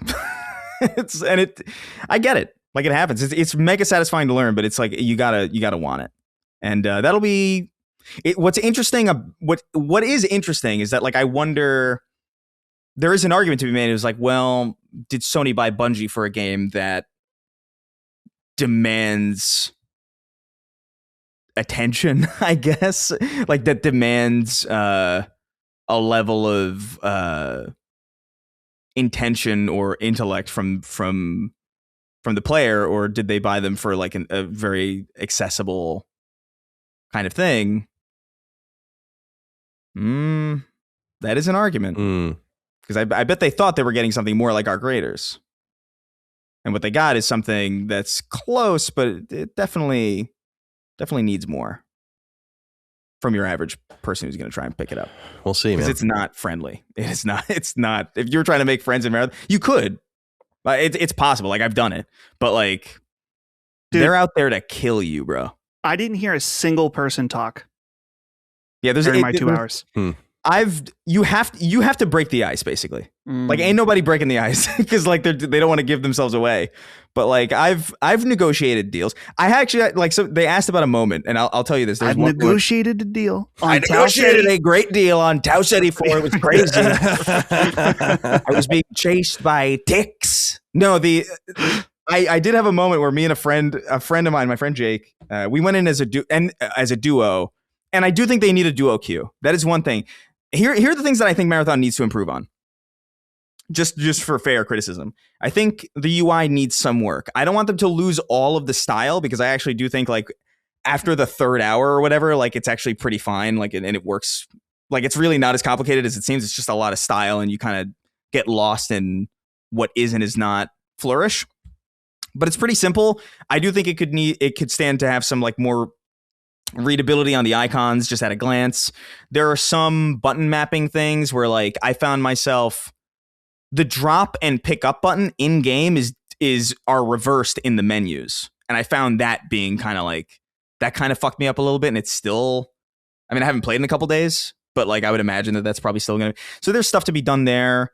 I think there could be more variation in the enemy AI, but that's really, I haven't seen all of it. I feel weird, you know what I mean? Because I haven't seen all of what the game is. But from what I've played anyway, in the first 2 maps, that could stand to be fixed. And I do think the tutorial is not good. Yeah. Like, I think it's fine, but like it could be way better. I just feel like what I don't understand about these games, and this is not the first game to do it, I don't understand why so many of these games, so many of these live service games that have hero mechanics or class mechanics that are integral to team play, I do not understand why these games launch so often without a practice room where you can try things out before you go out and risk a bunch of stuff. Now, I get it. The practice should be you go in with a free kit and you don't risk anything, and that your practice is kind of playing the game. I get that. But the tutorial is with one class, and that might not even be the class that you want to play. So like, it doesn't, you know what I mean? Like it needs a little bit, onboarding needs some TLC, I think. But I also think the onboarding is way better than Destiny 2. So I'm kind of conflicted. But yeah, that's how I feel. Okay. But we negotiated. I was playing with a friend of mine on duos, and we matched with some random guy. He didn't have a mic. And so we were going around, and we met these other people, and we were like, "Hey, we're going to take down this boss. Do you want to help us?" And they were like, "Yeah, let's do it." And you know, they could have betrayed us later. Who the fuck knows? But before we could even really broker this deal, our mic-less teammate starts opening fire on them. He doesn't get the message at all, and so there's a panic happening. And me and my friend are like, "No! We're a duo. He's on our team. He doesn't hear us. Go kill him." And so we were just like, we basically sold this dude out. That's awesome. And we were telling them, it's like, oh, he's running in the back. He's like he's behind the crate. Nade him. And we basically just executed our teammate. It sold him out completely just to save our own skins. That's great. And, I mean, that's the good shit that these kinds of games, it's fascinating, the kind of storytelling, the meta storytelling in the game. Yeah, it's fun. It's good shit. I recommend it. I recommend giving it a try. You should have tried it during the server slam, realistically. But if anything about that server slam, like if you bounced off after like 2 hours or whatever, and you felt like there was absolutely nothing there, then fair enough, go your way. But if you felt like there was even an inkling that you might have been enjoying yourself, I think it's worth trying, because it gets so fucking satisfying. The build crafting is insane already. So yeah, I'm quite happy. Good. Yeah, I'm excited. I'm happy for you, because this is we've been waiting for this. Bungie's your shit. Yeah. This is for you. Enjoy. You'll have hopefully years with the game. I think so. Yeah, I think it's going to be fine. I think it's going to have to find its way. And who knows what it means for Bungie. I don't think it's going to be big enough to support all of Bungie. So I'm curious it's definitely not going to be. So I'm curious what they what their plans are. Yeah.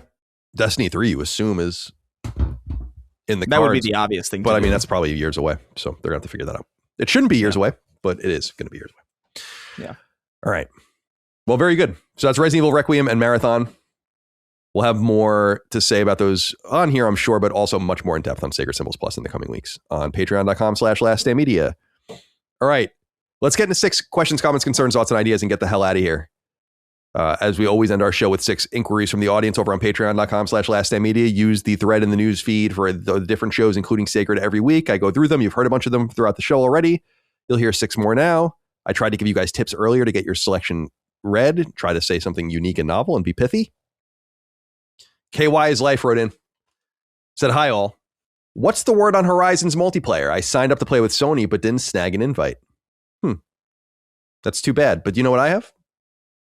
2 people that told us all about it. So I thought I would give you information from people that claim to have played it. Now, I can't verify this, but I will say this. The first person that I'm going to read has been a listener, and I know the person's name, been a listener for many years. I just don't believe the person's lying. So I'll read what this person said first. I'll go into the second person as well. Take it or leave it. This is what they say. It says, Kyle, on Sacred 400, you asked about Horizon's Hunter Gathering. I played a little of the closed test. Here's my thoughts. It doesn't feel good to play. Enemies are sponges, and even the weaker watchers take way too long to put down.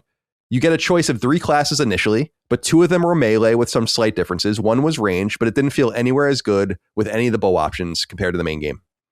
Onboarding for this was non-existent, outside of an initial tutorial that taught you the melee buttons and the specials you could do once you built up enough melee points. The specials were just stronger attacks, but even those felt very weak.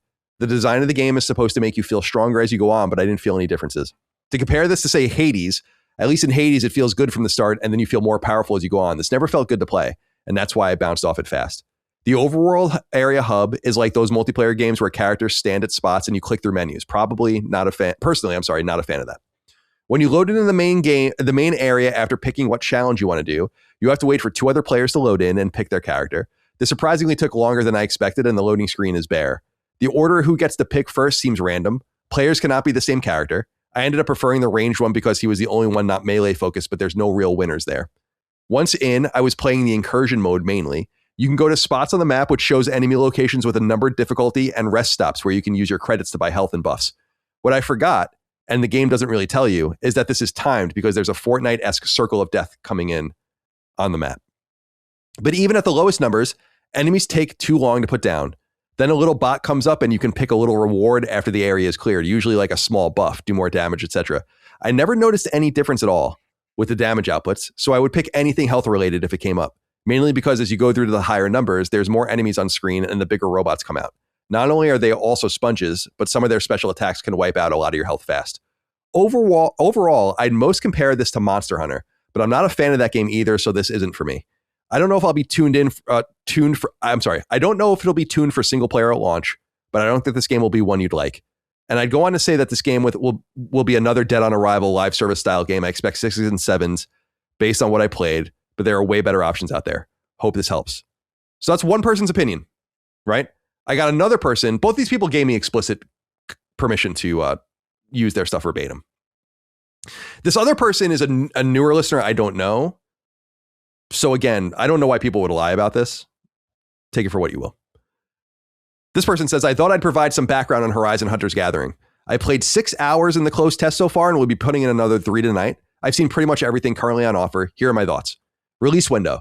This is likely a 2027 release, not because the game is in bad shape, but because it needs polish. Animation smoothing, voice acting refinement, and UI and UX revisions would go a long way towards elevating the experience. Game modes. The game features 2 genuinely fun, repeatable modes that feel distinct from one another. One mode feels similar to Elden Ring Night Rain, a large map with multiple branching choices, roguelike elements, and escalating challenges that prepare you to defeat a boss. The second mode is more straightforward and randomized. You enter a cauldron where a random room generates, and some starting rooms are surprisingly challenging. After clearing a section, you're offered 2 or 3 room options with rewards, such as new ability synergies, ability upgrades, additional resources, shops where you can spend gathered resources, platforming challenges, and more. This sounds like what the other person was describing. 3, art style. The art style and character designs look significantly better in motion than they do in promotional material, similar to how Marvel Rivals impressed people once they actually played it. You'll likely be impressed even if part of you misses the original Horizon aesthetic. It's a bold stylistic shift, but one that I think will pay off. 4. Cosmetics and camp system. The game is clearly leaning heavily into cosmetics, including camp cosmetics. Unfortunately, the camp system is currently underwhelming. If it isn't meaningfully iterated on, it may need to be scrapped entirely. As it stands, it's not comparable to even the most competent base building or camp systems in other games. That said, the camp exists within a hub world where up to 8 players can gather and each can build their own space. All costumes are rendered in-game and extremely high quality. Customizations including leg pieces, head pieces, chest pieces, boots, weapon skins, and more. 5. Gameplay and combat. Even at this early stage, the gameplay feels very good. There's clear Horizon-style melee combat here, and it feels weighty and impactful. The system is combo-based, but the inputs are simple, primarily R1 and R2. Holding L2 and pressing a face button triggers a special move. You build energy for these special moves by landing basic attacks on enemies. 6. Machine parts and roguelike integration. This could fall under gameplay, but it deserves its own category. Machine parts have been integrated into the roguelike structure. You can gain additional supplies, such as grenades, for detaching parts from enemies. Importantly, enemies behave differently once specific parts are removed, which is a great touch. Some parts are still used for progression, but that system has been streamlined compared to the mainline Horizon titles. 7. Battle Pass. Surprisingly, there was a Battle Pass in the test. It unlocked cosmetics and new seasonal abilities. It appears that currency can be earned in-game, similar to Helldivers 2. There is no indication that it was paid, so it may be fully earnable through gameplay. To close, this is a very straightforward game with unique visuals and a combat system that blends well with the Horizon universe while making it more streamlined. I'm genuinely excited for it, and honestly, the longer they take to polish it, the better it will be at launch. 2 very different opinions. Dustin, what do you think? Sounds like the first person went in not wanting to like it a little bit, but I don't want to disregard their opinion. It sounds like also they don't like, I think he said I don't like Monster Hunter. Yeah. Right. And so it's not surprising if you don't like Monster Hunter and they're making a Monster Hunter style Horizon game that he doesn't like it. The camp system somewhat sounds like Monster Hunter because I know previous Monster Hunter games let you customize it. I don't know if Wilds does or if they updated it to allow that.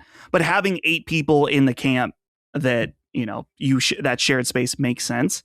The Night Rain stuff sounds kind of interesting to me in terms of like a big map that you can go multiple directions to level up your character as you play in order to fight a bigger boss. Pretty cool. But the main thing, I guess, I don't want to make it sound like I'm overly rooting for this game or that I'm being too hard on the first guy writing in, but he's talking about how bad it feels to play or how this isn't tuned right or whatever. And it's like, that's the point. Mm-hmm. That's why they're having you play the game, is to tune it. The question is whether or not the unchangeable core of the game at this point isn't good. Which I think that second write-in, I don't know, maybe he was being overly generous, though he had a lot of negative things to say about saying it needs a lot of polish. But I would say overall, this sounds, I don't want to say it sounds like overwhelmingly positive or promising, but it's certainly not bad. It lines up with the expectations of what I thought it would be like, but I guess that's because that's what they presented to us. So I'm definitely interested still. I mean, if I got in this playtest, I wouldn't be able to talk to you guys about it right now. I'm hoping eventually they'll do some kind of open playtest at some point, because I definitely want to see what it's about. Yeah. Yeah. And to reiterate, I'm not going to play it. I didn't play it. I'm not going to do any of that. But these people, I should reiterate, like, these people could be lying to us. But I just I don't know what the purpose of that would be or why. Chris, what do you have to say about this? I honestly think I'm in pretty much complete agreement with Dustin. Like, I think it's like, if you're not into Monster Hunter, well, there is something to be said about, like, if because I want to be into Monster Hunter and I just kind of can't. Like, there's a barrier there for me. So, like, but I appreciate, like, what it is. I haven't found, like, an approachable way to play Monster Hunter in a way that isn't, like, demanding. And so, like, I'm looking to this as something like, oh yeah, I'm looking for something like Monster Hunter. I just that can maybe fulfill that vibe. And hopefully this is it. But if he's saying, like, oh, he doesn't like Monster Hunter and it's not filling that vibe, it's like, oh, well, that's a bummer. But I also feel like it's a closed technical test. I don't know. It sounds like basically what I thought it would be, which is fine. I'm kind of looking forward to it. Like, I don't know. I don't hate the idea. I don't hate the art style. I never hated the art style, or at least as far as like the world looks. I think the characters could look a little better, but like the world I think looks cool, and I'm just not really as opposed to this or like offended by it as people seem to be. Whether or not this is going to be a massive success or whatever, like I don't know, probably not, but like, or maybe not. Like I don't know, maybe I doubt it, just because the trend that a lot of live service games are going right now. But I don't know, man. I'm open to it. I'm not trying. I don't feel particularly negative about what I'm hearing. This is far from a disaster, is what it seems like. Yeah, we'll see. It's early still. Well, not that early, but yeah, next year sounds about right. Yeah. Owen S. writes in, says, hello, Sacred Crew. Do you guys think PlayStation has put forward enough of an effort to attract younger audiences? It's an interesting question. My answer is no. But I also don't know that they're there for the taking, really. I know people make fun of this idea of graduating from certain consoles or graduating from certain ecosystems. I don't mean that as like I know the implication, but it's like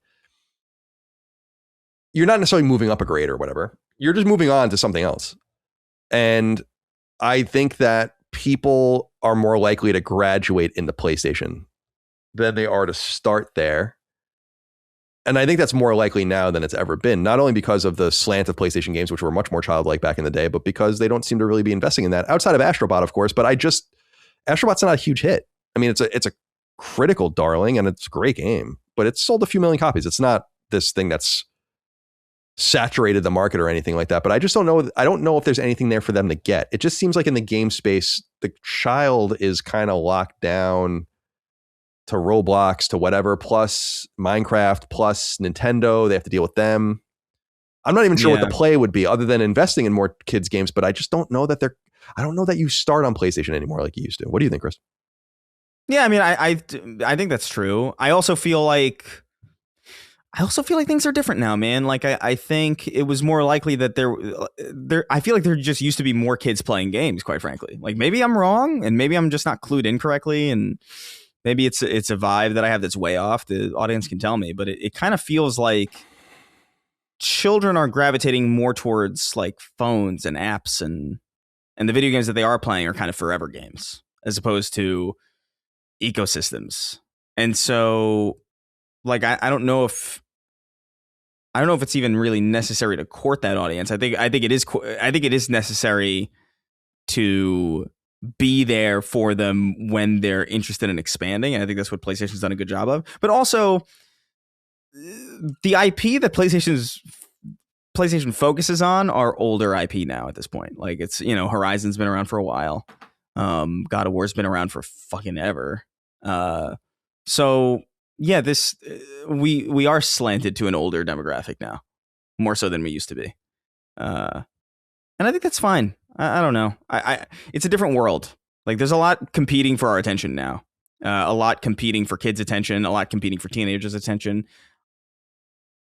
I don't know if you can really compete with like the phone. Like you just kind of got to go for the people that are going to be there for you. And I think PlayStation's done a fine job of doing that, obviously, because they sell a shit ton. So yeah, it's interesting because PlayStation seemed much more saturated with people back in the PS1 era, for instance, but the PS5 will easily outsell the PS1. Probably in the next 2 quarters. So yeah, something has changed. You're right too. The time economy is just so complex, and people are playing games in quotes, or they might consider themselves playing games and whatever. I don't give a shit, but they might be doing it on a browser. They might be doing it on a phone, a tablet, whatever. And that's all. We didn't really have those options back in the day. So the whole way it's defined now, I think, is different. But Dustin, what do you think? You have a young one coming. Obviously going to be years away from playing games, but will you get the young child an Astrobot plushie and a Sackboy stuffed animal?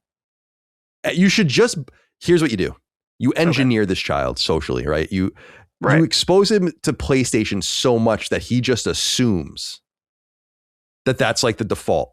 And he has no idea. And so he goes to preschool in a few years and he's like, oh, did you play Saros? And right. And they're like, what? And the kid's like, what the fuck are you talking about, little boy? I play Roblox. You got to fight against this prevailing situation. Yeah, I am trying to have him avoid knowing what Roblox is as long as possible. Hopefully it's shut down because of all the pedophiles on it. Right. And the fact that they make no money. That's also another big part of it. Yeah. But is PlayStation doing enough? I think that they look at it and they don't really need to. I was trying to search to see if there's any information on this. I don't think there is. I think maybe at best Epic Apple documents show PS4, not iPhone, is iPhone's cash cow. So I think that, as you guys were saying, like Roblox, unfortunately, but also Fortnite, those are the games that already are attracting kids to the platform if they're not playing it on PC. And I think it might be on phone now. But I think PlayStation looks at it and they're like, well, the kids are already coming to PlayStation. We don't need to make games and spend our money. I mean, Astrobot is universal appeal. So maybe they could make more games that are like kids games, but also mostly played by old men like us. But I just don't even think it's really necessary for them to do. They'll show up eventually. Yeah. Yeah, I think it's a little risky. Yeah. Just in that you want to have that child, like Mario still fills me with a childlike wonder. It goes back to that primal era that is subjective based on your own experience. So if your own experience, that's why I just feel like Fortnite will never die.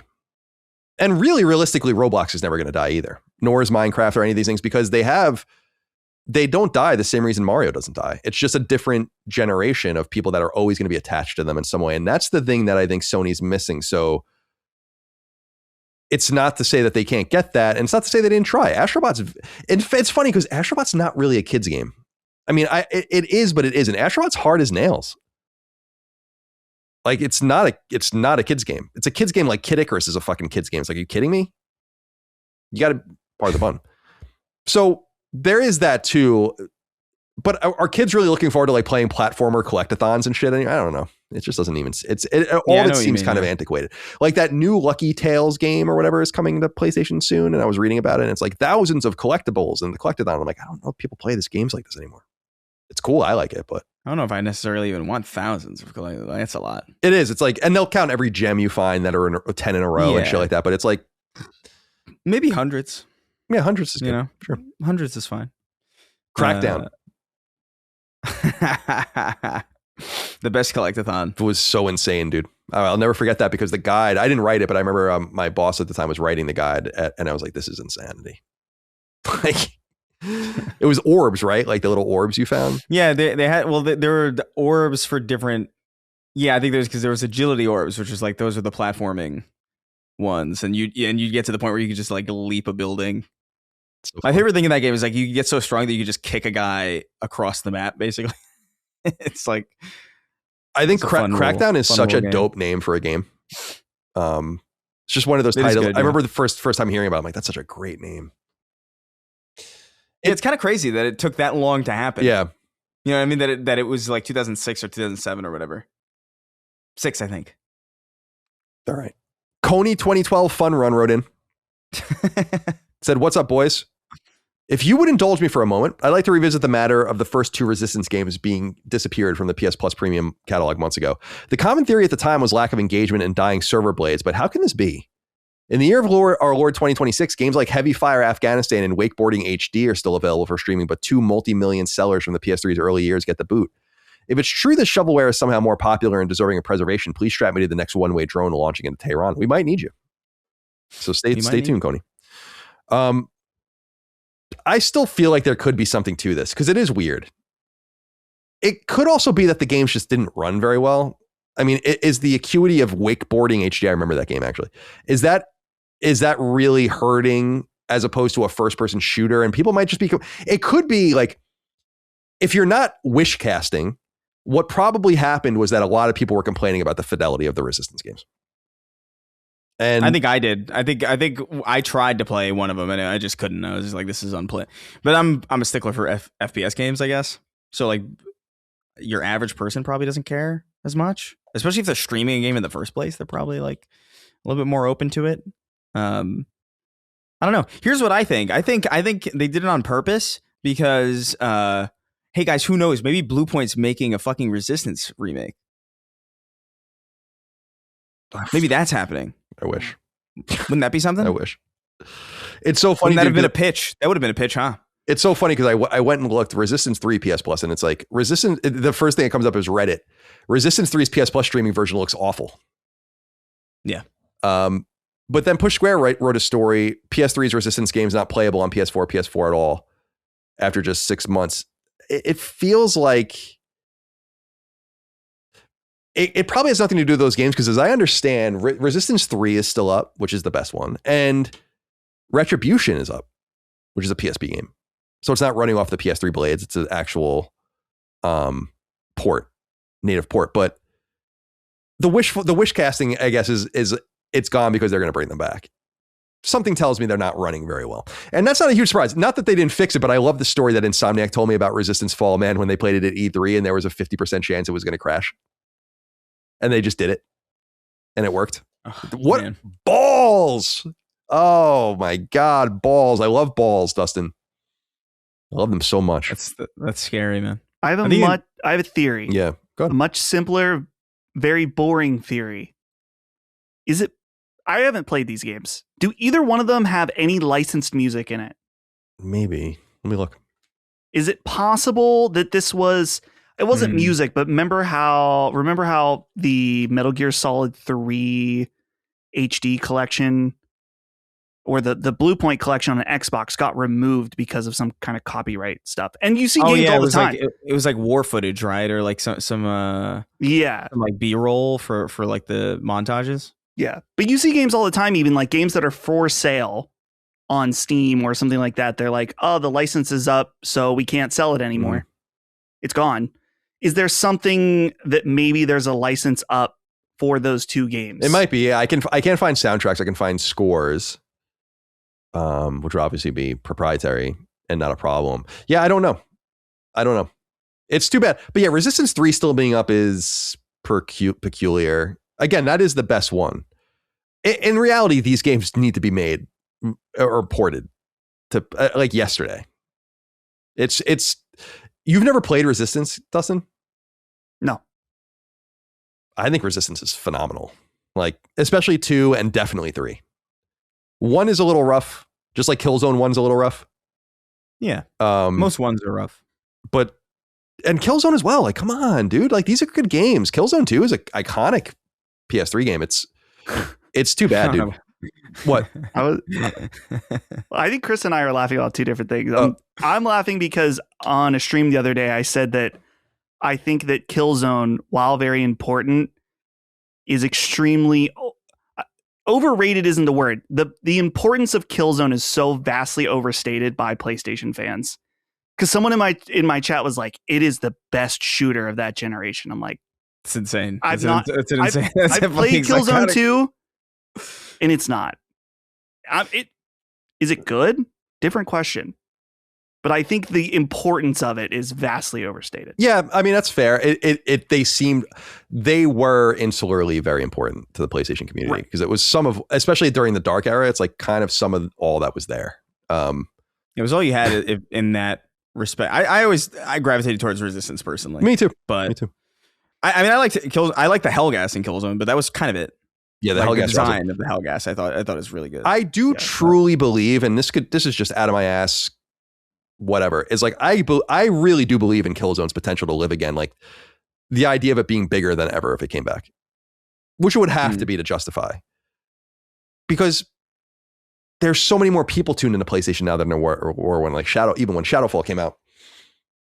I feel like maybe, and they're not available. That's the thing, is like, no one wants to play these fucking cloud games. Like, no one even knows how do you even know if anyone wants Resistance? Like, it just seems like such a no-brainer. Like, you would think, honest to Christ, you could port the 3 Resistance games, just port them, remaster them for under $10 million. If only you had a studio to do that. Yeah. Yeah, if only. Yeah. Wouldn't that, yeah. like this is a cheap, like I'm not saying it's cheap or easy, but it should be relatively doable. I mean, and Killzone, because people say like, well, Killzone 1's a PS2 game, but there is a port of Killzone 1 on PS3. So like you can just start, Supermassive did it. So you can just get going from there. It's very frustrating just because I think, and again, Shuhei kind of admitted it in my conversation with him, is they made a mistake by abandoning first person shooters. It was bad timing. Really bad timing. They had two pretty good franchises that were doing their thing nonetheless. And I think it's a shame about Shadowfall, especially because Shadowfall really was great. They fixed so much that was wrong with Killzone as far as its aesthetic and finally made it something other than this gritty black, because they were obsessed with the Hellgast eyes, right? And eventually it's like, all right, guys, I get it. Like we got something, it's got to take place somewhere that's not brown. Like, can we, and remember they showed it for the first time in that city on Vecta. Yeah. And the whole, I'll just reiterate, as I've said many times, guys, like the whole vibe of Killzone is very politically timely if you want to lean into the events of the day. Like it's partially about a planet that is separated two sides by a wall around the entire planet. Between these two sides. It's super fucking cool. And it is what it is. All right. Ryan Cavalli wrote in and said, hi, folks. I know you guys are big Seinfeld fans. Well, Chris and I are anyway. If you could have a game made in the Seinfeld universe, what type of game would you want it to be? Who would you want to develop it? You have any ideas for this, Chris? Yeah, I've probably said this a million times, but like, I want a character action fighter. I want to fight. I want like an Arc System Works or like a Marvel vs. Capcom 2 style pixel art fighting game with just the Seinfeld characters. I think it'd be great. I can think of so many, like already like the Elaine little kicks is like a super, like that's already there. The little kicks do a shit ton of damage. Kramer sliding in through the door, like using the door as like a psh, you know what I mean? Like I could see it in my head. Like I can see this so vividly in my head. It's actually really sad I can't do pixel art, because I probably would have done this on my own already, like in my free time over the course of like however many years. But I like the idea of looking at a game and being like, why on earth would you make that? Like, why would you make a Seinfeld fighting game? That's so stupid. And it is. It is. It's awesome though. But I would love to play it. I don't know if there's really other genres you can really do. Like it'd be kind of cute to like have like a first person horror game set in like the building or whatever. You know, you like walking around with a flashlight and you like you got the flashlight going through the apartment or whatever. Maybe there's something you could do that. I don't know. It's a sitcom, you know, so the absurdity, I feel like you have to match like the mundanity and like the kind of safeness of a sitcom with almost something that's bombastically like antithetical to it. And to me, that's a pixel art fighting game. I would do the same thing I would actually want the same thing with just sitcom characters in general. I'd love to beat up Urkel as Kramer in like a fucking, you know what I mean? It's so funny, man, because we've said this before when this has come up, because you have brought up this idea before and we've discussed it, is that like the first time I met my brother-in-law, Derek, in the summer of 1996, I was in seventh grade or whatever. We biked to the local pizza shop on Long Island. He was spending time with me or whatever. We were getting to know each other. And he brought up the idea of doing Celebrity Street Fighter. That's what he called it. And it's like exactly what you're talking about. And I was like, even then it's so funny, man. And so that definitely reminds me of that 30 years ago. Yeah. You know, it's funny, when I saw Ryan's question, I was like, you know what would be interesting would be a Disco Elysium style, like very deep, mostly talking role-playing game, because Seinfeld is so about the little things and the stacking of little things and like the observations and on your behavior in person and all the rest, and a statistically driven game that can track the insane shit. Like having, I don't even know what they would be, but just random stat qualifiers instead of strength and stamina or whatever. You know, it's like insanity and depression and like all these different things. And you would make choices and it would you would have this very deep, conversational, livable Sims-like game almost that took place in the world where you were encountered with these Seinfeldian choices. And then it kind of created maybe you're even a character in this world or around them or something. You're not even one of them. Be pretty interesting. Yeah. It would be, it's funny, man, because like Castle Rock and all these different NBC and all these different people have their hands in it, but it would be cool if they were smart enough and cool enough to know that a Seinfeld game would be dope. Like they have so much money that like you could invest tens of millions of dollars in it easily and do something fun and stupid. It could be anything. Like that's the thing is it could be anything as long as it was cool. It reminds me a little bit of that Lego set where it's like, this is cool. It's random. Exactly. Yeah. The Lego set's a good example. Just like do something small. It doesn't have to be like, no one's expecting, no one's expecting The Last of Us Part 2 out of a Seinfeld game. You know what I mean? You have relative freedom to do it. I'm already just thinking about this I'm thinking of all the different, like Uncle Leo grabs you by the arm and he won't let go. Like I'm just like as a tactical grab or whatever. Like there's so much. I don't know. It would be cool to have like ice climber type characters with like the gay guys with the ribbon, you know, and the ribbon and the furniture and stuff. Yeah, the arm war guy, the soup Nazi. There's so many good characters that you could put in that game, in like a fighting game. I've been obsessed with this idea for a long time. Yeah, like a brawler would be cool with end bosses. Yeah, that were maybe about different episodes or something. Yeah, it'll be interesting. Anyway, they're not smart enough. Also, it's like you have that much money, and it's like they're obviously very afraid of doing too much too, which I respect. They did like that random American Express commercial back in the day. They did the season of Curb, but like you have any idea how much money has probably been thrown at them over the years, and like how much time has been spent trying to get them to come back and do anything, especially in this era of revivals. Like I assume it would be something insane, like $5 million per person per episode or something to get them to come back for whatever.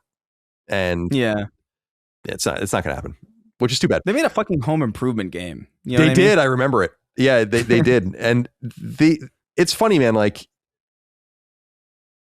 it doesn't have to be stupid, shitty. Like we've learned so much about licensing at this point. And right. So it could, if you said they were 20 years ago, they're going to make a Seinfeld game, I was like, oh my God, it's going to be like some fucking bootleg PC bullshit. Like those old Law and Order games. And yeah. Scarface, The World Is Yours. All right. Gabe Owner wrote in, said, "What's up, guys? People always cite No Man's Sky as one of the great comebacks in video games, but is there even a chance for games to make a comeback nowadays? Was No Man's Sky just safe to keep funding because it was a small team on a seemingly smaller budget? Was it the fact that they had a definitive vision, or was it just a different time? Keep on keeping on." Thank you, Gabe Owner, for writing in. I actually think this is a great question because I don't know. Cyberpunk's probably the what? Huh? No. Oh, okay. I mean, I know the name is Gabe Boner. Yeah. That's what you guys were laughing at. No. You didn't get me again. It was up in the air whether or not. Like I was like, I assume he knows. Chris and I were communicating telepathically that we're not saying it. Yeah, no, that's fine. I thought I said it in a way that acknowledged it though, but maybe not. You're very deadpan. You're very deadpan. Yeah, I am. I know. This is exactly why I didn't say anything last time. Yeah, right. Because you delivered it exactly the same. Fair enough. That's fair. Cyberpunk's probably the last comeback, right? Yeah. I mean, what else would have really done it? PUBG kind of came back, but it was big, and then it declined, and then it came back. So that's different. I feel like people are so aggro increasingly in these social spaces, and that I don't know. Like if No Man's Sky came out the way it did today, I don't know, man. In fact, I think its vision and its big promises and its lack of delivery would have been its death knell in this era, because they were like given the benefit of the doubt. People like Sean Murray, and PlayStation obviously kind of was behind it a little bit, and and Cyberpunk. The thing about Cyberpunk is that it's fucking excellent. So underneath all of the technical bullshit that they couldn't get going, they should have, as we said a million times, they should have just canceled the console versions of the game, released it on PC and said, we'll worry about the console versions later. But they didn't, but they turned it around. But I think it's because the game is awesome. And right. So there was something there already. Right. That was very good. Even baseline. I mean, I played it on Series X and I had a fucking blast. Like I didn't have any bugs. I didn't have any crashes. I played on PS5 and it was superb. Yeah. I think the biggest difference with the comeback stories we've heard of, whether it's No Man's Sky or Cyberpunk, it's money. You know, where a lot of those Cyberpunk made a lot of money on launch day, despite it being broken. Also, No Man's Sky made a lot of money. And whereas something like Highguard you can't go and fix it if you have no income from your free-to-play game failing. You've already burnt your investment money. They're not going to keep giving you money if you're not making any money. So that's the main games we see failing now are live service overall.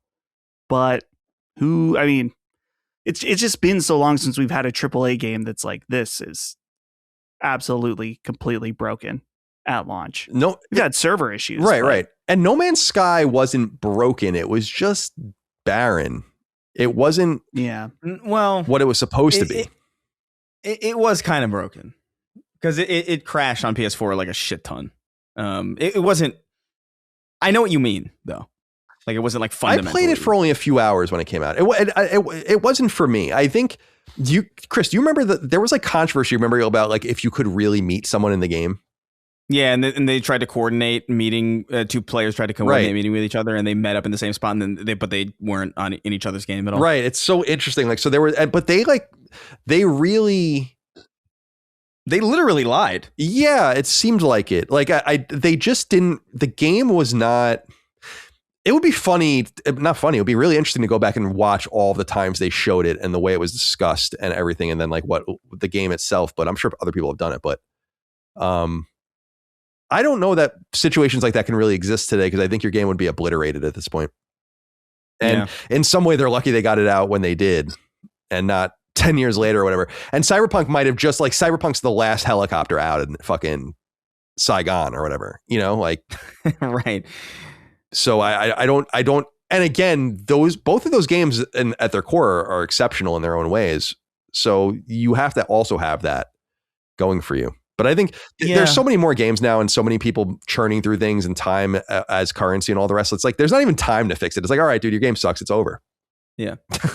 I think two things can be true at once. Right. And I think these are the two things.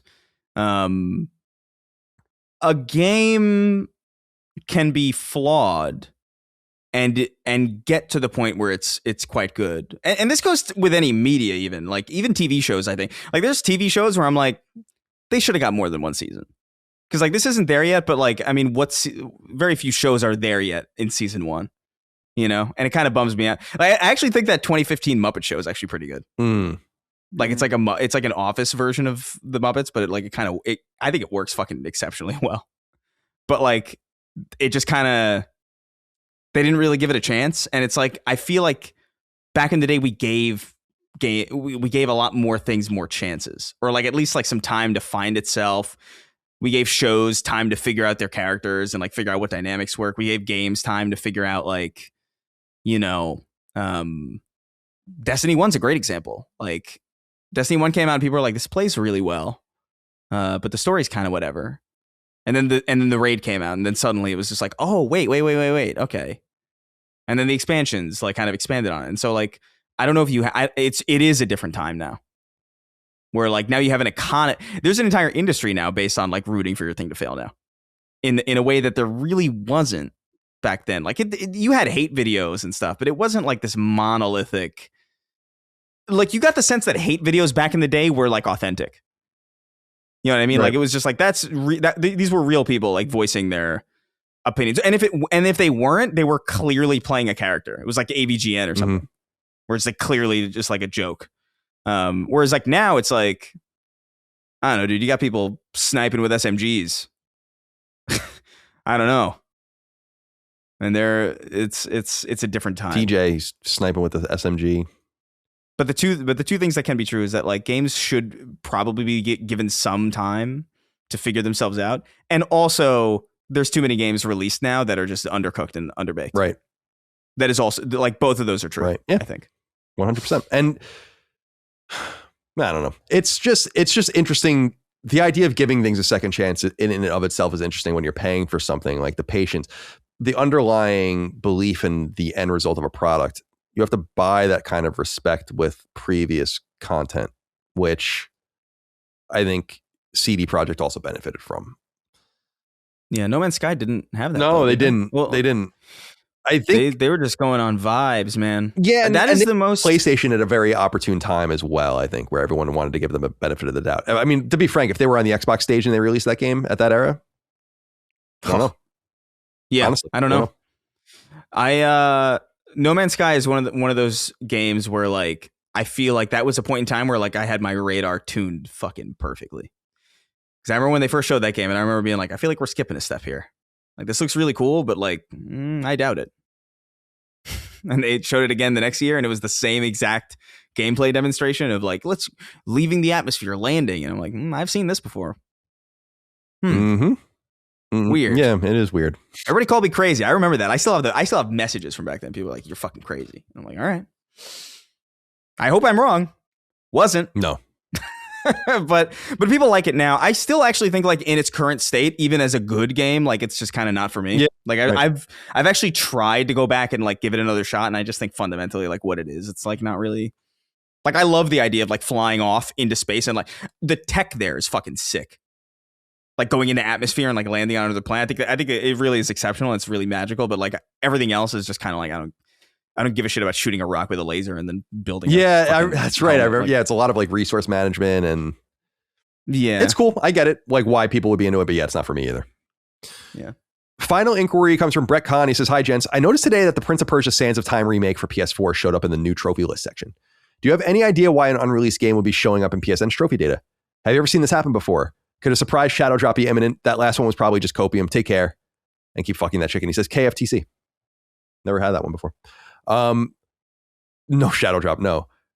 I went and looked this up because I know this existed for you, and I think you would find it very interesting, and maybe others. But Brett, I know you would find it interesting. Is there's a PSN Profiles forum post that's pretty old at this point. It's called All Known Non-Syncing Trophy List. This is what the nerds like me do. I'll put it in the chat here for you guys if you want to check it out. And they have it separated out by console and hardware. So PS4, PS3, PS5, and Vita. And then the different kinds of games that have been released, including like trophy lists with missing or incorrect trophy tiles, unreleased or canceled games with non-syncing trophies, orphan trophy lists, legacy platforms, which they call lost causes of things that will never be fixed. So you can like, there's collapsible, if you go to this forum post, there's like collapsible lists of all these different things. You can even find lists of trophies that have been delisted because they're like scamware and stuff like that. So it's not comparable to how many games are published on PSN for things to show up that are just random, but it does happen. And Dustin, you might remember this better than Chris, but do you remember that the first PS4 trophy list that was listed, and you would remember this because it made stories, was like some shooter that never existed? Does that ring a bell for you? It was like some name, and it was like basically a sample trophy list for a game that doesn't exist. Yeah, and that that's sounds still really on familiar. PSN. So yeah, there's things there. The things that frustrate people are not so much the unpublished, because I remember NBA Elite or whatever was canceled one year by EA, and they still published the trophy list for that. So there definitely are unreleased games with trophies, but the bigger thing are the trophies that don't work. And people far up these developers' asses sometimes for years until the developer or a publisher go out of business or confirm that they're not going to fix the trophies, and then they add them to a list of like trophies with permanently busted or games with permanently busted trophies. So people are on it. People much more autistic, if you could believe it, than even me, are all over this. So go check that out, Brett. I think you'll enjoy it. All right, guys, that's all we have for this very special episode of Sacred Symbols of PlayStation Podcast as we enter the 400s. Let's go around the horn and say goodbye to everyone. Chris, goodbye to you. Will I see you next in California, or are you going to be in New York for a while longer? I think I'll be back. I said that last time, though. So yeah, like, who knows? Who knows? Who the fuck knows? I guess I live here now. I don't know. But yeah, we'll see. We'll see how it goes. I'm excited, man. It's going to install Marathon. I saw My Name is Bife, the Destiny lore guy, just dropped like a 20-something minute Marathon video, so I'm stoked about that. Brush up on my stuff. I wonder if they gave him access to the game early to like kind of get some things prepared or something, you know. They would be smart to do so. Yeah. But I mean, there's been a lot of Marathon. I mean, Marathon's 30 plus years old, right? So like, there's a lot there already. But I got to brush up on my stuff too. So gonna install that, eat, maybe listen to that video while I eat, and then the day's done. Yeah, because sure. I'm gonna be. Ooh, is that the fire alarm? Yeah. They're cooking. Oh, okay. I remember they were like, yeah. That would imagine my house burns down. Oh my god, yeah, that's all you need. I can't play. And Marathon's like the top of my list. Is like, damn, that's the primary concern. That's all you need. So I'm gonna lower my mic. Yeah, that's it. That sounds good. Dustin, goodbye to you. Well, Goodbye. any plans for you? I'll see you tomorrow for the podcast. Right. Yes. I'll see you tomorrow. Tonight we have to go to Target to get a prescription for Holly. So I think we might go out. I'm kind of thinking McDonald's tonight. Nice. I'm in the mood for a double quarter pounder. Oh, it's my favorite, dude. I love the double quarter pounder. It's so good. The onions they put on that. I'm in for that. Love that. In for a Shamrock Shake. I'm also going to pick up Pokopia tonight. The new Pokemon game that is from the developers of Dragon Quest Builders 2. Looks very good. One of the highest rated games of the year. And I have Marathon. So it's going to be a pretty good evening, I think. So yeah. Thanks for a great show as always. Yeah, it was a great show. Yeah, I'll get back into. I'm just going through Resident Evil. Never platinumed the Resident Evil game. Oh, interestingly enough. So is this? Are you aiming for this? Yeah, one? I want to do this one, and then I mean, I'm not going to have time because Crimson Desert comes out. There's a few games. There's like arcade shooter that's kind of like Zelda. Have you seen this? It's called what is that? God, it's mini shooting something. Let me look it up. It looks. Someone actually recommended it. It looks great. Crimson Desert looks actually mini shoot adventures. It's called mini shoot. So I want to get into that at some point, and there's a few small things I want to get into. Oh, but I would like to. I'd like to go back and play a bunch of the Resident Evils again, but I just don't think I'm going to have the time to do it. But yeah, it would be good to. It would be good to platinum this one in the interim, and yeah. So I'm just trying to get the. I won't use that acronym anymore. I'm trying to get the collector's points to unlock infinite ammo. I will say the infinite knife for Grace in my playthrough has been huge because you have no ammo, so you can kind of do like the little swingy knife thing and try to kill the zombies. It takes like 30 seconds, but it works. All right, my friends.